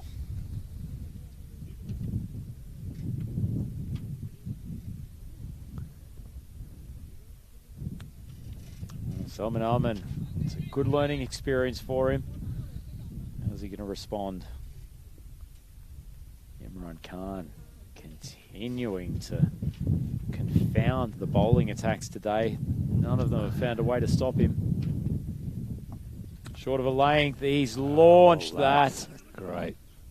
It's held up in the breeze. It's going to pull up about 5 meters inside the boundary line. Up Hussain trying to run back from inside the 30. Able to track it down, but pretty good ball actually from Salman. Jammed him a little bit, didn't allow him to free his arms quite as much as he would have liked. And 2 balls to go. He doesn't look Rossi on 105. Doesn't look too perturbed by that. I think he's going to try something a bit different this time. Oh, wow. Nearly produced a catch there, but just falling short of the Prince on the boundary.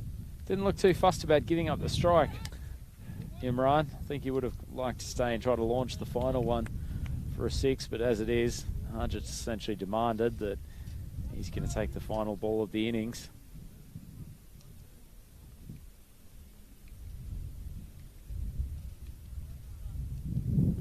Short of a length, Harjit swung it with some pace. It's going to skip off the ground.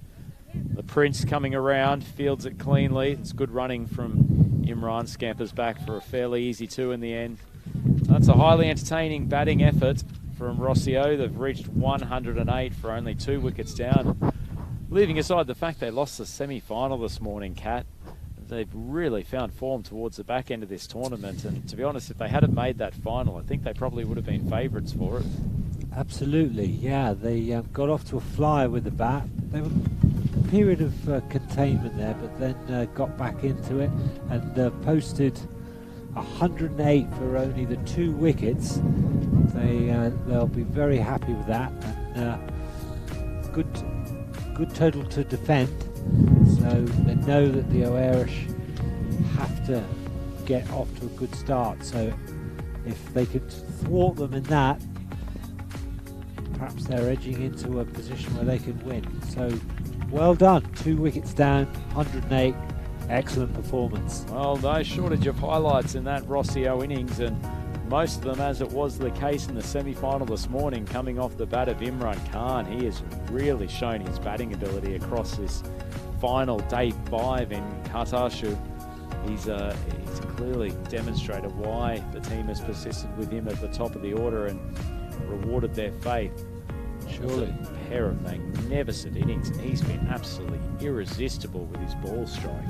Absolutely, 68 from 32, and Haji backing him up admirably with 24 from 10. They've proved to be a good combination. It's their second partnership of substance today. As we said, they were the 2 primary batting drivers of their total in the semi-final. And have combined yet again. Harjit, as we've said, playing largely over the leg side, but he has got some substantial power when he gets a hold of it on that side. So. Absolutely, but they do have to contend with a certain Conrad Greenstamp, who has already today showed he's in sparkling form. Top scoring in the series, I believe, I don't know this, but 79, he's certainly there or thereabouts, and I suspect is leading the top scorer column. So if he's carries that into the next game, his next innings, then watch out, Rossio. Oh, watch out indeed. No, Greenshields has been exceptional at the top of the order. Partner Kuldeep has started to cool off a little bit as the tournament's moved on. He was in red-hot form in the first 3 or 4 games, but has had a few earlier dismissals since that time. And Greenshields, we saw him in the players' area after that semi-final, cut a very dejected figure. Obviously played somewhat of a lone hand in that semi-final, but really deserved to be on the winning team. And we'll have a read through the Rossio Cricket Club batting card. Azana and Dani came in, fairly short stay at the crease. He was out for 5 off 8, caught by Hussain off the bowling of Krup Patel, who bowled a particularly good set of 2 overs at the start of the innings. Imran Khan absolute backbone of both of their totals today. He's ended up with 68 off 32, 4 fours in the innings and mighty 7 sixes, and some of them were absolutely majestic strikes from the bat of Khan. Skipper Siraj Nippu clearly still struggling with his injury. He was caught by Conrad Greenshields off the bowling of Ranjit Narayan, 9 off 10, just tried to turn the strike over and give as much to Imran as possible, and then coming out at the end, Harjit Singh, he's sort of bookended his tournament with very, very good performances with the bat. He was undefeated on 24 runs off only 10 balls, 2 fours and 2 sixes in his knock for a strike rate of 240. The Cat take us through the bowling. So Irish bowling today, 1, 2, 3, 4, 5, 6, 7 bowlers. Jitesh taking the ball, captain's prerogative, but clearly not happy with his own performance, having recorded a deficit of 15 for 1 over and nothing else. Kroot, as mentioned earlier, excellent containment in those dangerous, potentially early overs. With 2 overs with 5 runs, great to record that at that stage of the game. 1 wicket, so excellent figures from him. Prince Maratha, 1 over for 17 and 1 wide. Michael Harris, one of 3 youngsters today who've got a bowl.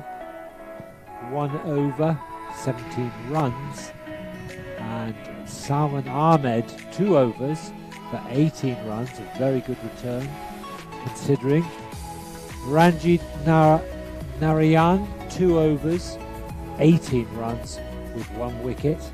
And then Paolo, 1 over, 17 runs and nothing else. So a total that's been posted that is certainly defendable at 108, but having seen Conrad Greenstamp's innings earlier, if he could get in and get going, then 108 seems hardly enough, but let's see. So the weather here, wind is still maintaining a stiff breeze, more or less from stump to stump, so if anyone is looking to swing it, they might be able to get a bit of drift with this. And the clouds are breaking up. We've got a lot more blue than we've seen earlier, so let's wait and see how the Irish side respond to this. Looking like they might be sticking with their opening pair, so everything to do for the batsman. So what do you think at this stage, Andrew? Well, I think it's going to be an entertaining chase. The Irish batting lineup might a bit hot and cold throughout the tournament, as we saw in the semi-final. They're more than capable of chasing down big totals, but they have tended to rely on a few players, and actually it's probably been their depth that has let them down at various times. Looks like Kuldeep is taking on the opening spot again. We'll see who comes out with him. Looks like Prince Maratha, who we saw with the ball, shooting it through at quite reasonable speed earlier today. He's been given a promotion up the order. Clearly, Conrad Greenshields just still feeling the after effects physically and mentally from that courageous knock in the semi-final. Just taking a little bit more time on the sidelines, giving one of the younger players an opportunity to shine. Yeah, good to see them giving in their bowling innings the youngsters a go, and also perhaps some shifts in the batting lineup. Obviously they want to win, but you've got to give people opportunities in pressured situations that they're not used to. Otherwise, how do they get that experience and look to move on with their game? So couldn't agree more with you on that one, Kat. Good decision, Jitu. Well done. I think they're probably looking at this from now on as a bit of a development opportunity. Absolutely. Got plenty of young players within the club, and suspect that they're taking the long-term view with this. They've got 3 or 4 guys who will hopefully be around the Portuguese cricket scene for a number of years yet. And if they give them the opportunities to develop into top quality players, then it's going to set up the Awaris Cricket Club to be successful at many, many more European Cricket Series events in the future. Yes, it's key to any side that wants to maintain any degree of success that they always look to a youth policy. We've seen it in the past at the highest level of cricket. Teams are established, they're great, you stick with them, and suddenly there are 2 or 3 not available to you, and the hole's just too big to fill because there's no one who's been blooded behind them, and that's not how you look for continued success. And the Rossio team is looking to warm up and get their team chat and to take the field. I'll tell you what, before we get the players come on the field, I'd have to give Awaris Cricket Club my nomination for the best dressed team this week.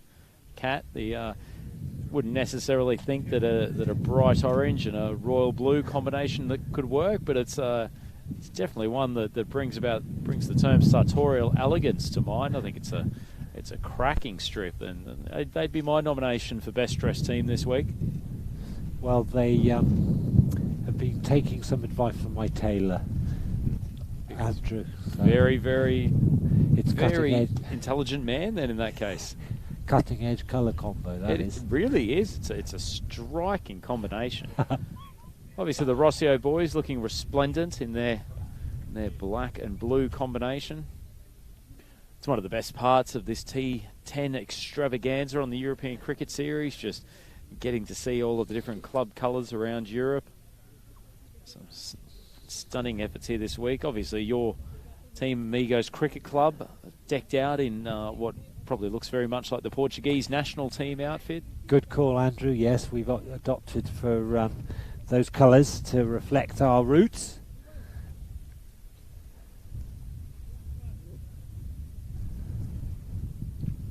Won't be long until we get underway here with the second innings in Cartaxo. Here for European Cricket Series Portugal, this battle for 3rd and 4th place, and what is in essence the battle for the local lifestyle provided bronze medallions. Good to see you getting support on the YouTube chat here, Kat. Oh, really? Lily Panda, great point, Kat. It's a prime opportunity to give young players experience in pressure situations. She thinks the youth on display here is very promising for the future of Portuguese cricket. Couldn't agree more with her there. Absolutely, yes. The youth are the future. And if we don't look to it, then we get stuck in the past. I'm not sure that really makes sense, but I thought it would, but it doesn't. It's prophetic nonetheless. Absolutely. Well, what a start. Kuldeep launches that to Yes. backward square and an easy boundary. Right, so the Awaris batsman needing to get off to a good start, do so. Boundary off the first ball. Just does it easily, doesn't he, Kuldeep, when he's in form and he's not trying to overhit the ball. Absolutely. I don't think Rinku This is Rinku Singh. He was expecting that. You were a and, big fan of his in the semi-final, I think, Kat. You very liked his impressed. action a lot. Yeah, I thought he showed real promise. Well,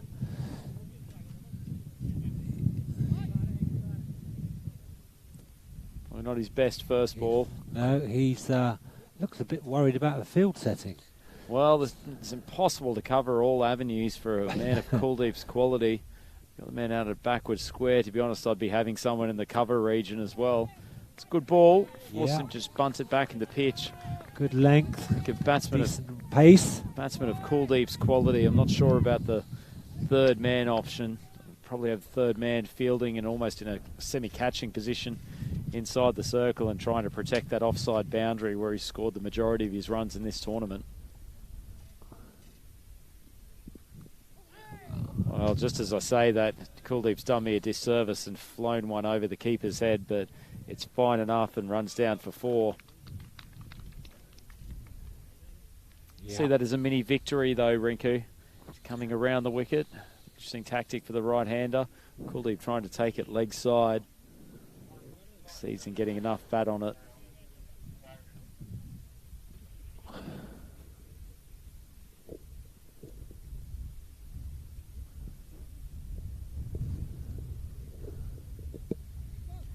Waiting as the ball is sent back to the bowler. Bit of pressure here on Rinku already.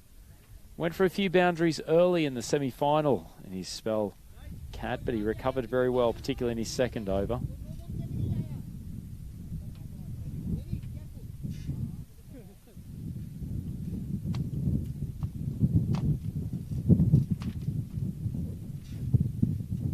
It's good delivery. Excellent comeback. I just like the look of his arm position. He's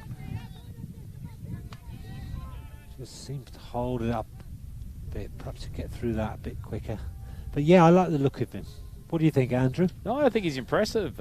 Comes through with quite reasonable pace. It'd be nice to see him develop a change-up or two over the next 12 months before we return in Cartaxo to just give the batsman something else to think about. But Kuldeep's only thinking about boundaries at the moment. He's launched another one, this time over mid-off, and as we've said a few times, he does hit beautifully over the offside, and particularly given Rinku's coming with this around the wicket line, it's almost inevitable that it's going to go into Kuldeep's hitting zone. I'm not sure what the strategic advice from his senior teammates has been. It's been to bowl this line, then I'm not sure they've been watching Kuldeep closely enough throughout the tournament. Rinku comes in again. Short. Oh, yeah. Top edge, only just short of the keeper. That's unlucky. That was a very well-directed short delivery. Well, there's been a bit of engagement on the YouTube chat through our Best Dressed Team competition. Please send in your thoughts. Lily Panda, she'll give it to the Rossio team, suggesting that it looks like the New Zealand team outfit.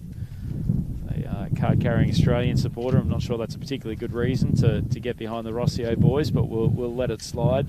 And Michael Dolb replying to Lily Panda, saying that his vote actually goes to the Ferrari outfit of the Overlad team. Interesting comparison, and I'd agree they look quite dashing in the Ferrari red shirts. It's a good shout, Michael.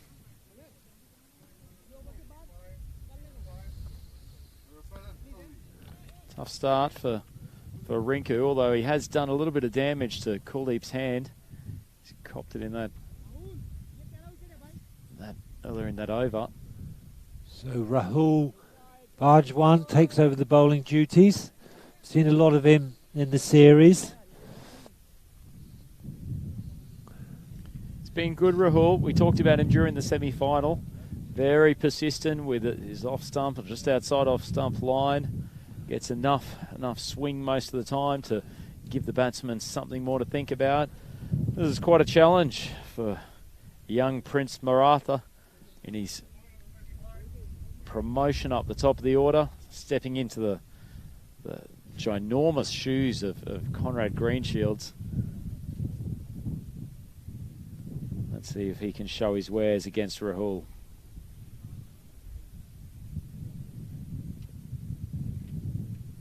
Rahul psyching out the batsman, taking his time at the top of his mark. Slight delay as a bail drops off.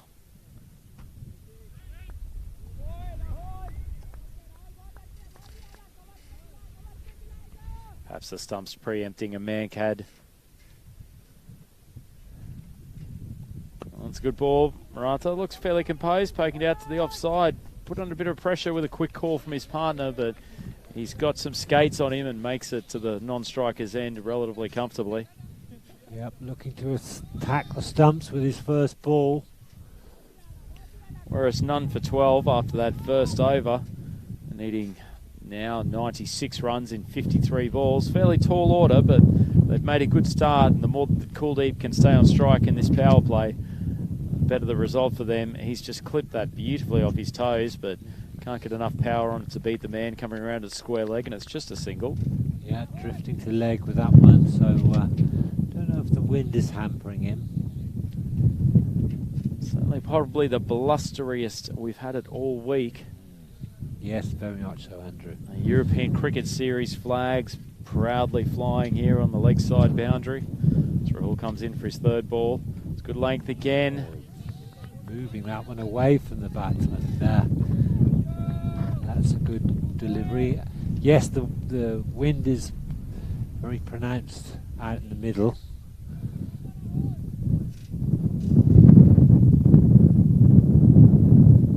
You can see from the bowler's attire that his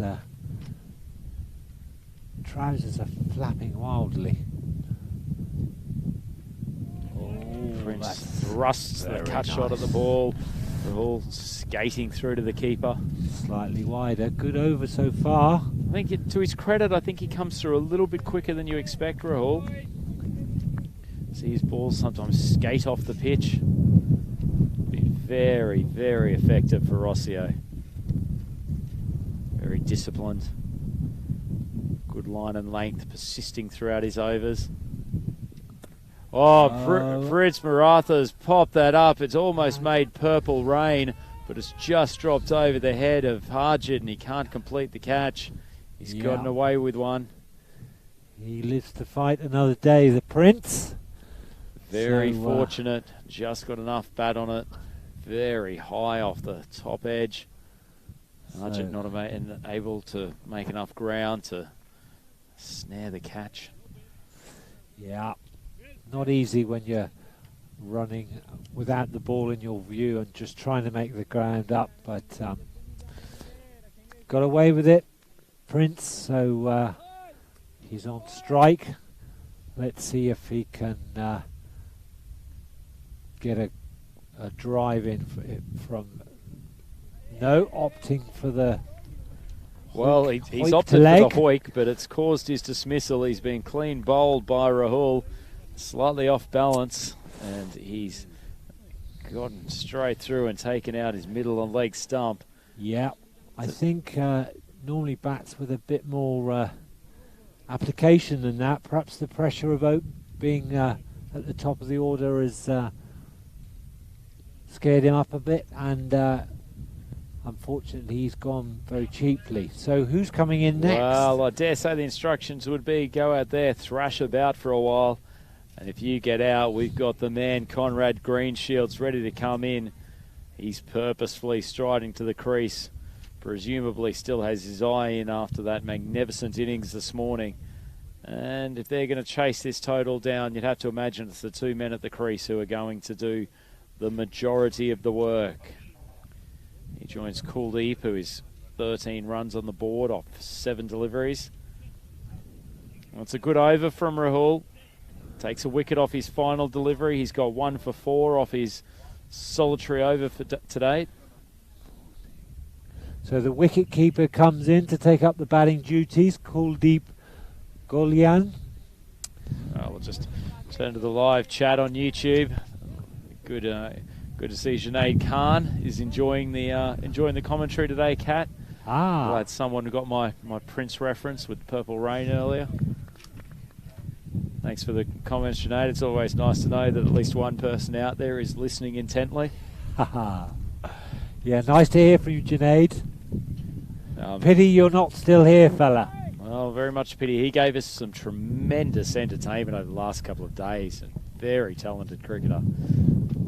Oh, dear me. Munir Rahman comes in and he's dispatched to the cover boundary for his first ball. Christmas and Easter all at once for the batsman there. Gentle full toss, just popped away for a very easy boundary.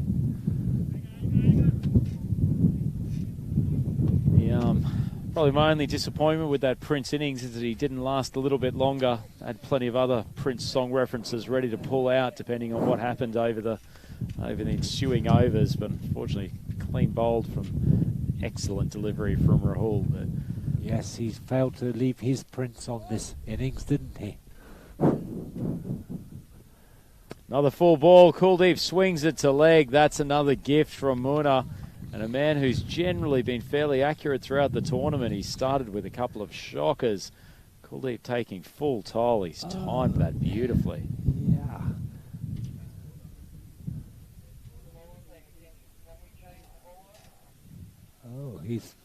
balled up.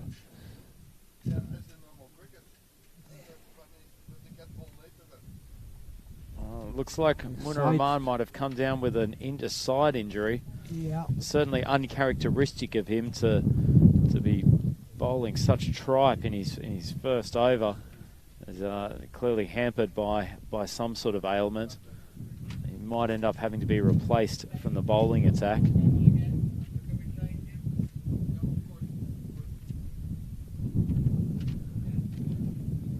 He's down on his haunches. Clearly seems to be an injury, not just praying for the third ball to not be hit to the boundary.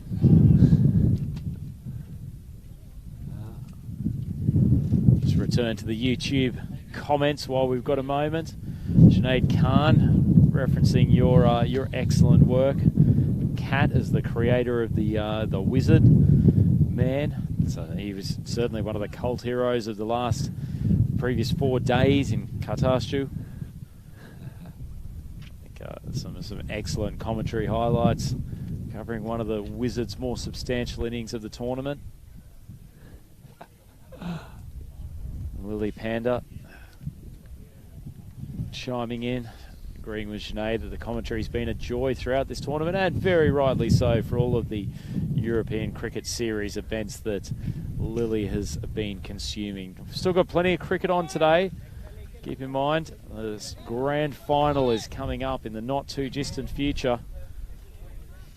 These two excellent teams in this third and fourth playoff, Werris Cricket Club and Rossio Cricket Club, doing their darndest to try to take the third place medallions supplied by our friends at Local Lifestyle.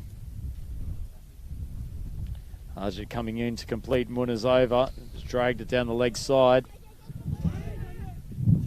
Kuldeep's going to have to scoot hard. Harjit's got him, I think. Umpire Steve Tripp coming around.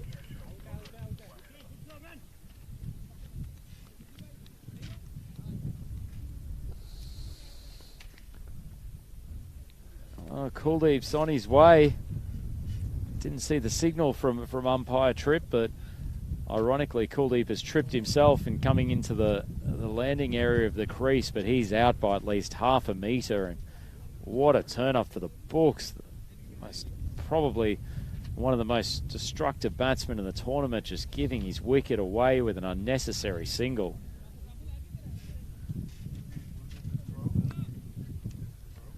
Oh, Greenshields hasn't had too much time out there to make hay with his batting partner Kuldeep.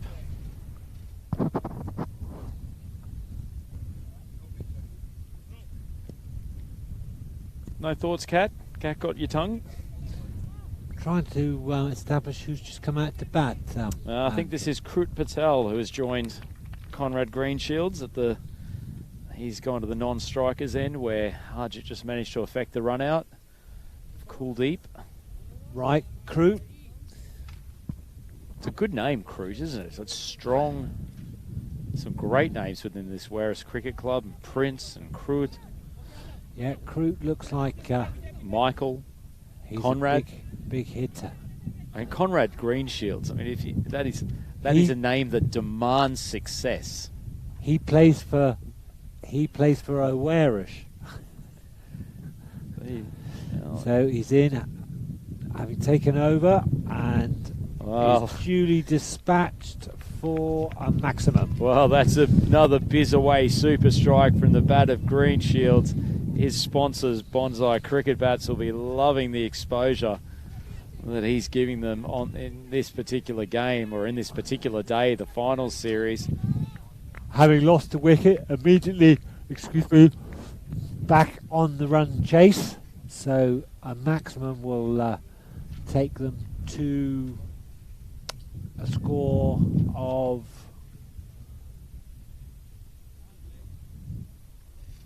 25 for 2.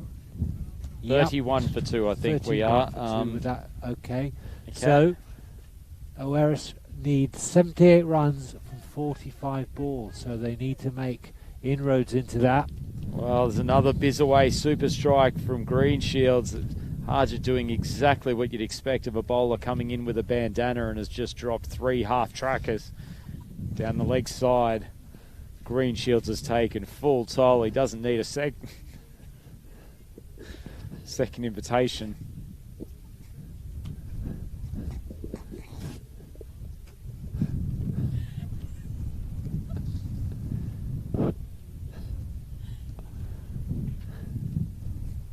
Yes, the bowler's giving it the double teapot, and on his head it looks a bit like a cozy, doesn't it?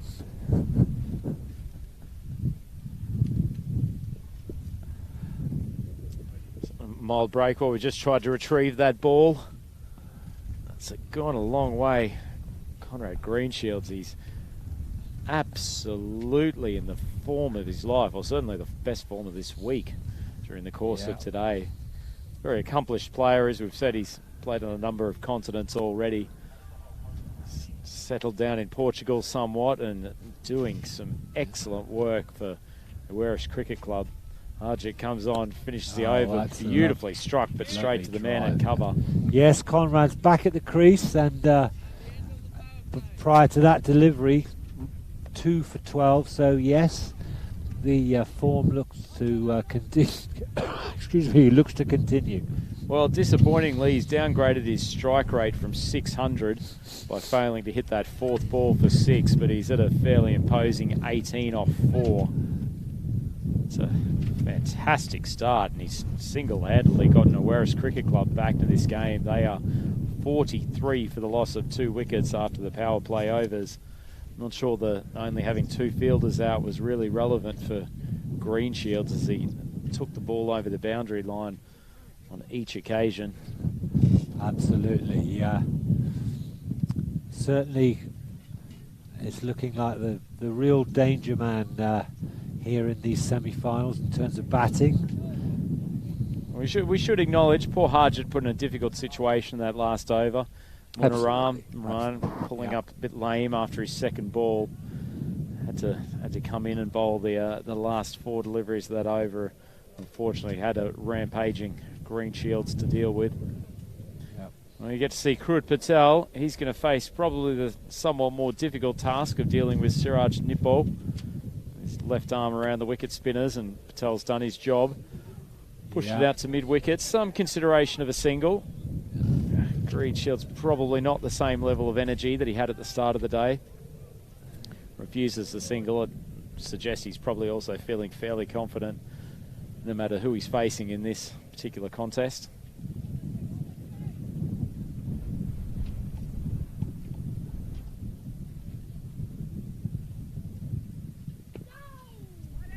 Good ball from Siraj Nippo. A bit more respect for Greenshields. Drops that down. Not too far away from the stumps. Almost ricocheted of his bat with a little bit of backspin. It's well bowled. Yes, just creeps through. Very tidy defensive shot from Greenshields. Well coached player indeed.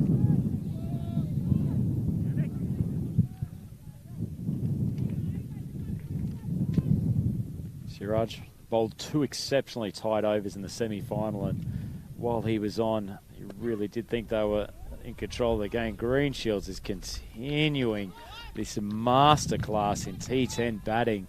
Gone down on one knee and swept beautifully for a 4. Yeah.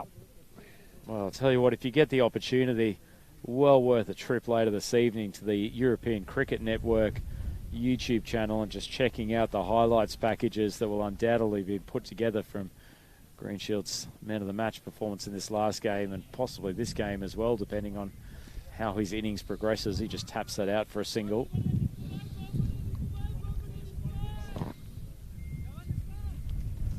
Wind continues to bluster. If anything, it's getting a little harder. Krut Patel comes on strike. He's facing Siraj. Full ball, swings across the line. A little bit quicker from Siraj Nippo. It's well bowled. Pitched right up there. 6 off his over so far. 1 ball to go. He's helped draw back this Werrish trace somewhat. He's been a very consistent bowler across the entire tournament. Short. Patel strikes it out to point. Misfield. Cut away. That's probably going to run down the hill for 4. That's a very helpful boundary. Yeah, very well played. Nice technique from Patel. Just dropped the Absolutely. back foot across. Yep, let it come on, and then snaps the cut off. Nicely played. Snaps the cut off. I like the description, Kat. Majestically describing Patel's boundary strike. And that helps kick his score along to 5 off 3 balls. His partner Green Shields 17 off 6, and Awaris 47 for 2 after 4. They're definitely keeping track with the run rate. Still a decent bit of work to do, but needing 62 runs in the final 36 balls of this innings at just a tick over 10 runs and over. Well, Lily Panda on the live chat from YouTube, from European Cricket Network channel, suggesting that Green Shields probably won't be running too many singles. Suggest that's a combination of two things. His lack of energy after a lot of work in this tournament, in particular this morning, but also the fact that he would like to chew up as many balls as possible in this final 6 overs. As Imran Khan comes on to bowl, short of a length, Green Shields onto it in double quick time and eases another boundary. This is just looking too easy for him, Kat. Well, you know, Andrew, it's not so much not just the clean hitting, but he just puts it exactly where it's supposed to go. You know, didn't overhit it, but his placement means that the fielders have no chance of getting to it. So that's genuinely very good analysis, Kat. He's identified that there was a fairly substantial gap here between what was the man at deep square leg and the other at long on. Hasn't, as a result, hasn't had to overhit it. It's just eased it to the boundary, albeit easing it within about 2 metres of hitting a 6. Imran Khan just pulling away, possibly trying to get a look at what Green Shields had in mind to do, although he's remained relatively stable at the crease to date. Khan may still be stinging after the final over of the semi-final. Had the opportunity to close the game for his team. Fortunately went for a couple of unlucky boundaries as gives Green Shields another short ball, and he's pulled it for 4. Well, we've seen a number of shots today put in that area, and when he plays it, you just know there's no danger for him. I think I've seen 6, 1 he mistimed, the other 5 he's just slotting them away here. Well, he's got shots all around the ground, Green Shields, but I think the Rossio team probably need to force him onto the front foot, try to get him driving through the covers. Yes, they're sending in some cover now, but Horse and Bolt springs to mind.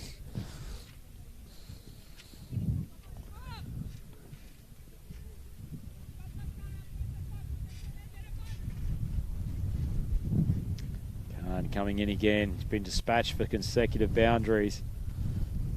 Ports the run-up for a second occasion this over.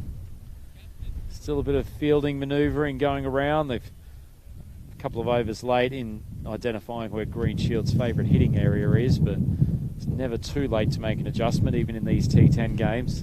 Ryan comes in. Much fuller balls, well bowled. Can only drive it out to the man coming in from a long on for a single. And that's at least taking Green Shields off strike for the moment.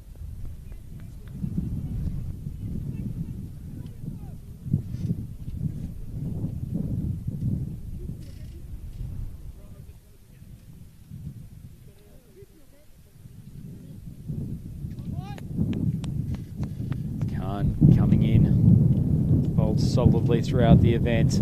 Love another wicket here, short to Patel.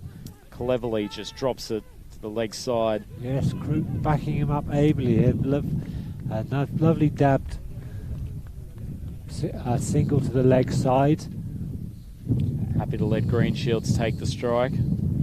Could have possibly pushed 2. Ran the first one hard, but they elected to play it safe. Already had Kuldeep, the victim of a run today. They don't need to add to that total.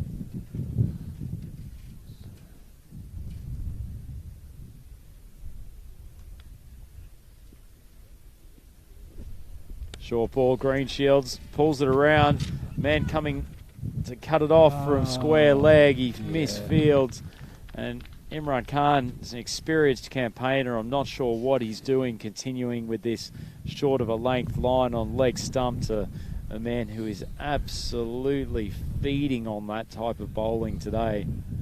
Yes, he seems to be relying on the outfielders to do his work for him. You know, the lad was placed there, he covered a lot of ground, but a slight misfield. Perhaps a change in line would negate putting all the onus on the outfielders. Well, it wouldn't go astray, would it, Kat? Wouldn't go astray as Greenshields moves to 30 off 10. We're a 61 for 2. Oh. There we go. Full ball outside off stump. It's called a wide, but nonetheless, it's an intelligent change in approach. I wonder if they could really take the pace off the ball, flight it a bit, and perhaps force an error with a bit of wind assistance. It's a canny suggestion, Kat. I think it's a good option for them. Yeah, it's they've got to try everything because it's a bit of a desperate for them if he keeps going like this. And oh, there he's he just goes ripped it again, again. and just inside the rope. Well, the fielder down there on the boundary was in with a chance, but unfortunately he's got his GPS locations wrong. He's moved about 5 metres infield, should have moved 5 metres to his right. Greenshields probably slightly nervous at one stage, but the ball swinging away from the fielder, and in the end he didn't get near it. Yes, that's another boundary. A slight shift in his weight there. He looked a tiny bit unbalanced, which probably accounts for why that didn't end up being a maximum. But even so he still hit it well enough to get a 4, and on he goes. Well, great partnership building, although most of the runs coming off the Greenshields bat. Werris Cricket Club right in control now. They are 66 for only the loss of 2 wickets. And Greenshields up to 34 off 11. Krut Patel giving him effective support. He is 6 runs off 4 deliveries, and Werris need only 43 off the next 30 balls. And you have to say, Kat, that if Greenshields remains in there for another probably 3 overs, then this match is as good as gone. Absolutely. Once again, you know, back-to-back innings of great importance, which is the sign of a very good player. Consistency to perform like this, that's a sign of just how good he is. Well, they've heard your call, Kat. We've got some spin on. He looks like he's bowled the wrong, and I'll have to check that on the replay. We were looking for the side-on view at that stage. Big appeal.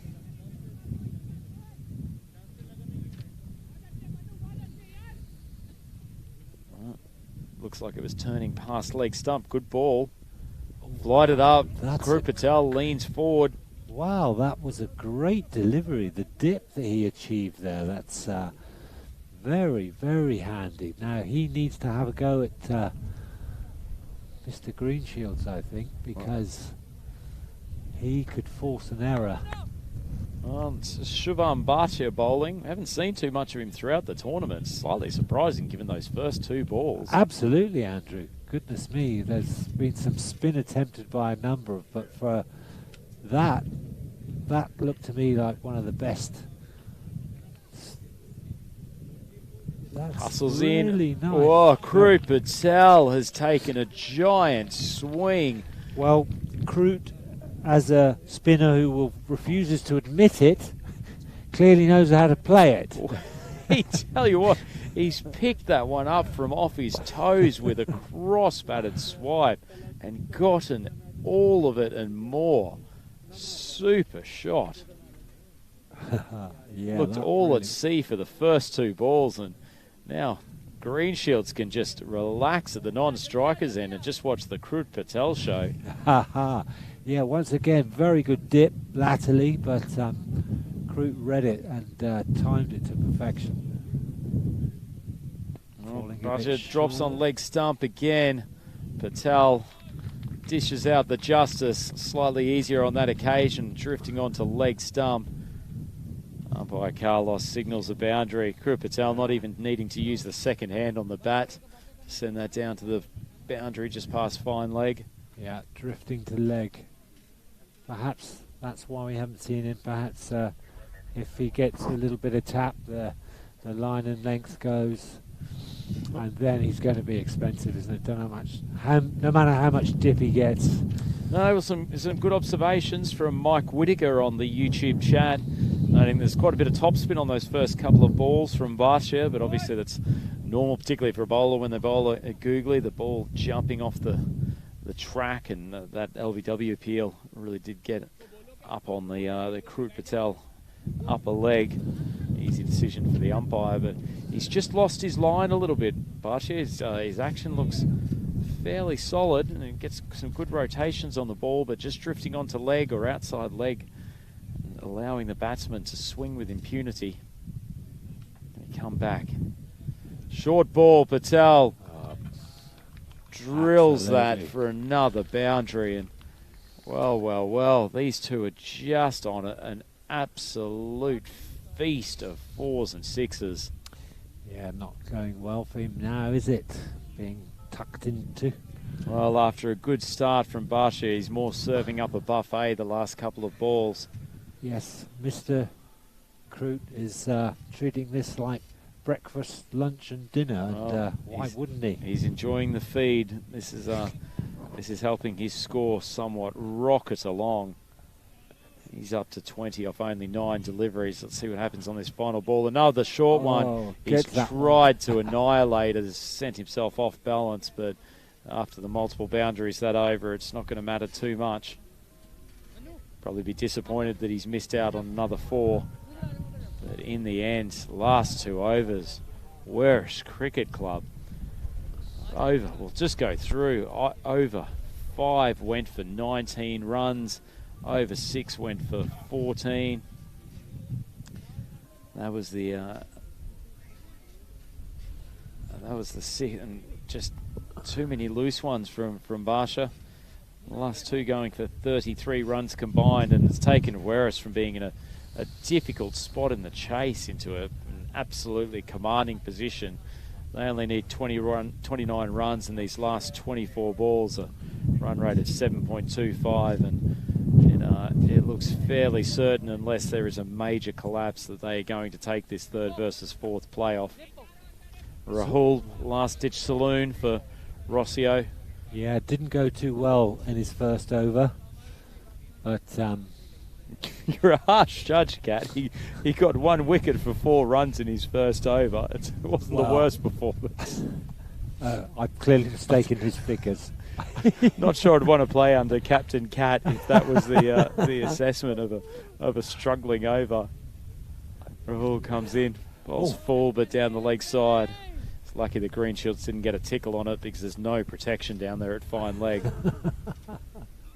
Just to clarify, what would you assess as a good over in this T10 format? Essentially, Paolo setting the standard with his 4 wickets for 3 runs. Rahul comes in. It's a better length ball. Green Shields cut straight into the ground. No run.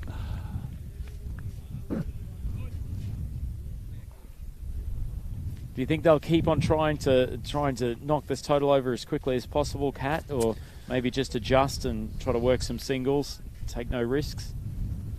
Well, we're closing in. They've got, 4 overs to go? Short ball. It's asking to be hit, but he's mistimed it. Good catch on the boundary line, and well. The introduction of Rahul has turned this game, not upside down, but certainly given Rossio an opening that they possibly didn't expect.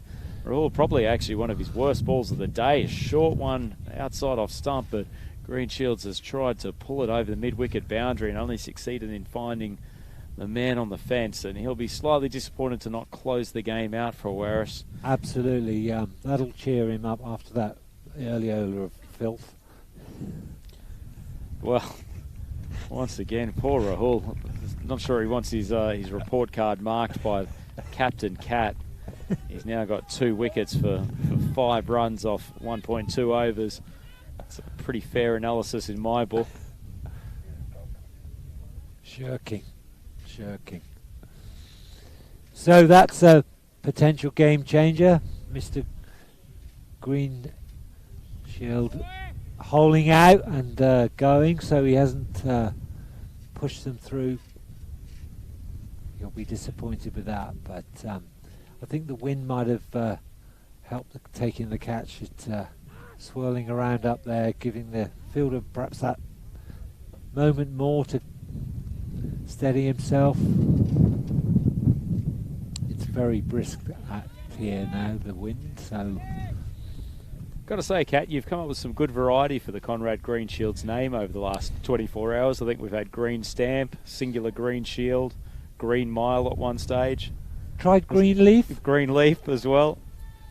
So added some variety. And so Green Envy? It's quite boring and repetitive, repeating the same name over and over again, so I appreciate the attempt to introduce some variety.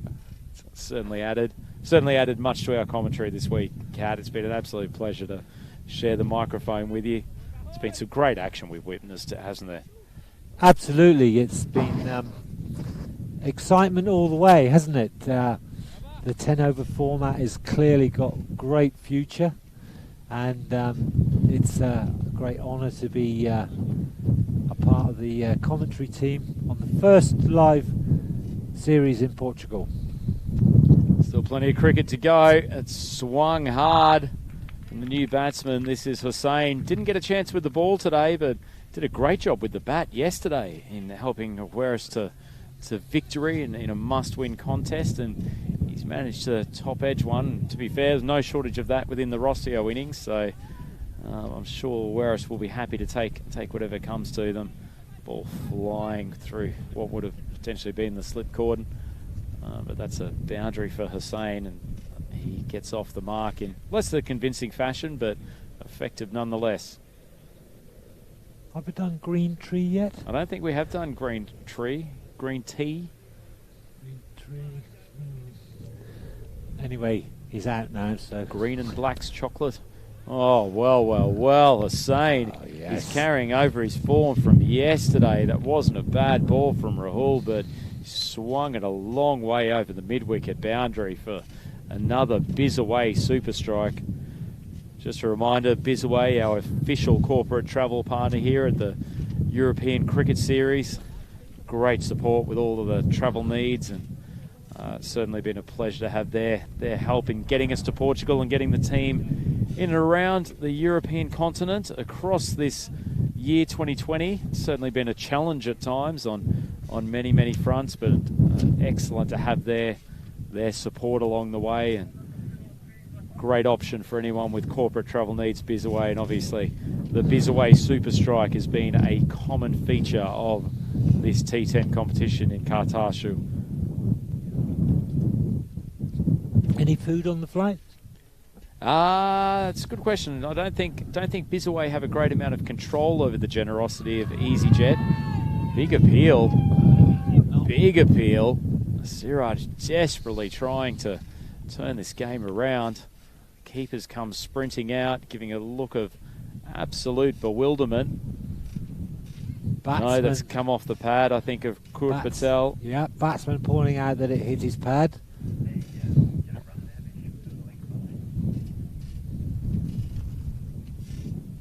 Well, just had Les Bickley, one of our frequent collaborators on the YouTube chat, chime in and say, does anyone else think the Cats commentary is a bit Bill Lawry-like? Well, intriguing suggestion, Les. Is that an insult? I think it's a massive compliment. Who is Bill Lawry? Bill Lawry, one of the most famous Australian commentators of all time. Is he? Absolute legend of the Channel 9 commentary team. Thank you very much, Les. Coming from you, that's a great compliment, and I'm looking forward very much to getting out into the middle with you ASAP, fella. Well, in the words of Bill Lawry, it's all happening out here. It appears that Krut Patel has actually been given out. We're trying to confirm with the scorers. It's been given out, caught by the wicket keeper. Admittedly, from watching the replay, it did look like it feathered his pad. Umpire's obviously decided that it's come off the willow in advance of that, and Krut Patel cutting a somewhat dejected figure as he strides off. Would have expected to see his team home, and that means they've lost both Patel and Greenshields, who were the players that were seemingly taking them to victory with ease. Rossio Cricket Club not giving up without a fight. Hussain still there. He's 10 off 2, absolutely rocketing along. Okay, umpire reversing his decision, I think, but I'm not sure. Anyway. So, O'Arish in the 8th over.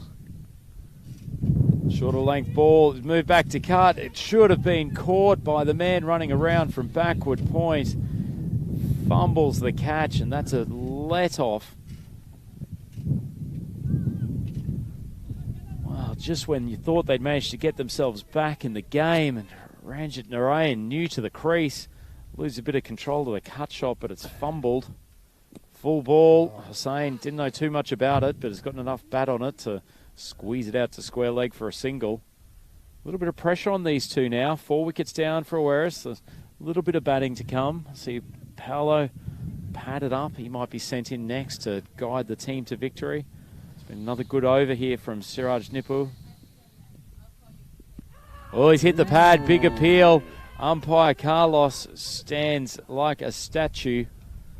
Says, I'm not putting the finger up again, Siraj Nipu.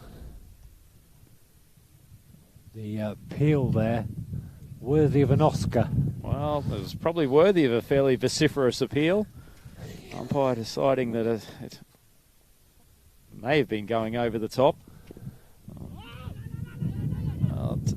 Narayan in a little bit of trouble. The throw just a little bit weak, not giving Siraj Nipu the opportunity to affect the run out. He's continuing to bowl tightly.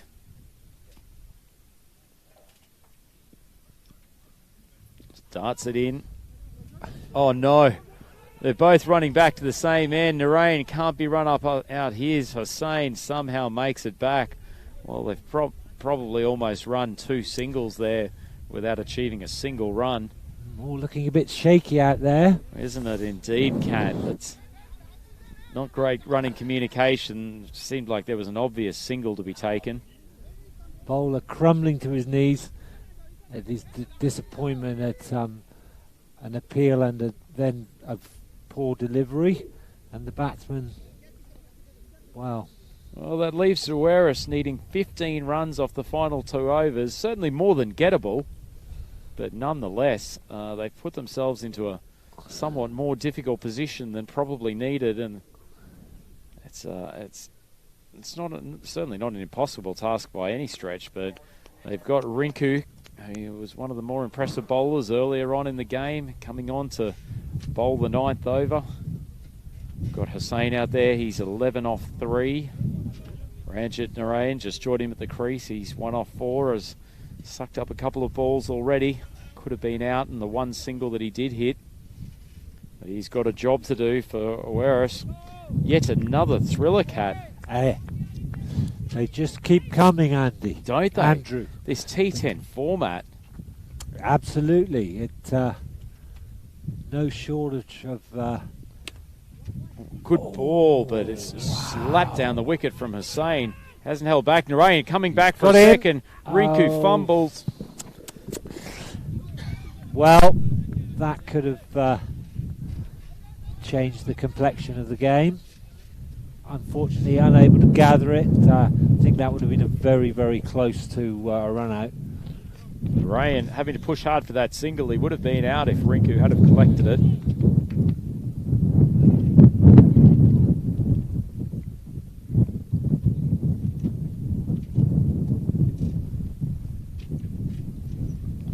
Pressure on that. So eased it a little bit. Helpful to have the first up too. Rinku comes into bowl. 14 off his 1.1 overs so far. Hussain on strike. Short. Hussain's taken a big swipe.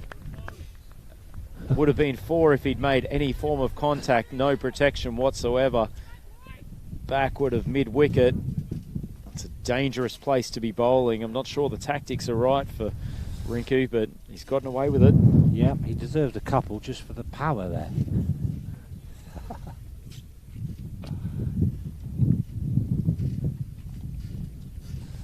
Well, a few of our YouTube chat folks noting that the pressure's starting to build and it's taking its toll on Awaris. Rinku comes in, slightly slower ball, but it's called wide. Umpire Steve Tripp can't keep him out of the game. signals for the extra. Rinku trying to adjust his line.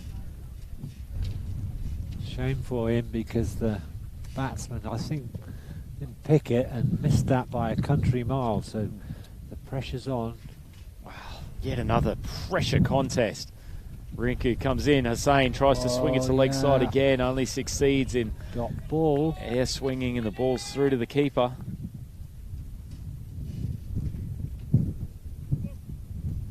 Rinku Singh has got his line right now, trying to avoid allowing Hussain to play that flat cross-batted shot down the ground that he loves so much. Risky game. Bowl a little bit fuller maybe. He's gone for the short one. Umpire Carlos signalling that he's happy with it. That's 3 dots in a row. Rinku Singh coming through with balls beating the bat just at the right time. Pressure. Sinead Khan on the 12 chat, required. man who knows something about fast bowling, saying that it's a good comeback from Singh. 12 required from 9 now. It's tightening. Rinku displaying the ability to apply a bit of containment. Oh, What's he done? It's slower ball, ball. but Hussain hasn't got much of it. The man coming in from the boundary, it's going to be a 2. Well stopped from Rinko at the bowler's end. Rahul's given him a full-blooded throw. Almost hurled his shoulder out of place and has done a bit of damage. That was well run after a couple of dot balls. They really needed to press for the 2. Hussain would have loved to see that one sail over the boundary, but he's only got a small piece of it.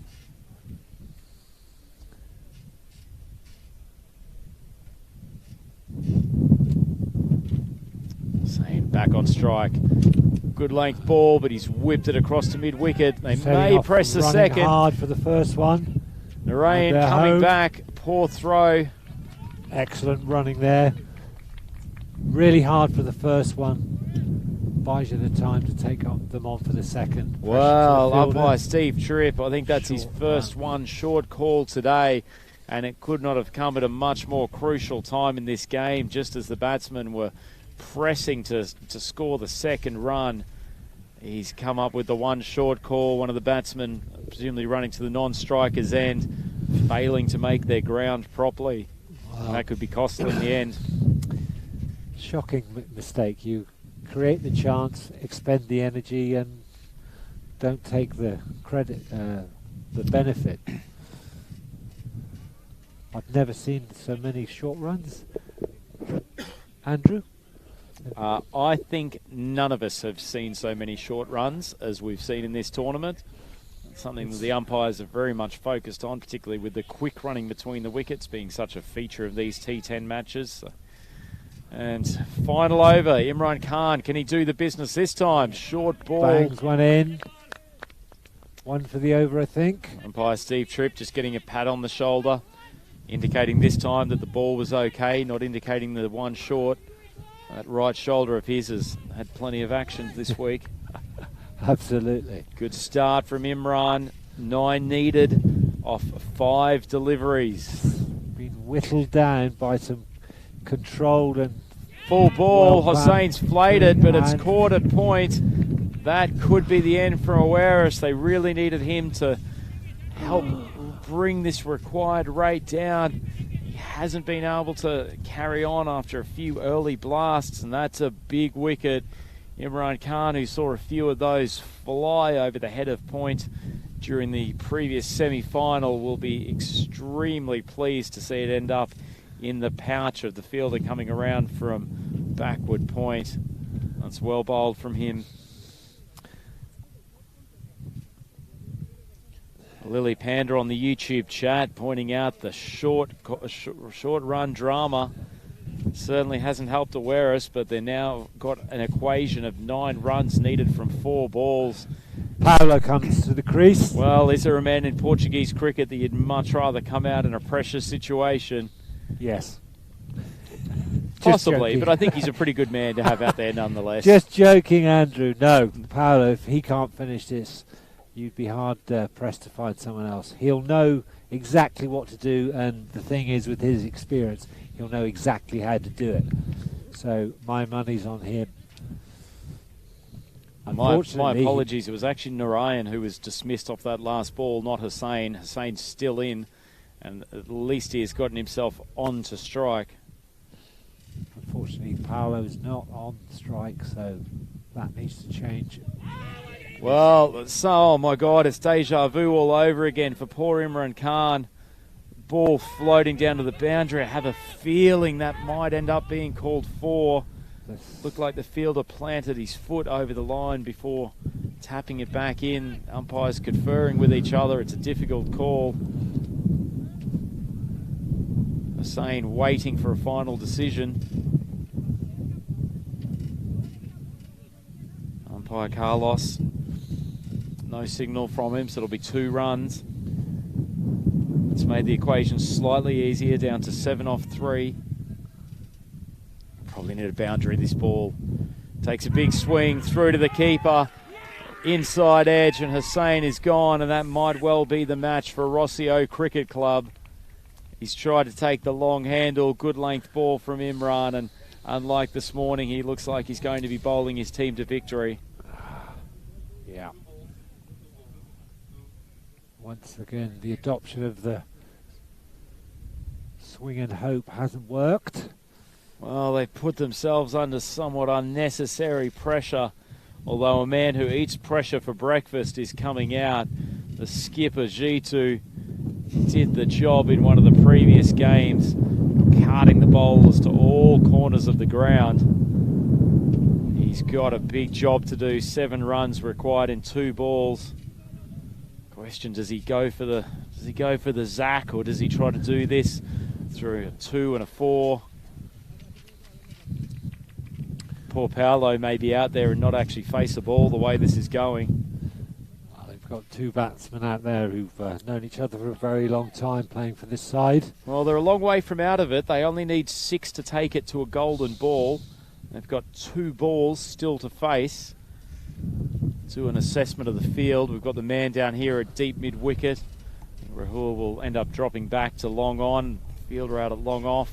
Man at deep cover, and it seems they've actually put someone back at a fairly backward point on the fence, trying to guard against that flashing ball coming off the outside edge of the blade.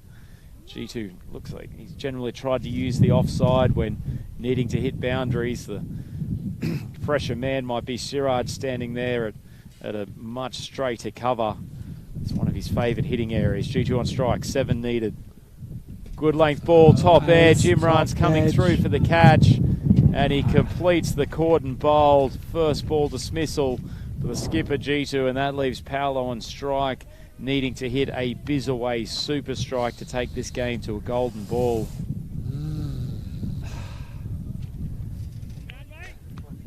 Wouldn't this be a magnificent finish to a game held at his own home ground? Paolo sporting that magnificent GM stick. I had a hit with it yesterday. It's a magnificent piece of wood, and I would love to see him strike a 6 to finish this game and to take it to a golden ball. As Salman Ahmed comes out to join him at the crease, his involvement will be relatively limited. So that's exactly what Jitu did yesterday. So Paolo, copy him. Wow. Pressure. Imran Khan desperate to deliver the 3rd place for his Rossio Cricket Club. He comes in, 6 needed. Shorter length ball. Paolo's rocked on the back foot. He cannot get under it, and it's well fielded. And that is game over. And Rossio Cricket Club are victorious in the 3rd and 4th playoff. What another magnificent contest, coming down to the final ball, Cat. That's a great win for Rossio. Absolutely, Andrew. It's clearly the nature of this format, isn't it, that it's excitement all the way. So I'm sure everyone who's watching the European Cricket Network, tell your friends, because the next fixture is the final. And we've seen another thriller here at Cartaxo.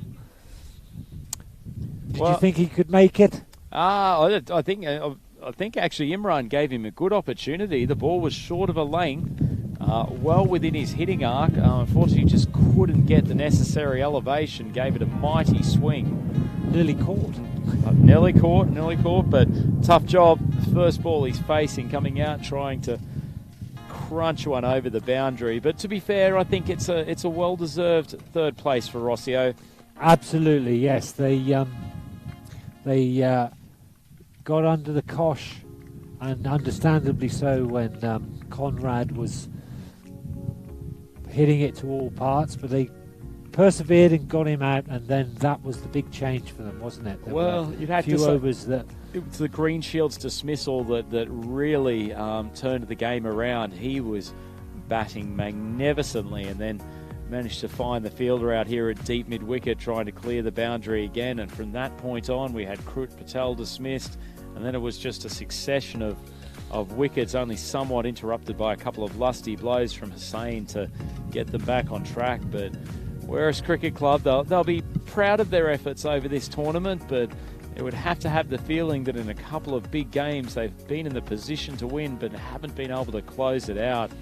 But Rossio Cricket Club, as I said, no less than they deserve that third place finish. They have been very good through the majority of this tournament. Can count themselves incredibly unlucky in not being in the final with the last ball lost to Marlow Cricket Club Villamora in the semi-final. And this continues what has been an outstanding finals day here at Cartaxo ground in Portugal for the European Cricket Series. Absolutely. We could not have asked for any more, could we, Kat? Absolutely not. You know, to see so much cricket at such a high level of excitement without exception, well, that's pretty novel. Absolutely. Oh, it's been a remarkable state play. It's been an absolute pleasure. And keep in mind, we've still got more to come. The grand final, not that far away, absolutely. And that will be a brilliant contest between Marlow Cricket Club Villamora and Al Valad, two deserving finalists. But these two playing the third and fourth playoff have given us an entertaining contest. Absolutely. The finalists will have watched that and think, well, can we better that? Well, they're going to be hard pressed. But we'd love to see another thriller in the final and just continue on what has been a brilliant finals day in Cartaxo. It really is doing Portuguese cricket proud. And as a neutral fan or as a fan of the game in Portugal, it's brilliant entertainment for those of you who are tuning in on the European Cricket Network channel on YouTube or through Fan Code in India. Just some outstanding play and no shortage of entertainment, and both sides in that game can be rightly proud of their performance. They really did put in an effort that was worthy of the third and fourth playoff. And as we see Imran on screen coming up with some excellent bowling in that final over, it looks like he's been named man of the match in the third and fourth playoff, and continuing an outstanding day for him. He was man of the match in the earlier game where they lost the semi-final to Marlow, but absolutely tremendous set of innings from him. Very, very well played. And he's given all the viewers at home some incredible entertainment with his blade today. Absolutely. And then lots of other players along with him. So if we go... we see just as the highlights package finishing off, just the ecstasy on the faces of the Rossio cricket team. They're extremely proud of their performance and very happy to take the win. We'll roll through the batting card for Werris Cricket Club. A really gutsy chase. They were out of it on a few occasions, but managed to fight their way back into the contest. They ended up 103 for the loss of 7 wickets. 104 for the loss of 7 wickets in their 10 overs. Kuldeep Golia was run out. It was a really, really big dismissal. Unfortunately ran on a ball that was pouched by the keeper, Azhar Andani, and thrown out to Harjit Singh, who was bowling at the time, replacing Munir Rahman, who was injured. He was out for 21 off 9 balls with 5 fours, dealing almost exclusively in boundaries. Prince Maratha promoted to the top of the innings, one of the promising young players here in Portugal. Fortunately, he was bowled by Rahul Bhardwaj before he got time to really get his groove on. He was out for 3 or 5. Conrad Greenshield's continuing an outstanding tournament, and in particular an excellent last day here in Cartaxo. He was eventually caught by Saddam Hussain on the boundary off the bowling of Rahul. probably the critical wicket of the innings, and he was out for 34 off 13 with 5 fours and 2 mighty sixes. Krup Patel gave him exceptional support in a great partnership in the middle overs. He was eventually adjudged caught behind by Azhar Andani off the bowling of the skipper Siraj Nippo for 21 off 13 balls with 4 fours in his stay. Mohammad Hussain, he batted very, very well, particularly getting off to a lightning start, but stalled a little bit towards the end before he was caught by the keeper off the bowling of Imran Khan in the last over for 18 off 11, 1 4 and 1 6 in his innings. And then Ranjit Narayan, he probably didn't help contribute to the keeping the run rate in a good position. He was out for 1 off 6, caught by the sub of Saralam off the bowling of Imran Khan. And Paolo coming in at the end there, he was not out 1 off 1 ball, unable to launch the ball over the boundary for the 6 runs that were needed to take that to a final golden ball. And I'll swing over to the Cat for the bowling analysis. Yes, the Rossio unit coming under attack, so some of the figures are variable. Rinku Singh bowling 2 for 18 with 1 wide. Rahul Bawaj 2 overs for 16, 2 wickets and 1 wide. Muna Rahman 0.2 for 8 runs. Harjit Singh 0.3 for 13 runs, 1 wide. Siraj Nipu 2 overs, no maidens for 12 and 1 wicket. Imran Khan 2 overs, 22 runs for 3 wickets, so expensive but effective. 1 wide. And Shuman Bhatia 1 over for 14 runs and nothing else. Well, in the end, a 5-run loss for Awaris Cricket Club in this 3rd and 4th playoff. Rossio Cricket Club very, very pleased with taking out the bronze medal. Those medallions will be given out after a presentation ceremony later on after the grand final, and well-deserved winners of that bronze medal position. And those bronze medals brought to the players by Local Lifestyle, the official trophy and medal provider of the European Cricket Series. A reminder, we have the grand final combatants ready to go. It is the number 1 qualified team, Marlow Cricket Club Villamora, up against Alvalade Cricket Club. This will be a tremendous contest, and if it's anything like the first 3 games today, Kat, we are in for an absolute treat. No doubt about it, Andrew. If they can match the entertainment we've already been lucky enough to enjoy, it'll be great. And that's, I'm sure, exactly what we will get, because this is the final. This is why everybody has come here, and they're through, and they just need to put together a good performance, and they get to lift the trophy. Absolutely, and the big trophy that it is from our friends at Local Lifestyle. And there's been a substantial crowd pull in. Obviously, all of the teams are in show today will be sticking around for the grand final. There should be a tremendous atmosphere. Please come back and join us. We have the grand final starting in approximately 34 minutes' time. Please come back and join us on the European Cricket Network for the grand final, Marlow versus Alvalade. We will see you then. And I said to you earlier, get your supplies, because you must stay in your seat. Leave it and you're bound to miss something. Back soon.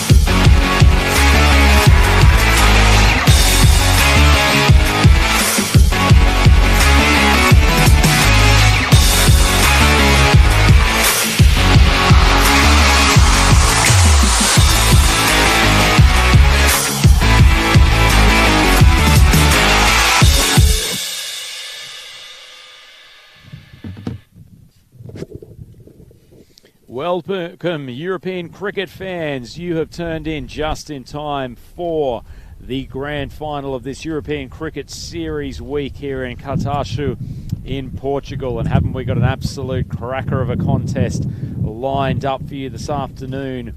We have the number one qualified side, Marlow Villamora Cricket Club, coming up against Alvalade Cricket Club in this deciding game of the European Cricket Series. And as we see the Marlow boys who have won the toss and elected to field striding their way out past what both teams are striving to win today, which is the crowning glory trophy brought to us by our friends at Local Lifestyle. And entering the cauldron also, we have the batsman representing Alvalade Cricket Club. And joining me in the commentary box, we have Adrian the Cat Golding. How are you, Adrian? I'm very well, thank you, Andrew. Yes, everyone, this is what we've all been waiting for. So, the most favoured team from the outset have made it through, and Alvalade will be looking to post a score that is beyond them. So they're going to have to bat very well. Brilliantly put, Cat. And as we start to get people in positions for this final, just to let you know, we have Carlos Buchamatsa as the match referee for this grand final, and Adrian van der Vries and Steve Trigg out there in the middle as the primary umpires on field. Looks like, as per usual, Zafar is going to open the bowling for Marlow Cricket Club Villamora. He's been by far one of the standout players so far in this tournament, and his team will be looking for him to come up with an incisive opening spell. He's generally bowled his first two, both in the power play overs, and has been in excellent form with the ball. One of the key men in their victory this morning. For those of you who weren't able to join us this morning, it was certainly a case of both of these teams having to escape through with incredibly hard-fought victories. Both of them coming down to the last ball. Marlow Cricket Club Villamora just sneaking through for a 2 on the final ball to take the victory, and then in the second semi-final, Alvalade just holding on against Oeiras Cricket Club, who had an opportunity to hit a 6 off the final ball before Conrad Greenshields was clean bowled after an incredibly brave innings where he batted through from the opening spot. Out there in the middle for Alvalade, we have Abdul Qazi, the wicket keeper. He's taking up strike, and Arslan Ahmed, number 9, at the non-striker's end. So we are ready to go. Zafar with the first ball of the final. Short of a length. Defended out into the offside by Qazi. Cat, your prediction, please. Well, as I said earlier, Marlow have been the favourites throughout, but I'm not going to call this one because I think it's too evenly matched. Alvalade have really shown promise in all the areas, and I can't really pick a winner, Andrew. Can't pick a favourite. They've really built some strong momentum over the back half of the tournament, Alvalade. A little bit of a slow start, but their prime movers have gone into the game well. That's an early wicket. Unfortunately, Abdul Qazi has hit the second ball of the innings straight to the man at point, and that's a crucial opening incision. Marlow Cricket Club Villamora, first wicket, second ball, and Alvalade are 1 wicket down without any runs on the board. Short of a length ball from Zavar comes through with reasonable pace. Yeah, it looked a tad cramped playing that, so maybe that aided in the mistiming a little, not putting it where he wanted to, and he'll be very, very disappointed to come this far and get out so early. Well, Zafar indicating the sort of length that he's likely to be bowling. He's got a man out on the deep point boundary in addition to one that's at third man on the rope. That's a massive scalp this early on. isn't it, Andrew? Yes, so Parveen Singh comes to the crease. Well, he wasn't expecting to be in this early, I'm sure. And so, first blood to the Marlow. So immediately they put themselves in the driving seat, and well, interesting field choice at the moment. Zafar indicating once again he'll be keeping the ball outside off stump. He's had the man move around to third man for the left-hander, and looks like the second one is going to move to somewhere backward of point on the boundary. Remember, in the first 3 overs, it's the power play, only 2 fielders outside the circle. Zafar comes in, short ball, just dab down for an easy single for Parveen. That's a not too hospitable welcome to the wicket from Zafar. It looks like he's going through it a couple of extra clicks. Clearly pumped up for this final. Yeah, very specific about the field placings there. It's been a feature of this side throughout the series. They look to me like they have a very clear plan, and also they're drilled and how they're going to execute those plans, and I think that's set them aside from some of the other sides. Zafar comes in, short of a length again. He's getting enough bounce to trouble the batsman. Arslan pokes it out to the offside, and he's running through for relatively comfortable single again, but Zafar doing his job, not giving away any boundaries in these crucial power play overs. The batting side immediately looking to rotate, and that's good. You lose an early wicket. You've just got to forget that and get the scoreboard ticking, because if you don't, when the loose balls come and you put them away, they won't be enough to post a decent score. Zafar aborts his run up. I think they'd be really looking to turn the screws here early, Marlow Cricket Club Villamora. Going to this game, I think, as slight favourites. They've only lost 1 match throughout this entire tournament, and that was an upset by Royal Cricket Club of Lisbon. Very, very close semi-final, as we said this morning. Rossio Cricket Club probably in the box seat until the final over. Zafar comes in. A little bit more leg side, well dabbed down by Parveen Singh. Scurries through for the 1. But Marlow have managed to take their way to this final, much as they were expected at the start of this competition, although probably not necessarily given the closeness of the semi-final that they expect to be pushed that much. But an excellent performance from the Rossio team, and in particular their opening batsman Imran Khan. So Parveen Singh to face. Ooh, swing and a miss from Arslan there at the striker's end. Zafar once again sending it through at pretty reasonable pace. It's an accurate and very effective first over from him. Only 3 runs on the board and already 1 batsman back in the shed. Yep, every batsman's going to be pushing it through as fast as he can. This is it, this is the final, so leave it all on the field today.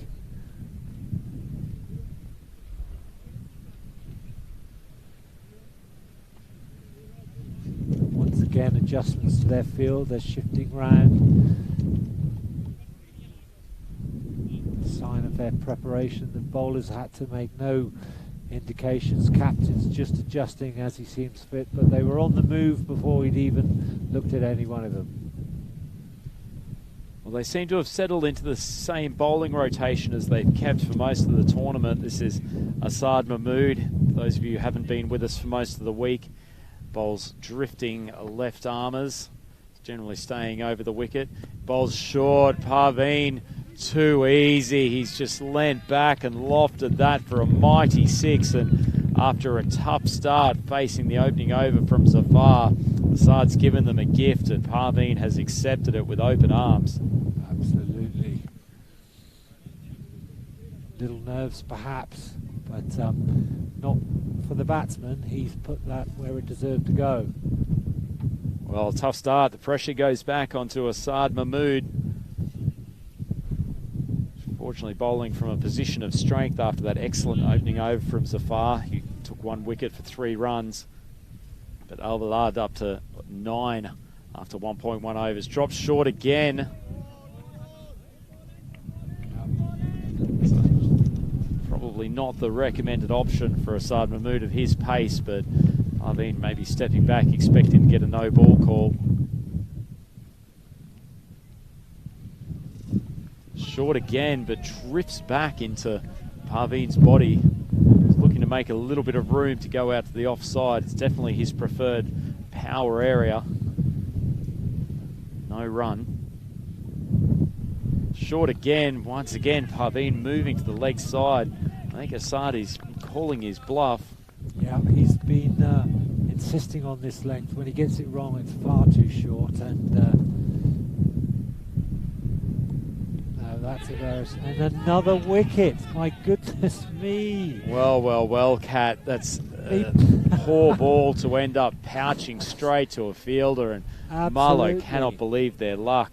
He started over with a very, very short one. Two pitch short. The last one pitched up a bit further, and the batsman no footwork, and he's absolutely presented a gift to the gully fielder. Well, there's a blustery breeze coming across this ground now. It's probably the heaviest it's been all day, but the Alvalade batsmen have had the wind taken out of their sails. 2 early wickets, and you'd have to say 2 mental errors from the batsmen. Neither of the balls that have created the dismissals have been particularly special deliveries, and looks like coming to the crease we have Rana Sawar, who has been in and amongst the runs over the last couple of days. I'm somewhat surprised he hasn't come out to open the batting to give him as many balls as possible, but he has got a rebuilding job to do for his team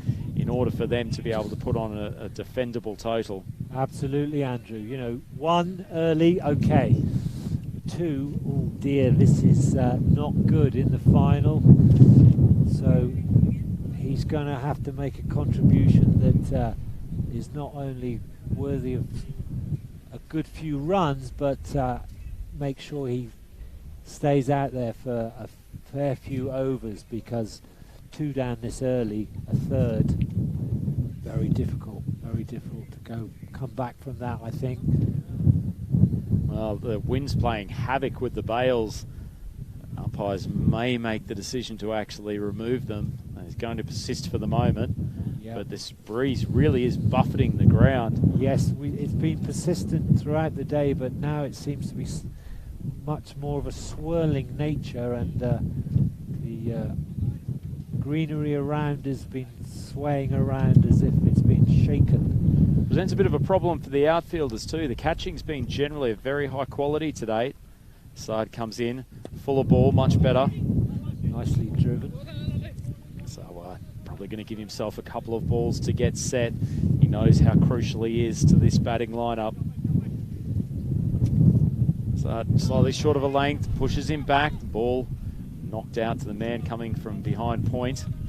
It's no run, and that's the end of a pretty successful over. Poor start from Asad Mahmood, going for 6 in his first delivery, but he's come back with a vengeance and has come up with 5 consecutive dot balls thereafter. It looks like we may have an early stump change to deal with the effect of the wind by Adrian van der Vries coming out to greet Carlos Puchimato. He said the match official. So there we see the bails coming down, and well, interesting move here. They've decided to bring on Amir Zaib to bowl the last over of this power play. Very often sees Zafar go through both of his overs, but suggests that they might be holding him back for some of the strong Alvalade middle order batsmen. They definitely haven't opened up with their strongest partnership, and perhaps they just want Zafar on board to deal with maybe Rao, and particularly if Sarwar gets going, in order to just pull them back in the middle overs. Alvalade 9 for 2 off the first 2. Side bowls full. Beautiful flick over to the leg side. It's unfortunately pitched like a 9-iron and won't make the boundaries. The father man's chasing it out there. It's just 2, but lovely technique on the leg side flick.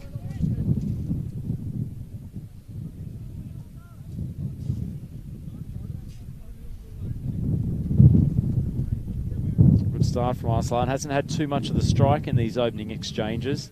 No, he needs to set quickly and look to score. As I said, 2 down, a third. Well, you're leaving everything for the middle order to do, and that's not what you want. Les Bickley jumping up on the YouTube chat, noting that these are the two that did the damage last time around. This Alvalade lineup as Amir comes in.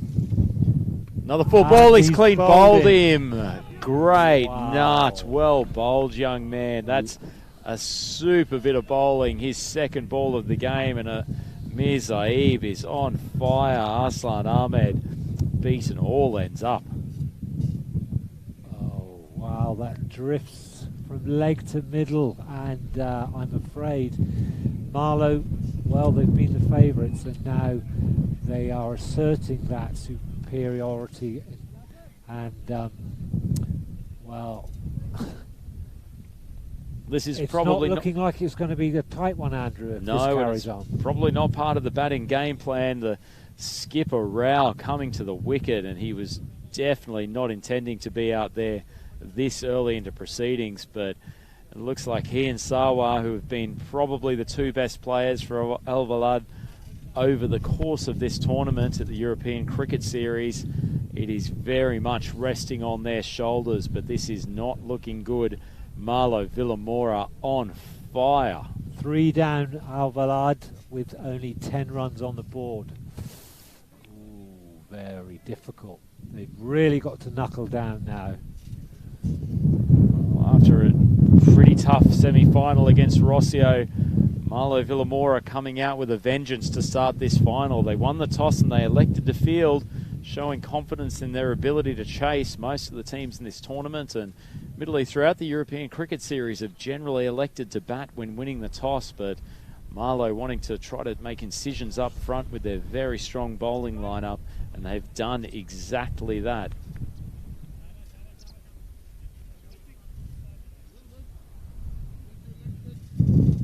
So Amir Zaib comes in to bowl. Taking his time, batsman adjusting his gloves, just taking a moment to perhaps calm himself, have a look at the field.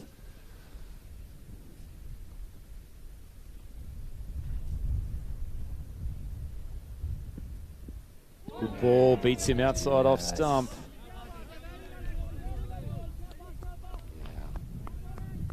You like that one, didn't you, Kat? It almost sounds like you're purring in the background. Yeah, that's Shalai Shantai, the corridor of uncertainty. That's exactly what it is. No matter what form of the game, it's an effective method. Mirzaev comes in slightly short of a length. Yeah, Rao just punches it through to the offside. Take a single. Well, Marlow couldn't have wished for a better start than this, I don't think. They've still got probably their two best batsmen at the crease. As long as these two can negotiate the next 4 to 5 overs without losing another wicket, hopefully give the team a platform to thrash their way through the last 3 or 4 overs. Rao come off the back of his bat, trying to flick it to the leg side. My apologies, that was Sawa. Fortunate not to end up in the hands of one of the Marlow infielders. So Amir Zaib started very tightly. Looks to me like he wants a bold wicket, Andrew. Wow, he's been given the responsibility of the 3rd over of the power play, and he's responded. Full ball, and he's cleaned up Rao. He's absolutely castled in with that one. Looking to attack by pitching it up last couple, and now he's through in 4 down. My, this is turning into a procession back to the pavilion. Rao, he's only been in there for a short period of time trying to swing across the line. Probably not what was needed from such an experienced campaigner. And Alvalade lose their 4th wicket of this grand final. They still haven't exited the power play, and this is going absolutely pear-shaped for them.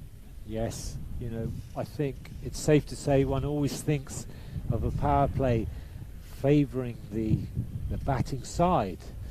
For fielding restrictions, get through the infield, it's always runs, but in this case, well, the score tells you a very sorry story. Oh, an incredibly 12 sorry runs on story. the board with 4 wickets down, and we're only in the 4th over. Well, we've got Sinead Khan, one of the stars of the tournament, joining us on the YouTube chat. Just noting that this gentleman in the form of Zaib knows how to bowl out swingers, and they have proved lethal in that 3rd over. Looks like Asad Mahmood coming on to bowl the 4th. Good length ball, but Sawa has treated him with disdain. Nailed it out between cover and long off. Yeah. Superb power. Boy, did Alvalade need that. He's been joined at the wicket by Aslan Nawaz. It is going to be this man Sawa who is going to have to take the majority of the strike. Asad been hit for a 6 and a 4 off the first ball of his 2 overs. Responded well last time. Short ball. I think that might have been put down by the wicket keeper. Yes, by his reaction, Andrew. Yeah. Let's have a look at that replay. My goodness me. We've talked about the fact that Asad gets the ball to really zip through off the pitch despite not coming through the air as quickly as many of his colleagues in the bowling unit. It's a good length ball, respected by Sawa. Alvalade up to 16, 4 wickets down. Could have very easily been 16 for 5. Asad Mahmood approaches, bowls short of length. Sawa pulls that effectively. Man coming around from backward square. He won't cut it off, and that's a lovely shot and a much needed second boundary of the over. Yeah, well outside the leg that, and pulled round vacant areas. Well, if these players have been out in the middle for all 5 days of this tournament, you can't be serving them up that sort of bowling.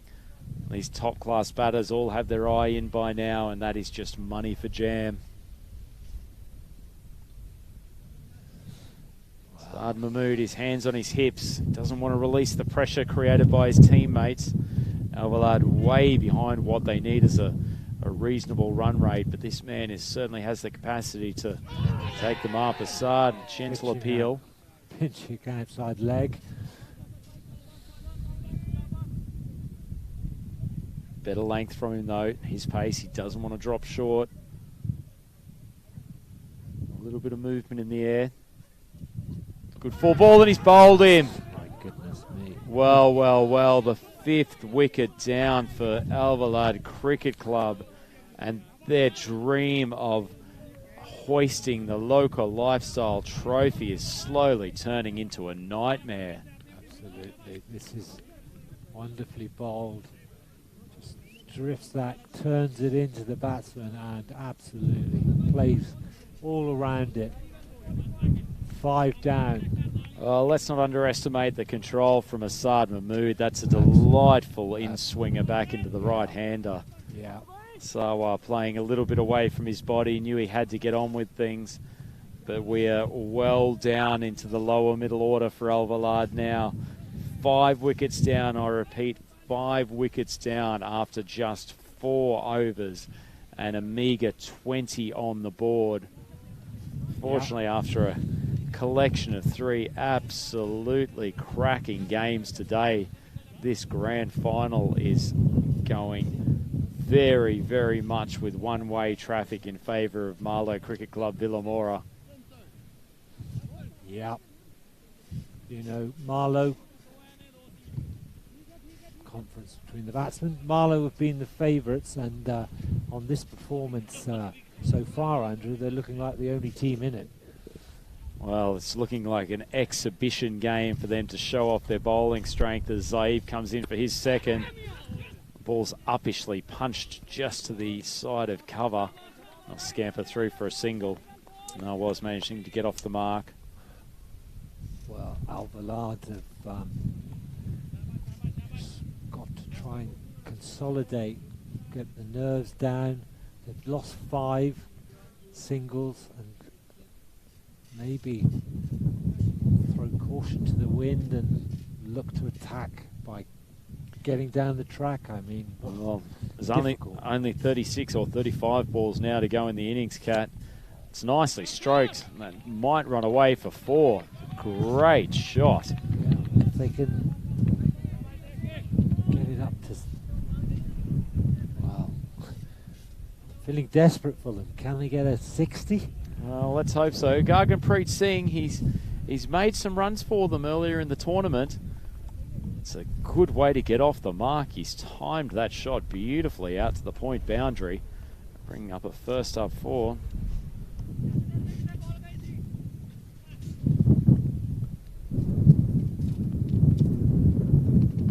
My apologies, it's actually Amit Datta who has joined him at the crease. Joined Arslan. First up 4 for Datta.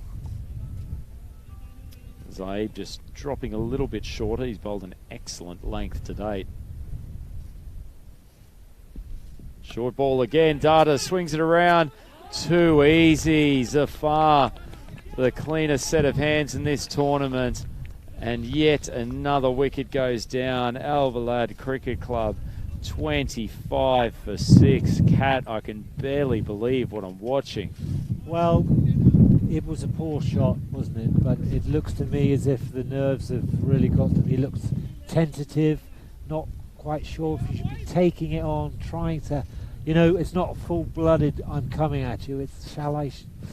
And pops one up in the covers, as you say, for a very much a dolly of a catch. 6 down, 25 on the board. Well, they must have their head in their hands, the Al Balad batting lineup. They've come in here in such tremendous form. They put 110 odd on the board against Awaris. They have nailed plenty of maximums and 4s against almost every bowling lineup in this tournament. But in the grand final, they are capitulating against this bowling onslaught from Marlow Cricket Club. Well, see any balls? I know I'm grasping at straws, Andrew, but for the sake of Al Balad, the success the Marlow attackers have, perhaps the wind has assisted a couple of those wickets. Well, possibly. It's certainly not the easiest time to bat. But, and admittedly, we've got Junaid Khan chiming in on the YouTube chat saying that actually, given their bowling lineup, 60 would probably at least give them something to bowl at. Yeah. But at the moment, 6 wickets down and only 26 runs on the board. It's just hard to see how they're even going to reach 60 at this time. Plenty of balls to go.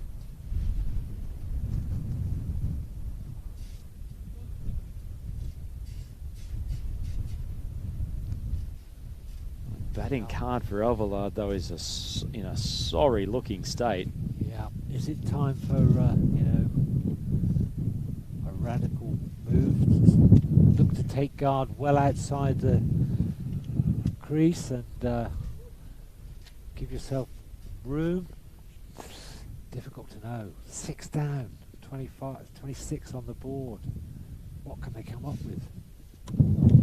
Full ball, another good delivery from Amir Zahid. He's been impressive in this 2-over spell. Yeah. He ends up with 3 wickets for 9 off his pair of overs and will receive a rapturous round of applause from his teammates within Marlow Cricket Club. And just in case they thought it might get a little bit easier, they are bringing back their trump card, Zafar Ali, to try to finish off this lineup. Yeah. And I suspect the manner in which he bowls, he'll relish the opportunity. Well, let's see, the batsman might appreciate a little bit of extra pace to work with. He kept very much a short of a length outside off stump line to the opening pair. Let's see what he does with the lower order. Slightly short of a length again, trying to pull it. Possibly had an opportunity at the non-striker's end if he had have picked up cleanly, but they scamper through for 1. So Miyadar, who's joined Arslan Nawaz out at the crease.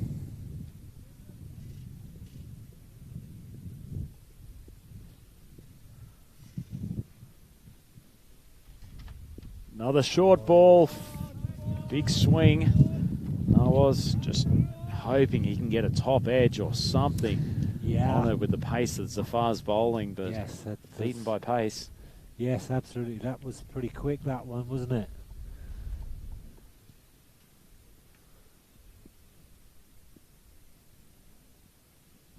Much fuller ball. Gives himself a little bit of space, gets the front pad out of the way. Just a single. Wow. It's another good over so far from Zafar. He's been a genuine star of the tournament. This Marlow attack, when they're not taking wickets, it's just the dots. Oh, they've kept the pressure up too. Oh, and it's resulted in a wicket. It's clean bowled. Yet another. Delivery. Ho, ho, ho. Well, there's no need to have fielders in the outfield when you're continuing to castle the batsman with such regularity. Watch this one, everybody. All the way, and that's on middle stump until the batsman is playing his stroke almost, and then it moves away to off. That's an absolute cracker of a ball. Well, you don't keep those ones out unless you play the wrong shot, Andrew. It's a great seed from Zafar. He's a talented cricketer, but Alvalade have just left too much for their lower order to do. They are really going to struggle to reach 50 at this stage, and frankly, it's a great shame for them. They, as Mark Lovell from the European Cricket Network has chimed in on the chat, noting that they actually lost their first 2 games, but have actually reached the final off the back of a long succession of wins. And I think a lot of people suspected that they were probably the form team going into this grand final. There was certainly no expectation that there was any prospect of this sort of annihilation from Marlow, but they have made this batting lineup look second rate, which is very much not the case. You know, they've put in good performances, bar the one blip, and right now in the final they've gone to the 5-star petrol and put the foot down. 28 for 7, Alvalade. Will they get to 50? Well, it'd probably be a monumental effort if they do. 7 wickets down, 28 on the board. Oh no, this could be another. The ball's just popped up. It's going to be a single. Confusion with the running. I guess a single, even a single, is incredibly valuable at this stage as they try to creep their way to some sort of total. It's Hunain Salim who's joined Arslan at the crease. Neither of them would have been expected to have been out in the middle at this stage of the game, would have been hoping to be in the batting sheds for the majority of the innings. So far, full ball, nicely driven. Arslan pushing through for a single. The one. Well, good to see some enthusiasm coming from the Alvalade team. The calls of Shabash Shabash. I'm not sure that any amount of vocal support is going to rapidly improve their situation, though. Unless Great these over. 2 tailenders can do something, or 2 middle order and tailenders can do something absolutely miraculous. That's a sensational over. Well, 30 runs, 7 wickets down on the board. Not a scorecard that we're used to seeing within the European Cricket Series.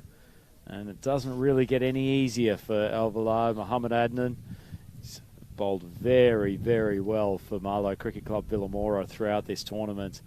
No shortage of pace and hostility at times.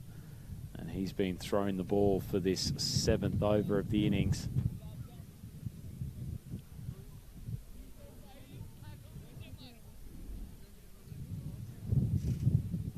Mid-pitch conference as Zafar looks to be carrying an injury, and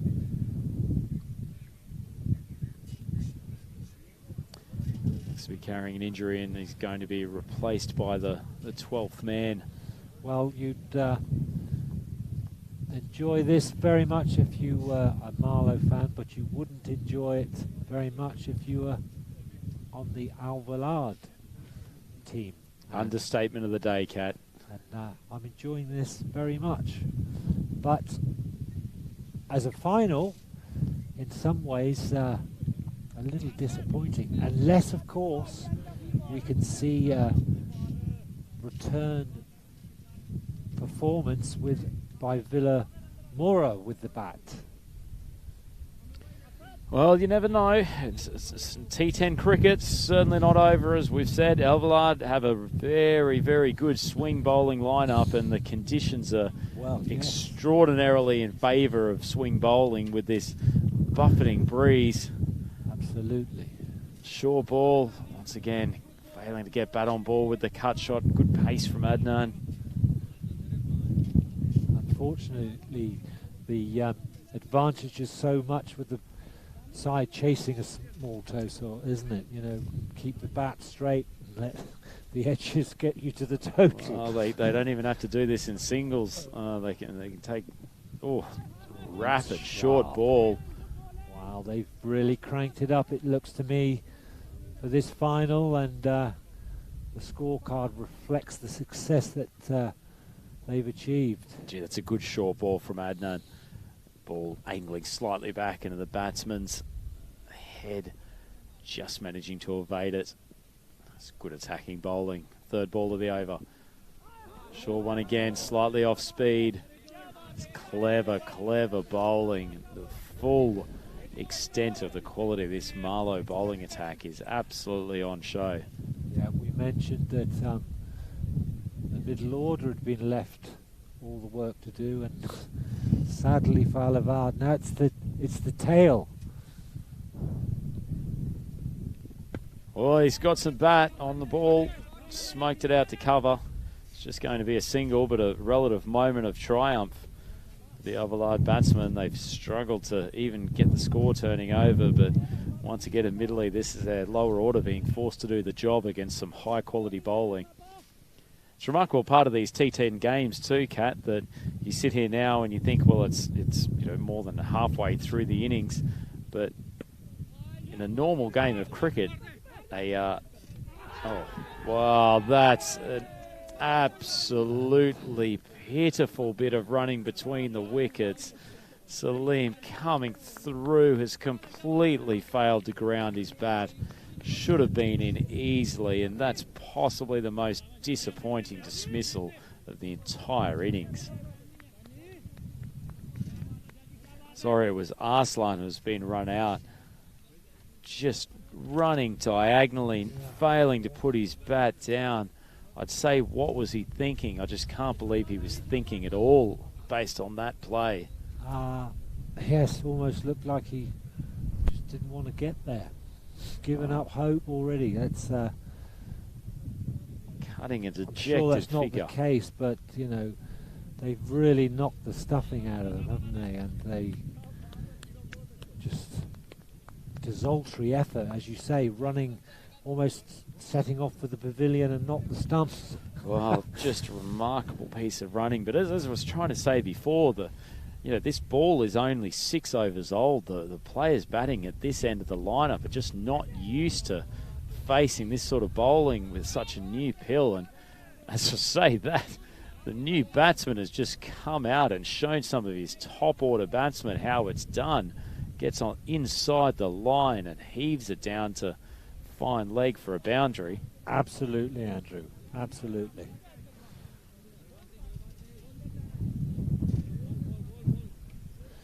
So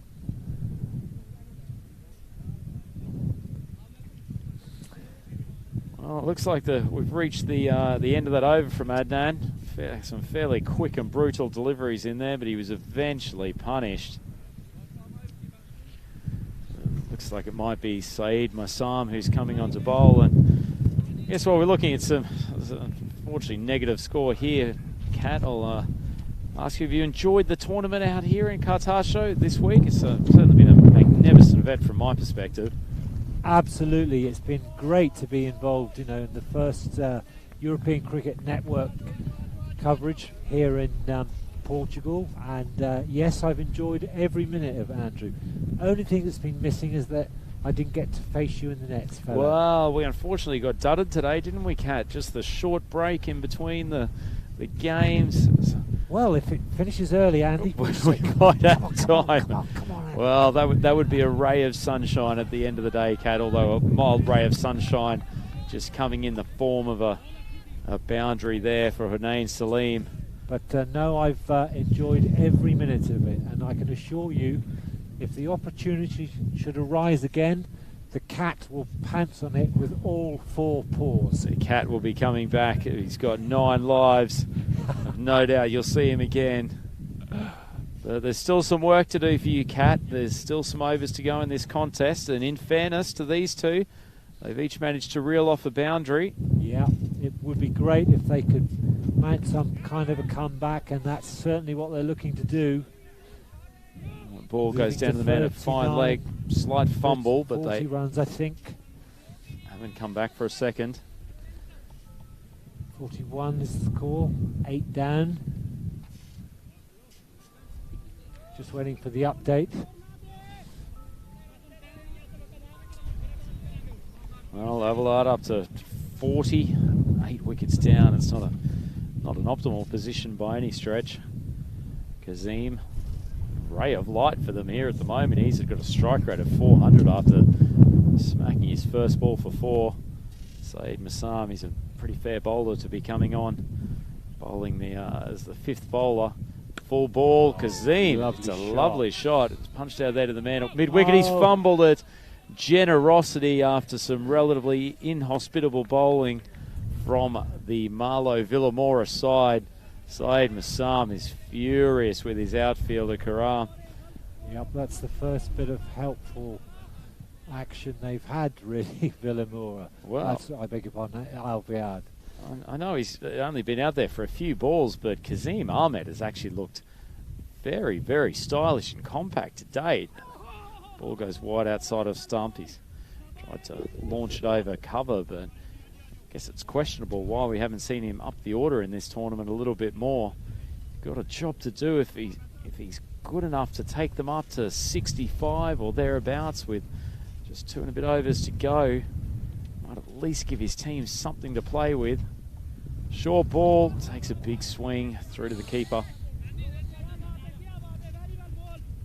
Well, we haven't seen it so far, the thrilling action that we've had before, but we've certainly seen an absolutely perfect display by the bowling side here. To reduce in a 10-over match 8 wickets for 44 runs. No one's come close to achieving that. Mohamed Adnan coming on the bowl, full ball. Batsman tries to swing him down the ground, beaten by a bit of pace and a bit of movement. Hunain Salim, tough job for this boy, coming out in probably the most difficult circumstances you could ask. He's got 11 balls for he and his partner to try to turn this into some sort of total. Avellard 44 for 8.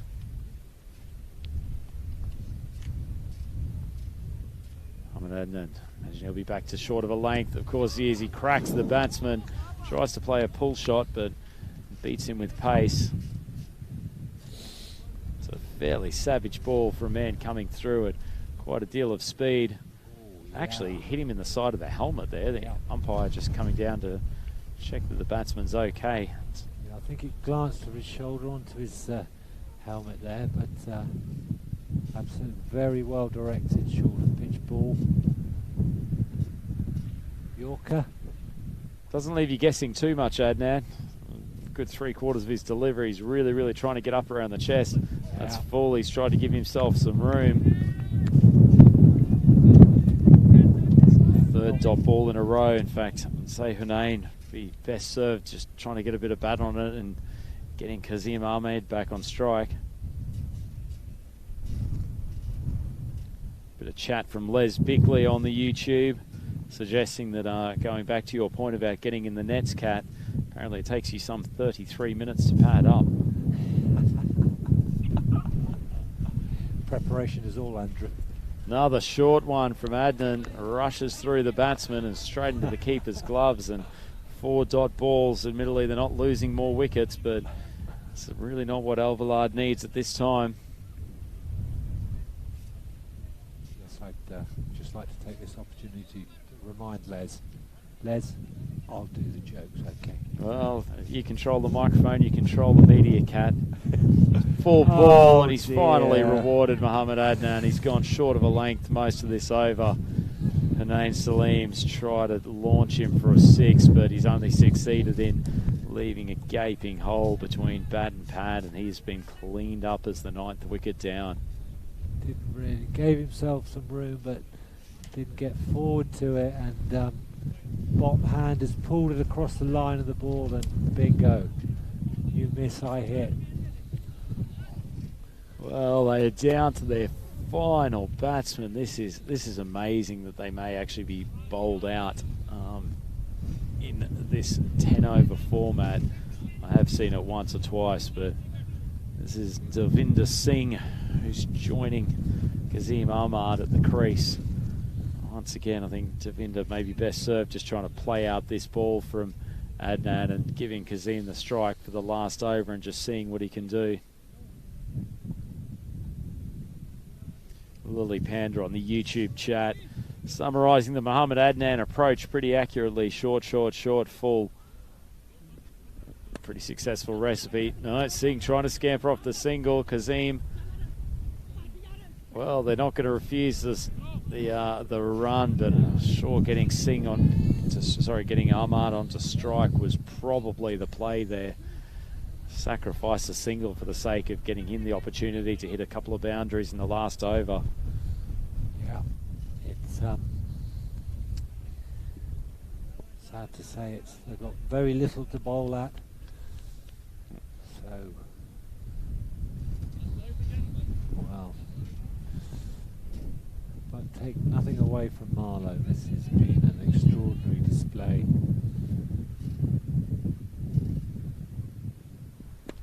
Good ball. Singh takes off. Massam is just too easy, and that last piece of play just about sums up the Alvalade day.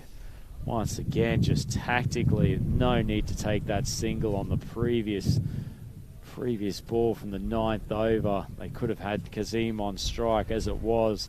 Tried a suicidal single to try to get him back on strike, and Saeed Massam has come through and affected the run out with the greatest of ease. So Marlowe Villamora, I wouldn't even say they've got one hand on the trophy. I think they've got one hand and 2 or 3 fingers already. That's a comprehensive effort with the ball. Yes. Frankly, outstanding.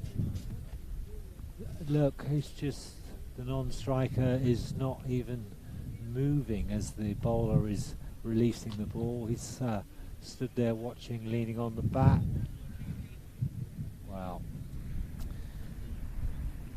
It's difficult not to feel sympathy for Alvalade, but take nothing away from Marlowe. They've absolutely dominated every aspect of this innings, and some bowling that would grace any cricket field.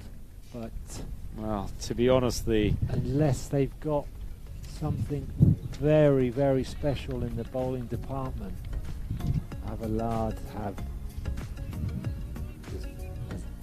hardly a glimmer of victory here. But well, I'll tell you what, the ball-by-ball analysis on our screen from the European Cricket Network app, it does not make pretty reading, and in fact looks like a line of binary code.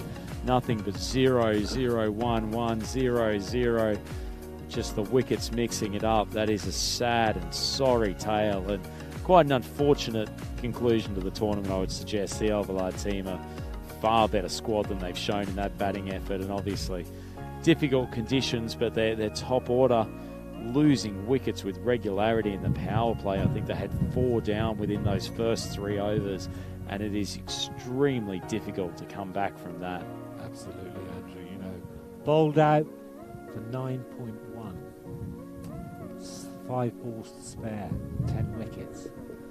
Extraordinary. Absolutely extraordinary. And Alvalade, do you see any hope for them? As we've said, the conditions very conducive to swing bowling. Well, as you mentioned, you know, they've got some guys who can perform at that skill, and The difficulty is chasing that total. Well, you can just wait, wait, wait, and wait, and then take it on. Well, no not risk value. So I'll take a punt, Cat. I reckon they're going to try to do this within 4 overs, and I have no doubt they'll probably send out a couple of the big guns like Zafar Ali, and probably he'll open up with Mian, and then Muhammad Adnan coming in, and I reckon they'll try to dispatch this within the first half of the innings. They won't be wanting to hang around absolutely, unnecessarily. yes. Oh yes, I'm not suggesting for a moment they'll go, let's take it to the 10. Absolutely, they've completely dominated with the ball, and well, they're just going to come out and do the same with the bat, aren't they? Because the other position is you can afford to go absolutely mad, lose 4 wickets and still in no danger of losing. So Alvalade, they need a hat trick. I think even with a hat trick, they'll still be facing an uphill battle against this Marlow batting lineup. And what a turnaround for Marlow! I mean, we go back to probably the end of the 9th over in the semi-final, and they certainly weren't out of it, but needing double-figure runs in the final over, facing Imran Khan, the opening bowler from Rossio, down to their lower order, and the odds were absolutely stacked against them, but they managed to somehow escape from what was a precarious position in that contest. That's right. Managed to make their way through to the final. We'll just have a look at the Alvalade batting lineup, and it is a sorry looking card. Not a single batsman making it through to double figures. It all started horrendously for them. The second ball of the game, Abdul Qazi, the opener, hitting it straight to Zulfi Shah at backward point off the bowling. Zafar Ali, he was out for none off 2. Arslan Ahmed was opening with him. He was clean bowled by Amir Zaib, who was hugely impressive with the ball for Marlow. He was out for 2 off 4. Parveen Singh gave a glimmer of hope to the Alvalade faithful. 6 off his first ball. From then on in, really struggled to make an impact, and he gave Zulfi his second catch of the game. This time off the bowling of the left-hander Asad Mahmood. He was gone for 8 off 7.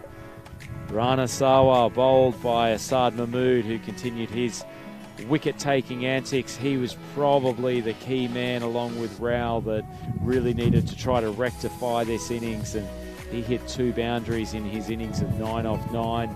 That man, Rao Muhammad Imran, the skipper, came in, and he really had the hopes of the Alvalade fans resting on his shoulders. But for once, he was unable to deliver in this tournament, and he was out for 1 off 3, clean bowled by Amir Zaid with a magnificent outswinger. Arslan Nawaz battled hard over 9 balls for 4 runs before he was run out by Zulfi Shah, who continued a magnificent game in the field for Marlow Cricket Club Villamora. Amit Data came and went a 4 off his first ball before he was out off his second ball, caught by Zafar off the bowling of Amir Zaid. Amir Dar bowled by Zafar Ali for 2 off 4. And then Hunain Salim and Kazim Ahmed both fought towards the back end of the innings before Hunain was clean bowled by Muhammad Adnan after a couple of brutal deliveries. He was out for 6 off 10 with 1-4. Kazim run out as the final wicket as part of a suicide single between he and Devinder Singh. Kazim run out by the bowler Saeed Massam for 8 off 4 with 2 boundaries. And Devinder Singh came in for the final 2 balls of the innings. He was not out one of those 2 deliveries. Kat, take us through what is an incredibly glamorous bowling analysis. I was just about to say, pitiful as the first card is, well, I think every single bowler in this unit is going to be chuffed to hear these. Zafar Ali, 2 overs, 7 runs, 2 wickets, no extras. Asad Mahmood, 2 overs, no maidens, 14 runs, 2 wickets, no extras. Amir Zayad, 2 overs, no maidens, 9 runs, 3 wickets, no extras. Muhammad Adnan, 2 overs, no maidens, 6 runs, 1 wicket, no extras. Saeed My Sam, 1.1 overs for no maidens, 9 runs, no wickets, and no extras. So that goes to show just how accurate that attack was throughout that short innings, and they deserve to be in the position they have simply by the quality of that attack sustained throughout their bowling innings. Excellent performance, and without a shadow of doubt, the best attack we've seen at any time in the competition so far. So, well, there's no use bemoaning the Overlad batting performance. We absolutely must congratulate the Marlow Cricket Club bowling lineup for an absolutely tremendous performance. They were incredibly disciplined. Probably best exemplified that in that entire innings there was not a single wide or no ball bowled, and particularly in the blustery conditions where life can get quite difficult for bowlers maintaining their run up and their direction. That is an exceptional effort. Absolutely. Just goes to show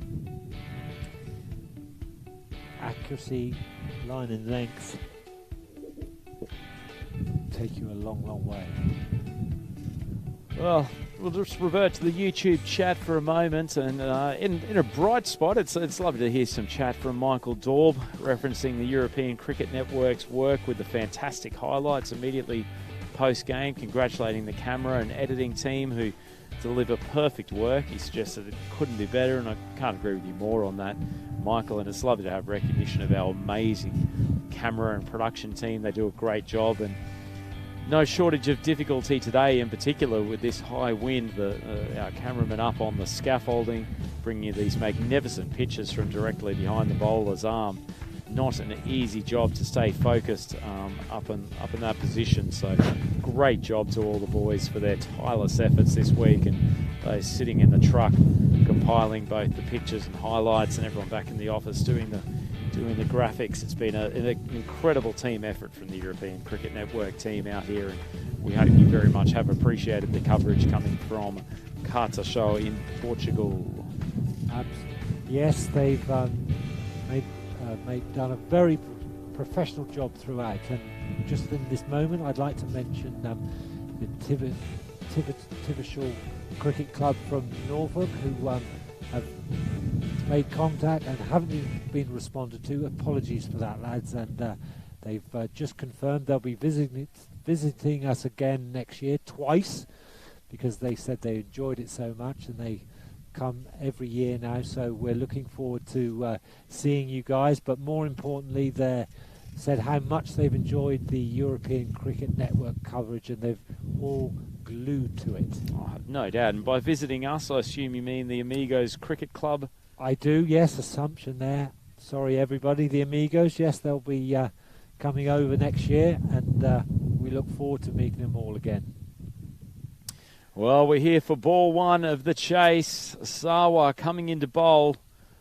Well, it hasn't started well for Alvalade. We said that they would be looking to, that Marlow would be looking to eliminate this total pretty quickly, and they have started off with a boundary off the first ball of the innings. Skipper Mian Mahmood wasting absolutely no time in getting going. Sawa just dropping short of a length. Not much zip. Yep, they've already recorded a 9-wicket victory in the series. With this total, they may well be looking to better that. Well, doing something that the team from Alvalade were largely unable to do throughout their innings, and that's find the boundary. A lovely strike off the first ball. Runner comes in for his second. Better length. Mahmood tries to heave it down to the vacant long on position. A little bit of swing away.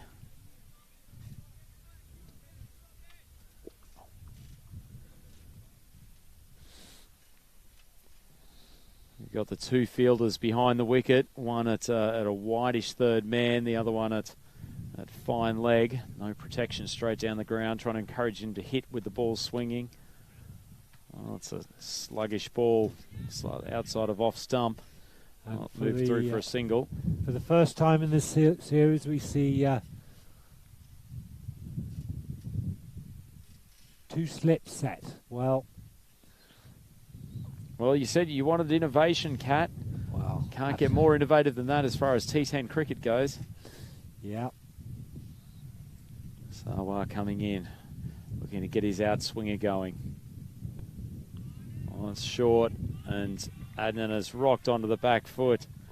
Hasn't quite swung as much as Sarwar would have liked. Doesn't look to be coming through with the same zip. He's clearly a fairly exhausted man after doing a mountain of work this tournament. And that's rocketed to the cover boundary. Absolutely. If he's wanting to give the slip something to do, he's got to get him to play straight. If he can step across and cut him with impunity, they're not going to have much fun there.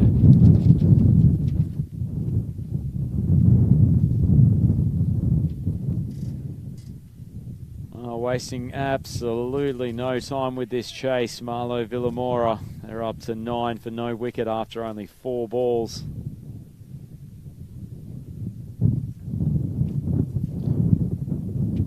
Only needing 46 to take this event. They are 37 runs away from lifting the local lifestyle trophy.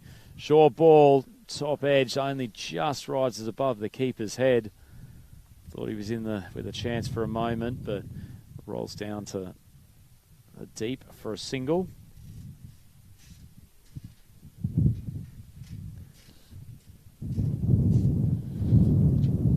Brings the skipper, Miyar Mahmood, back onto strike. Imagine he'll be feeling very, very positive with the work of his troops in the field earlier today. It's a better ball. The keepers failed to collect it, but there's no run as it deflects straight to the man at fine leg within the 30-metre circle. It tells us the tale, doesn't it, how Rana is moving back to his mark.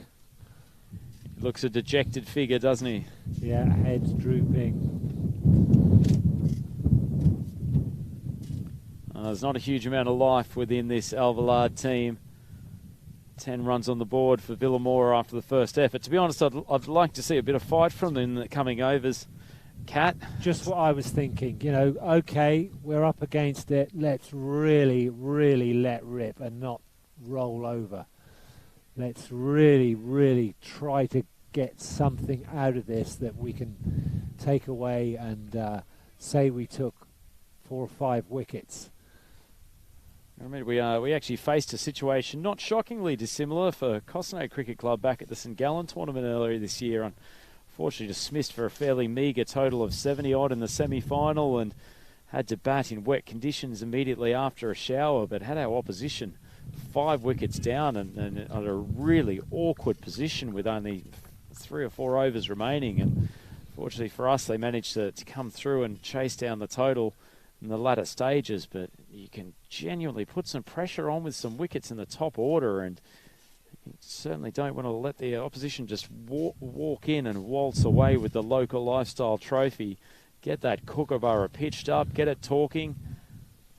That's right, Andrew. Whilst that's clubbed away, okay, you're going to lose, but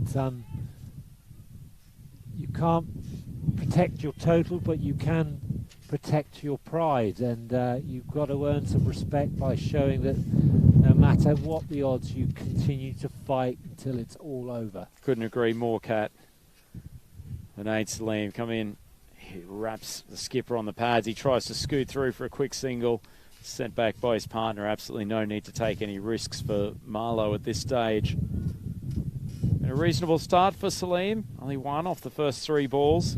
Looks like he's still giving it his all. Yeah, so he's got enough left, luckily, in this over to get his hat-trick. Oh, Mahmood, great shot, well fielded from Sarwar coming across. That's more like it. Showed That's a bit more life than his first over. And Salim pitching it up, really trying to use the facilities. He knows this Kookaburra gets some movement sideways in the first 3 to 4 overs. It's his best bet if he wants to take a few wickets. Back into the block hole again. Well bowled. Yeah. Good. Come on. This is Rooting for the underdog. Well, it'd be nice for them to turn it into a contest and at least put a little bit of pressure on the Marlow batsmen. As we've said, they need wickets, and preferably wickets in this power play. Indeed, Andrew. Can you say undercat? Undercat. I don't think it applies. I'm not sure, but I'll give you a go at trying to explain it. Good full ball, just wide of the man at mid-on. Nicely struck shot from Adnan, but once again, Hunain Salim, good tactics, pitching the ball up. He was a bit unlucky not to have that pouch by the fielder. Absolutely. That takes Marlow Villamora up to 16 off the first 2 overs. They've had plenty of success from the batsmen at the top of the order already in this tournament, and these two negotiating the first a couple of overs very well. This looks like the skipper, Rao Muhammad, is handing the ball over to, I suspect this is Parveen coming into bowl. A left-hander who's bowled well at times in this tournament. Looks like he's at least going to begin by bowling over the wicket. Third over of the power play. Can he put some pressure on the Marlow team? Oh, he's hit him on the pads. Big appeal. Probably pitched outside leg stump, but good opening delivery. As we've said, this crosswind that's in place, it's very, very conducive to the ball getting pitched up and getting a little bit of breeze, and Mahmood just spraying his bat across the pads, maybe trying to play the fiddle shot that we've referenced quite a few times in the commentary today and over the last week. Yeah, worth a shout, that one, but probably just missing off. But cannons to the pad again, a little bit more leg side from Parveen, but they scamper through for a single. Yep. If he can get some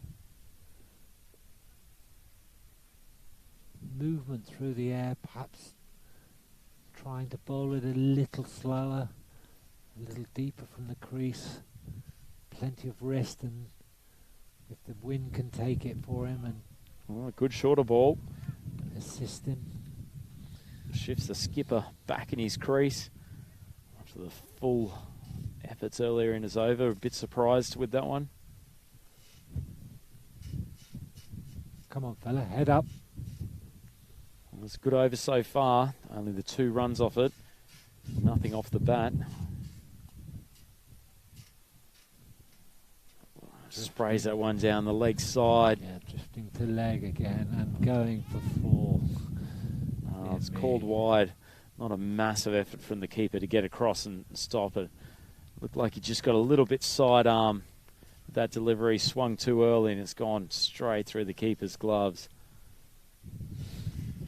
So he cuts a dejected figure watching that roll down the hill for the inevitable boundary. Yeah.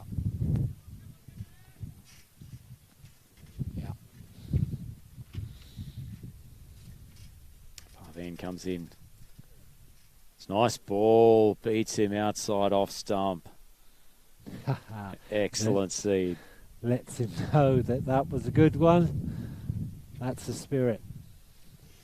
Got a nice relaxed action, Parveen. As long as he can keep his bowling arm vertical, and probably swing it a little bit more, just with a little bit of technical work. But he's got it's got some nice elements to his action.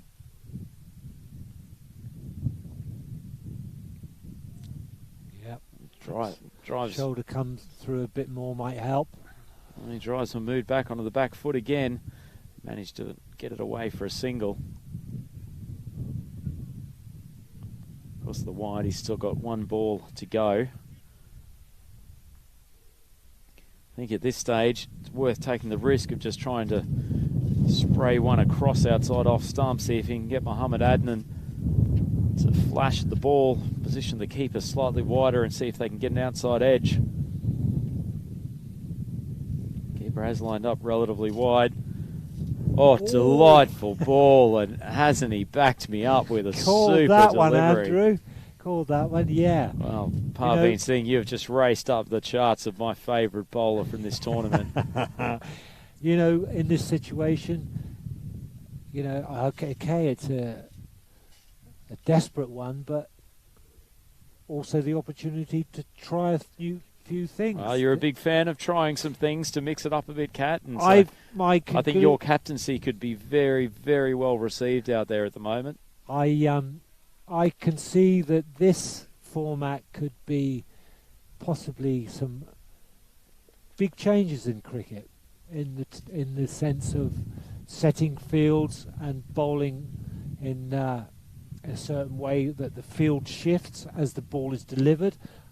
I've always thought, never understood why that's not exploited. Set a deep fielder, bowl accordingly, and the fielder tears in to change his position, and bowl at the shoulder, set a fly slip. At point, 3 fielders, 1 in, 1 out. Big risk. Try it once. Try it. Change. See what happens. Well, they're trying to see if Hunain can get them on the board with a wicket. It's short of a length. It's pushed out the man who's coming round from deep cover, not particularly quickly. Throws it in and they run 2. Go to the YouTube chat. We've had a question from Peter Young, one of our great contributors over this week. He's hashtag Ask Commentators. What's the highlight of the tournament for you? That's actually a really tough question, Kat. If you don't mind, I'll throw over to you first. It certainly is, Peter. And the first one that springs to mind was the captain for Oerish requiring 6 runs with 2 deliveries to come, and he played an absolutely beautiful lofted drive straight back over the bowler's head for 6 and finished the match with 1 ball to spare. For me, that's the first one that springs to mind. How about you, Andrew? I've got a couple, Kat, which we'll just come to after this over. Oh, it's a nicely cut. Man coming around manages to keep it from moving over the boundary. A couple, I think the first golden ball game against Rossio versus Awaris that came to a stunning conclusion, and skipper Siraj Nippu taking the job of bowling the golden ball and coming up with a clean bowled.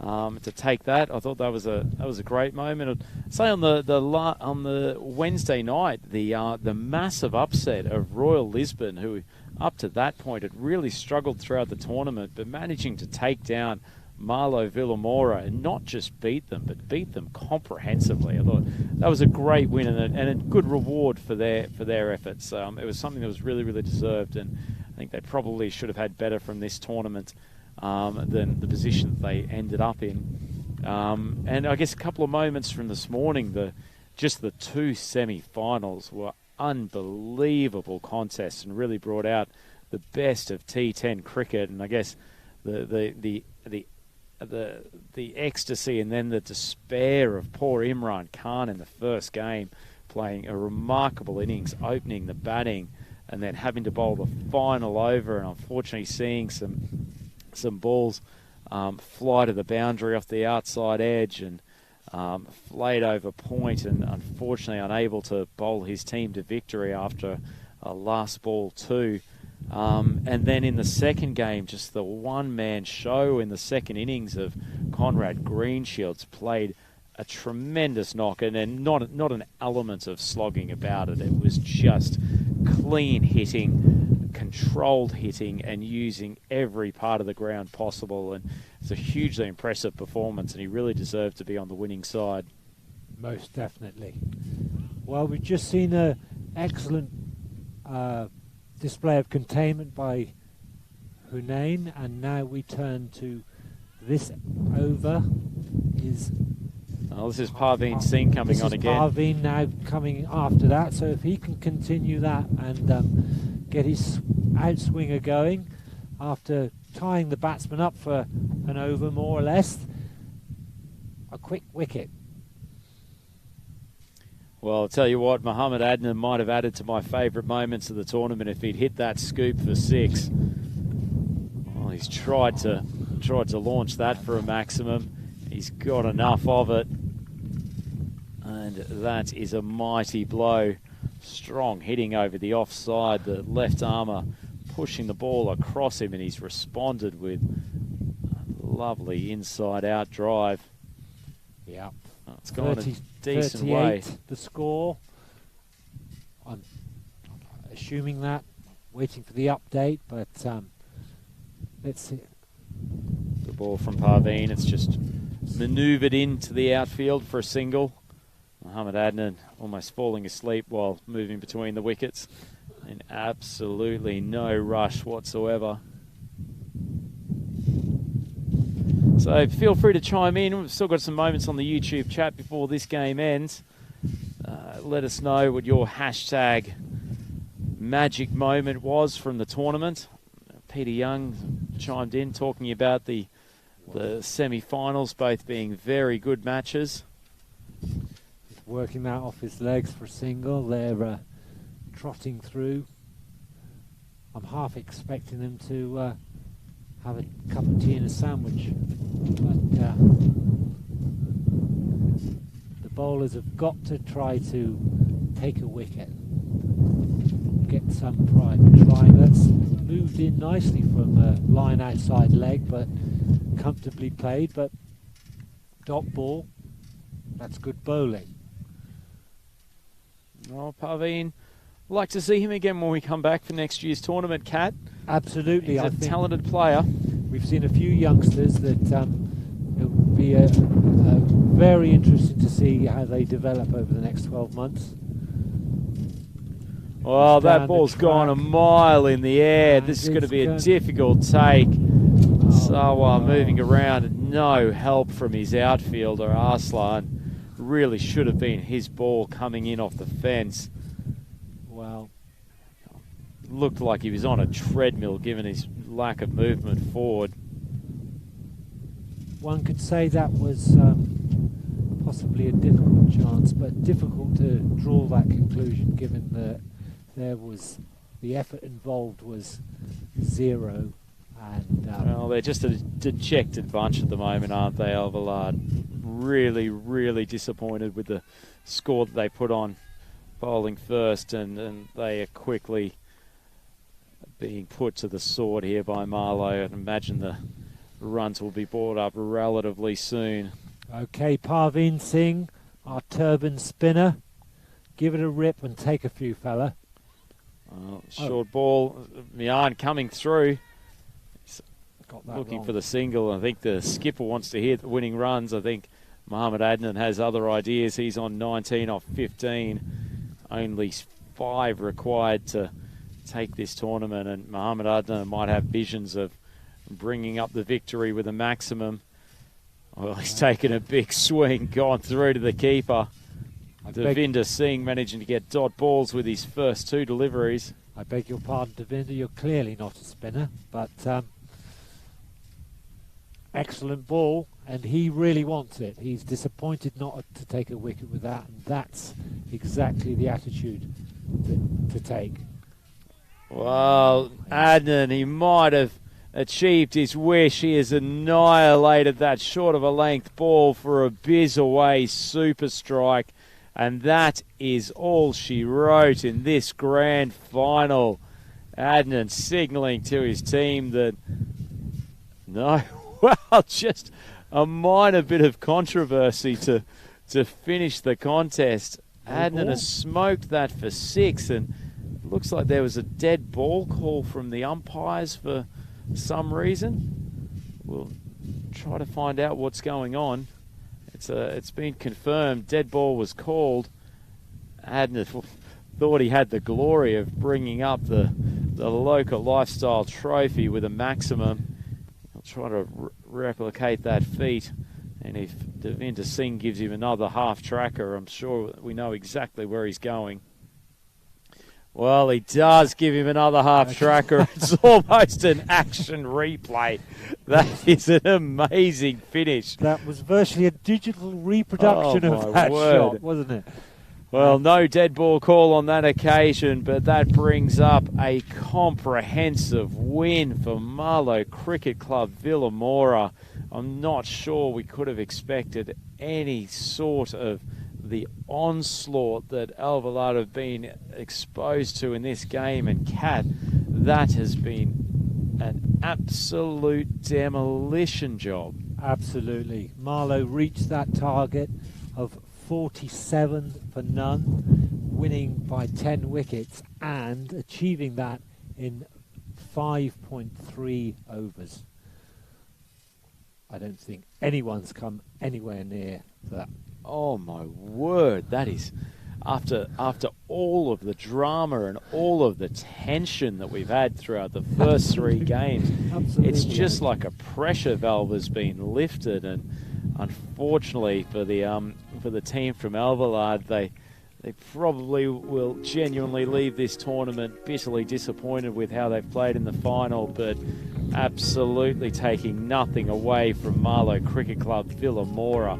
That is an outstanding performance in a pressure game, and they will be ecstatic with how they've closed out this tournament. Absolutely, Andrew, absolutely. You know, Alvalade cracked, and the bowling performance was outstanding, but they could have surely made a better fist of that given their batting performances earlier. But Marlow, a great side, and today they've clearly saved the best till last. Well, haven't they? Had a number of the outstanding players throughout the tournament within their squad. Mentioned a number of them over the telecast today. Obviously, Zafar Ali, their opening bowler and regular opening or top order batsman, has probably been the most outstanding talent on show in the tournament. He's been ably backed up by the likes of Muhammad Adnan. Amir Zaib, hugely impressive with the ball today. They're just a potent lineup all the way down, ably led by skipper Miyar Mahmood, but he has got some weapons in his arsenal to play with, hasn't he? For sure. And as I said, it's backed up in the field, the discipline. You could see fielders moving to positions as the bowling changes were made without any gestures from the captain. I mean, just an all-round top-class performance. Absolutely tremendous. I think you've summed it up well, Kat. There's not much walking to do through the Marlow Cricket Club Villamora scoreboard, to be honest. Only the two batsmen necessary, and both of them undefeated. It is Miyar Mahmood, the skipper, who faced up the first ball. He ended up not out, 15 off 16 deliveries, 2 fours in his innings for a strike rate of 93.75, and he was joined at the top by Muhammad Adnan, who remarkably finished the match with consecutive sixes. The first one off a dead ball, the second one almost an exact replica of the previous one, and he will no doubt be enjoying watching the highlights package later on this evening. He ended up not out for 25 off 17 balls, 2 fours and 2 sixes in his innings, a strike rate of 147, and the rest of the order was able to just sit back in the pavilion and relax. Kat, do you want to take us through the bowling scorecard? Absolutely. For Alvalade, once again a disappointing one. To follow their batting, Rana Sarwan, 1 over, 10 runs. But to his credit, no extras. Hunain Salim, 2 overs for 14 runs, no extras. Parveen Singh, 2 overs for 15 runs with just the 1 wide. And Davinder Singh, 0.3 deliveries for 6 runs, and once again no extras. So one thing they can be happy with, at least they tried to take on the stumps, but sadly for them, wholly unsuccessful. Well, you've managed to pluck out a positive element out of nowhere there, Kat. That's tremendous optimism. But to be fair, the boys from Alvalade probably need a little bit of a gentle pat on the back after that performance. Very unfortunate the way their tournament's ended, but they can be mightily proud of getting through to this final after losing their first 2 games of the tournament. It was quite a comeback. Absolutely. I'm sorry I keep saying that. Very much so, Andrew. No one gets to a final by luck, and that's what they're going to have to remember, that they were good enough to beat the challenge of a semi-final, and in retrospect, to start off with 2 losses and still get there, that shows character. Absolutely, and no lack of skill either. I mean, there's some players within their squad who would probably make the all-tournament team if we were naming one. The likes of Rana Sawa, the opening bowler, who's also hit plenty of runs. Parveen Singh, he's been excellent with the ball, showed a bit of promise with the bat, and obviously the captain Raul Muhammad has played some crucial innings and has also chimed in with the ball on a number of occasions. So there's plenty of ability in their side. Unfortunately, just the nature of these T10 games, if the top order fails early, then it's very, very hard to come back from, and unfortunately that was the story for Al Walad in this grand final. Yeah, the early wickets, we've seen it happen previously, but other sides have managed to stem it, to add some runs, possibly lose one, but to keep scoring. But for Al Walad, they were just overrun by the attack from Marlow, and just couldn't put up any resistance, and as a result posted a total that was impossible to defend other than an extraordinary bowling performance. And even if they'd managed to produce that, defending such a small total, I couldn't see Marlow not reaching it. No. Absolutely. So we'll have the presentation shortly, probably in about 4 minutes' time. Just a little bit of chat on the YouTube chat, and a massive thank you to all of our contributors across the YouTube chat today. It's been really, really good fun for myself and the Cat, and Sam and Steph have been commentating this week to be able to interact with you. And personally, it's probably my favourite part of these European Cricket Series events, that we as commentators get to have some exchanges with people located all over the world. A bit of chat coming in from people about the MVP of the tournament. Quite a few suggestions of Conrad Greenshields being the MVP. Your thoughts, Kat? Well, it's gone all the way to the semis and has put in a number of performances, both with bat and ball. And once again, when it was needed, he got them home single-handedly in terms of the number of runs he put on. So yeah, a strong contender, I should think. It looks like the team's just getting ready for the presentation. We'll be over there in a moment once they get set up. But no, Greenshields has been excellent. I'd probably put Zafar. He'll be in contention for that as well. He fielded brilliantly in the tournament, in addition to some tremendous batting and bowling, and he's a class player in all facets of the game. So I'd suggest he will be there or thereabouts with the MVP. Mohamed Adnan, also from the Marlow Villamora club, he's been excellent with some real hostility, probably some of the most hostile bowling we've seen within the European Cricket Series to date. He was really, really impressive, and particularly with the bounce that can be extracted from this deck here in the Cartaxo, he's really used that to full effect. Yeah, we've seen some bowlers trying to implement that, but nowhere near to the perfection of he has. You know, the purpose is to get the batsman jumping around, not watching it sail over his head. And 2 or 3 times today he had them getting out of the way and then following it up with the right ball. So yeah, good call, Andrew. No, you're very, very right there, Kat. It's not all just about hostile bowling. You've still got to manage to finish it off, and he's got enough variety and enough nous in his activity, Mohamed Adnan, to be very, very effective with the ball.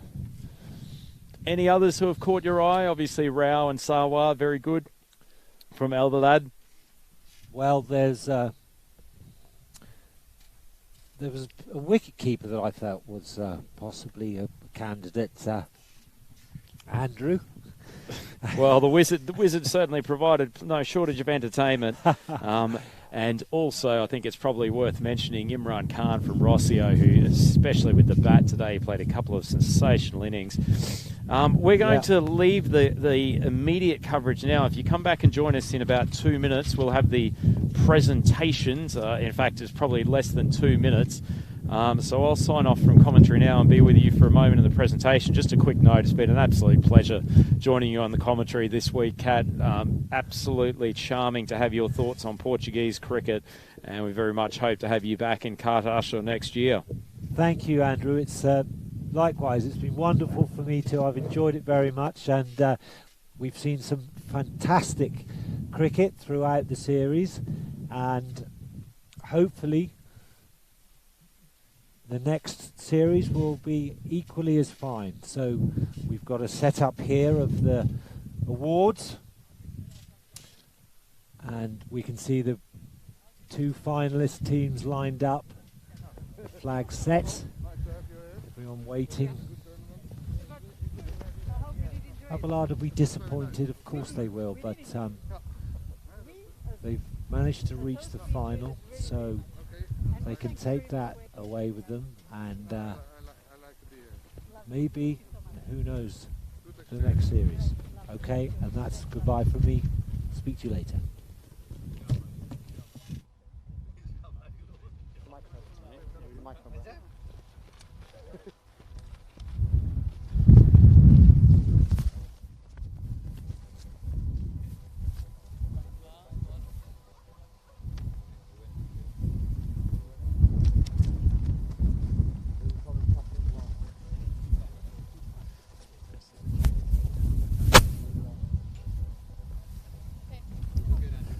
Well, good afternoon, everyone, and thank you for joining us on this magnificent ground here in Cartaxo. What has been the end of an absolutely wonderful European Cricket Series event here from the European Cricket Network, and a massive congratulations to all of the players who have taken part and given us some tremendous entertainment and shown no small level of expertise over the last 5 days. We tip our hats to you all. It's been absolutely tremendous competition. Welcome to the official presentation ceremony. We've just come to the end of what has been a magnificent day of cricket. 3 incredibly close games earlier today, and then a slightly bigger result, a slightly bigger margin in the final than we might have hoped, but still a tremendous effort from all the teams who have taken the field today. We'll just start off with a few thank yous, in particular to the 3 major sponsors of the European Cricket Series. That is Local Lifestyles, who have presented and created the magnificent trophies that you see on the table here today, and the medallions that will be handed out to our first, second and third place getters within the tournament. Bizaway, providing all of the corporate travel needs for the European Cricket Series, which, as you can imagine, has been quite some feat during this COVID-affected 2020. A massive thank you for their efforts. And Kookaburra, the manufacturer of the world's best cricket ball, bringing you the magnificent deliveries that you have seen throughout this tournament today, and I'm sure you have all enjoyed playing with such wonderful equipment. A big thanks on behalf of the European Cricket Network to all of those who have made this tournament possible during this week. We extend our heartfelt thanks to Cricket Portugal. It's incredibly important, all of the national federations coming on board to assist the playing of these events as part of the European Cricket Series. So a major thank you to Cricket Portugal for their support in getting this event held. Probably a major thanks to a man who, without whom this event simply would not have happened, both from his personal expertise and commitment, and also the provision of what is an absolutely magnificent ground here that you've all had the opportunity to play on, and I think most of you get the opportunity to play on a weekly basis. Certainly coming from having seen a number of grounds around continental Europe, this is a truly magnificent surface and something that you should all be very proud of. So a huge thank you, and I think a warm round of applause for Paolo Bucciumazza. Almost pulled off the catch of the tournament as well with a flying grab from mid-wicket a couple of days ago. Certainly on behalf of the numerous people from the European Cricket Network that we have who have made this event possible, the team behind you, we would like to extend our warmest and very sincere thanks to the group that have provided some of the most wonderful hospitality over the last 5 days. Naming them individually: Brunel Cavalieri, Conrad Greenshields, Ricardo Pinheiro, and Enes Melo Castro. Please give them a round of applause. It's obviously those people who have been working feverishly behind the scenes, turning up many hours in advance of the day's play and staying here until the wee hours, just making sure that everything has run as smoothly as possible for both the European Cricket Network crew and also all of you as the players and the supporters who have come here this week. We'll move on to the awards, congratulating all of the excellent play that we've seen over the last 5 days. And can I please ask Adrian van den Dries to please step forward for the presentation of the Tournament MVP Award. Adrian, well positioned to hand this out. So there's been some excellent performances across the tournament from a number of players across the sides, and there were certainly many, many in contention for this award. But one player has stood out above all others to be awarded Tournament MVP. It is Conrad Greenshields.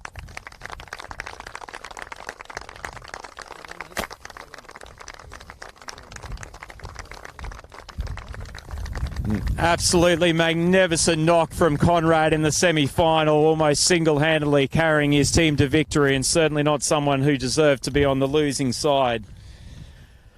For the third place medals and trophy, could I please ask Miss Fatima Butchimatsa to step forward and hand out the awards to our third place team, and managing to win the third and fourth place playoff with yet another tremendous performance after they put in such a brave and comprehensive effort in their semi-final, unluckily going down on the last ball.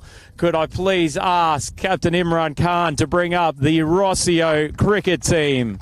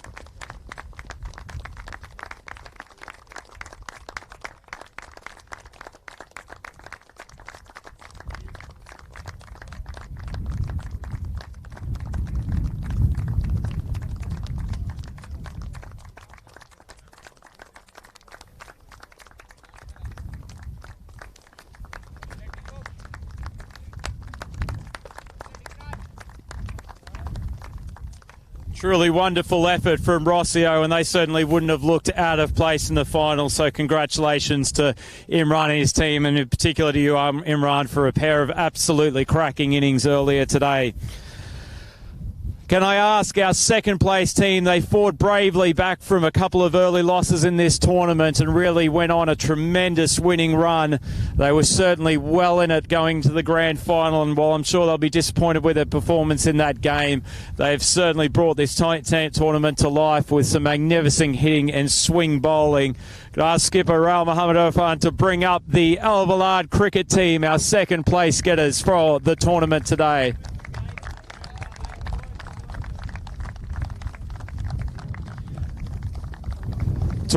Trophy being presented by Yao Neves.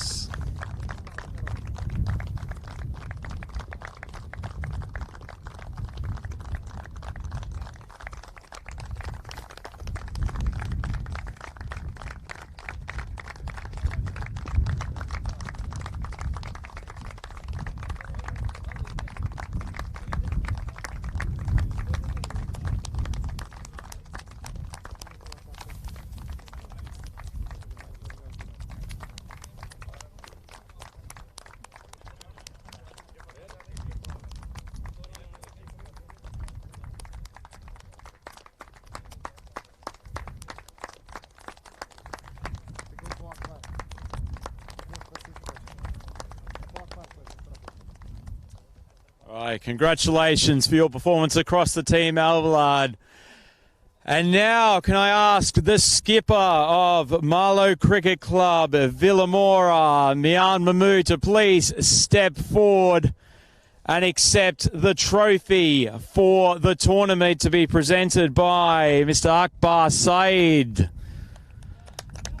As the winners of the European Cricket Series Cartaxo tournament, Marlow Cricket Club, Villamora.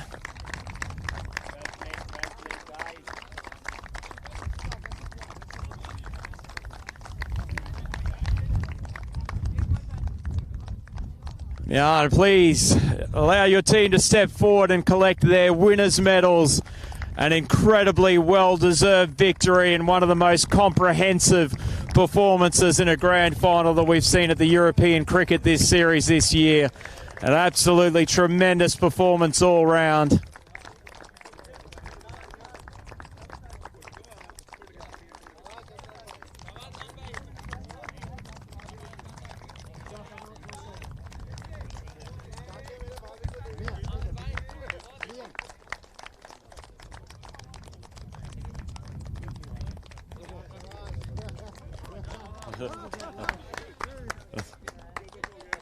Mian just going to keep the trophy instead of a medal himself.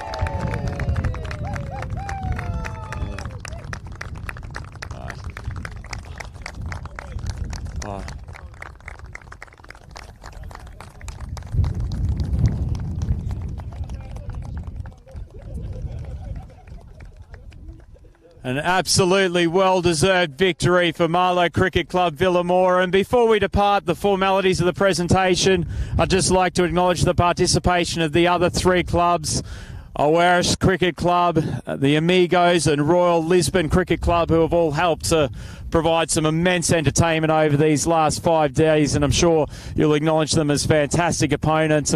But for me personally, who's been in the position of you as players back in the St Gallen tournament earlier in the year, I know what an immensely satisfying opportunity it is, and something that really, really is a highlight of your cricketing time. But it certainly wouldn't happen without the people behind me and some of the people out in our trucks.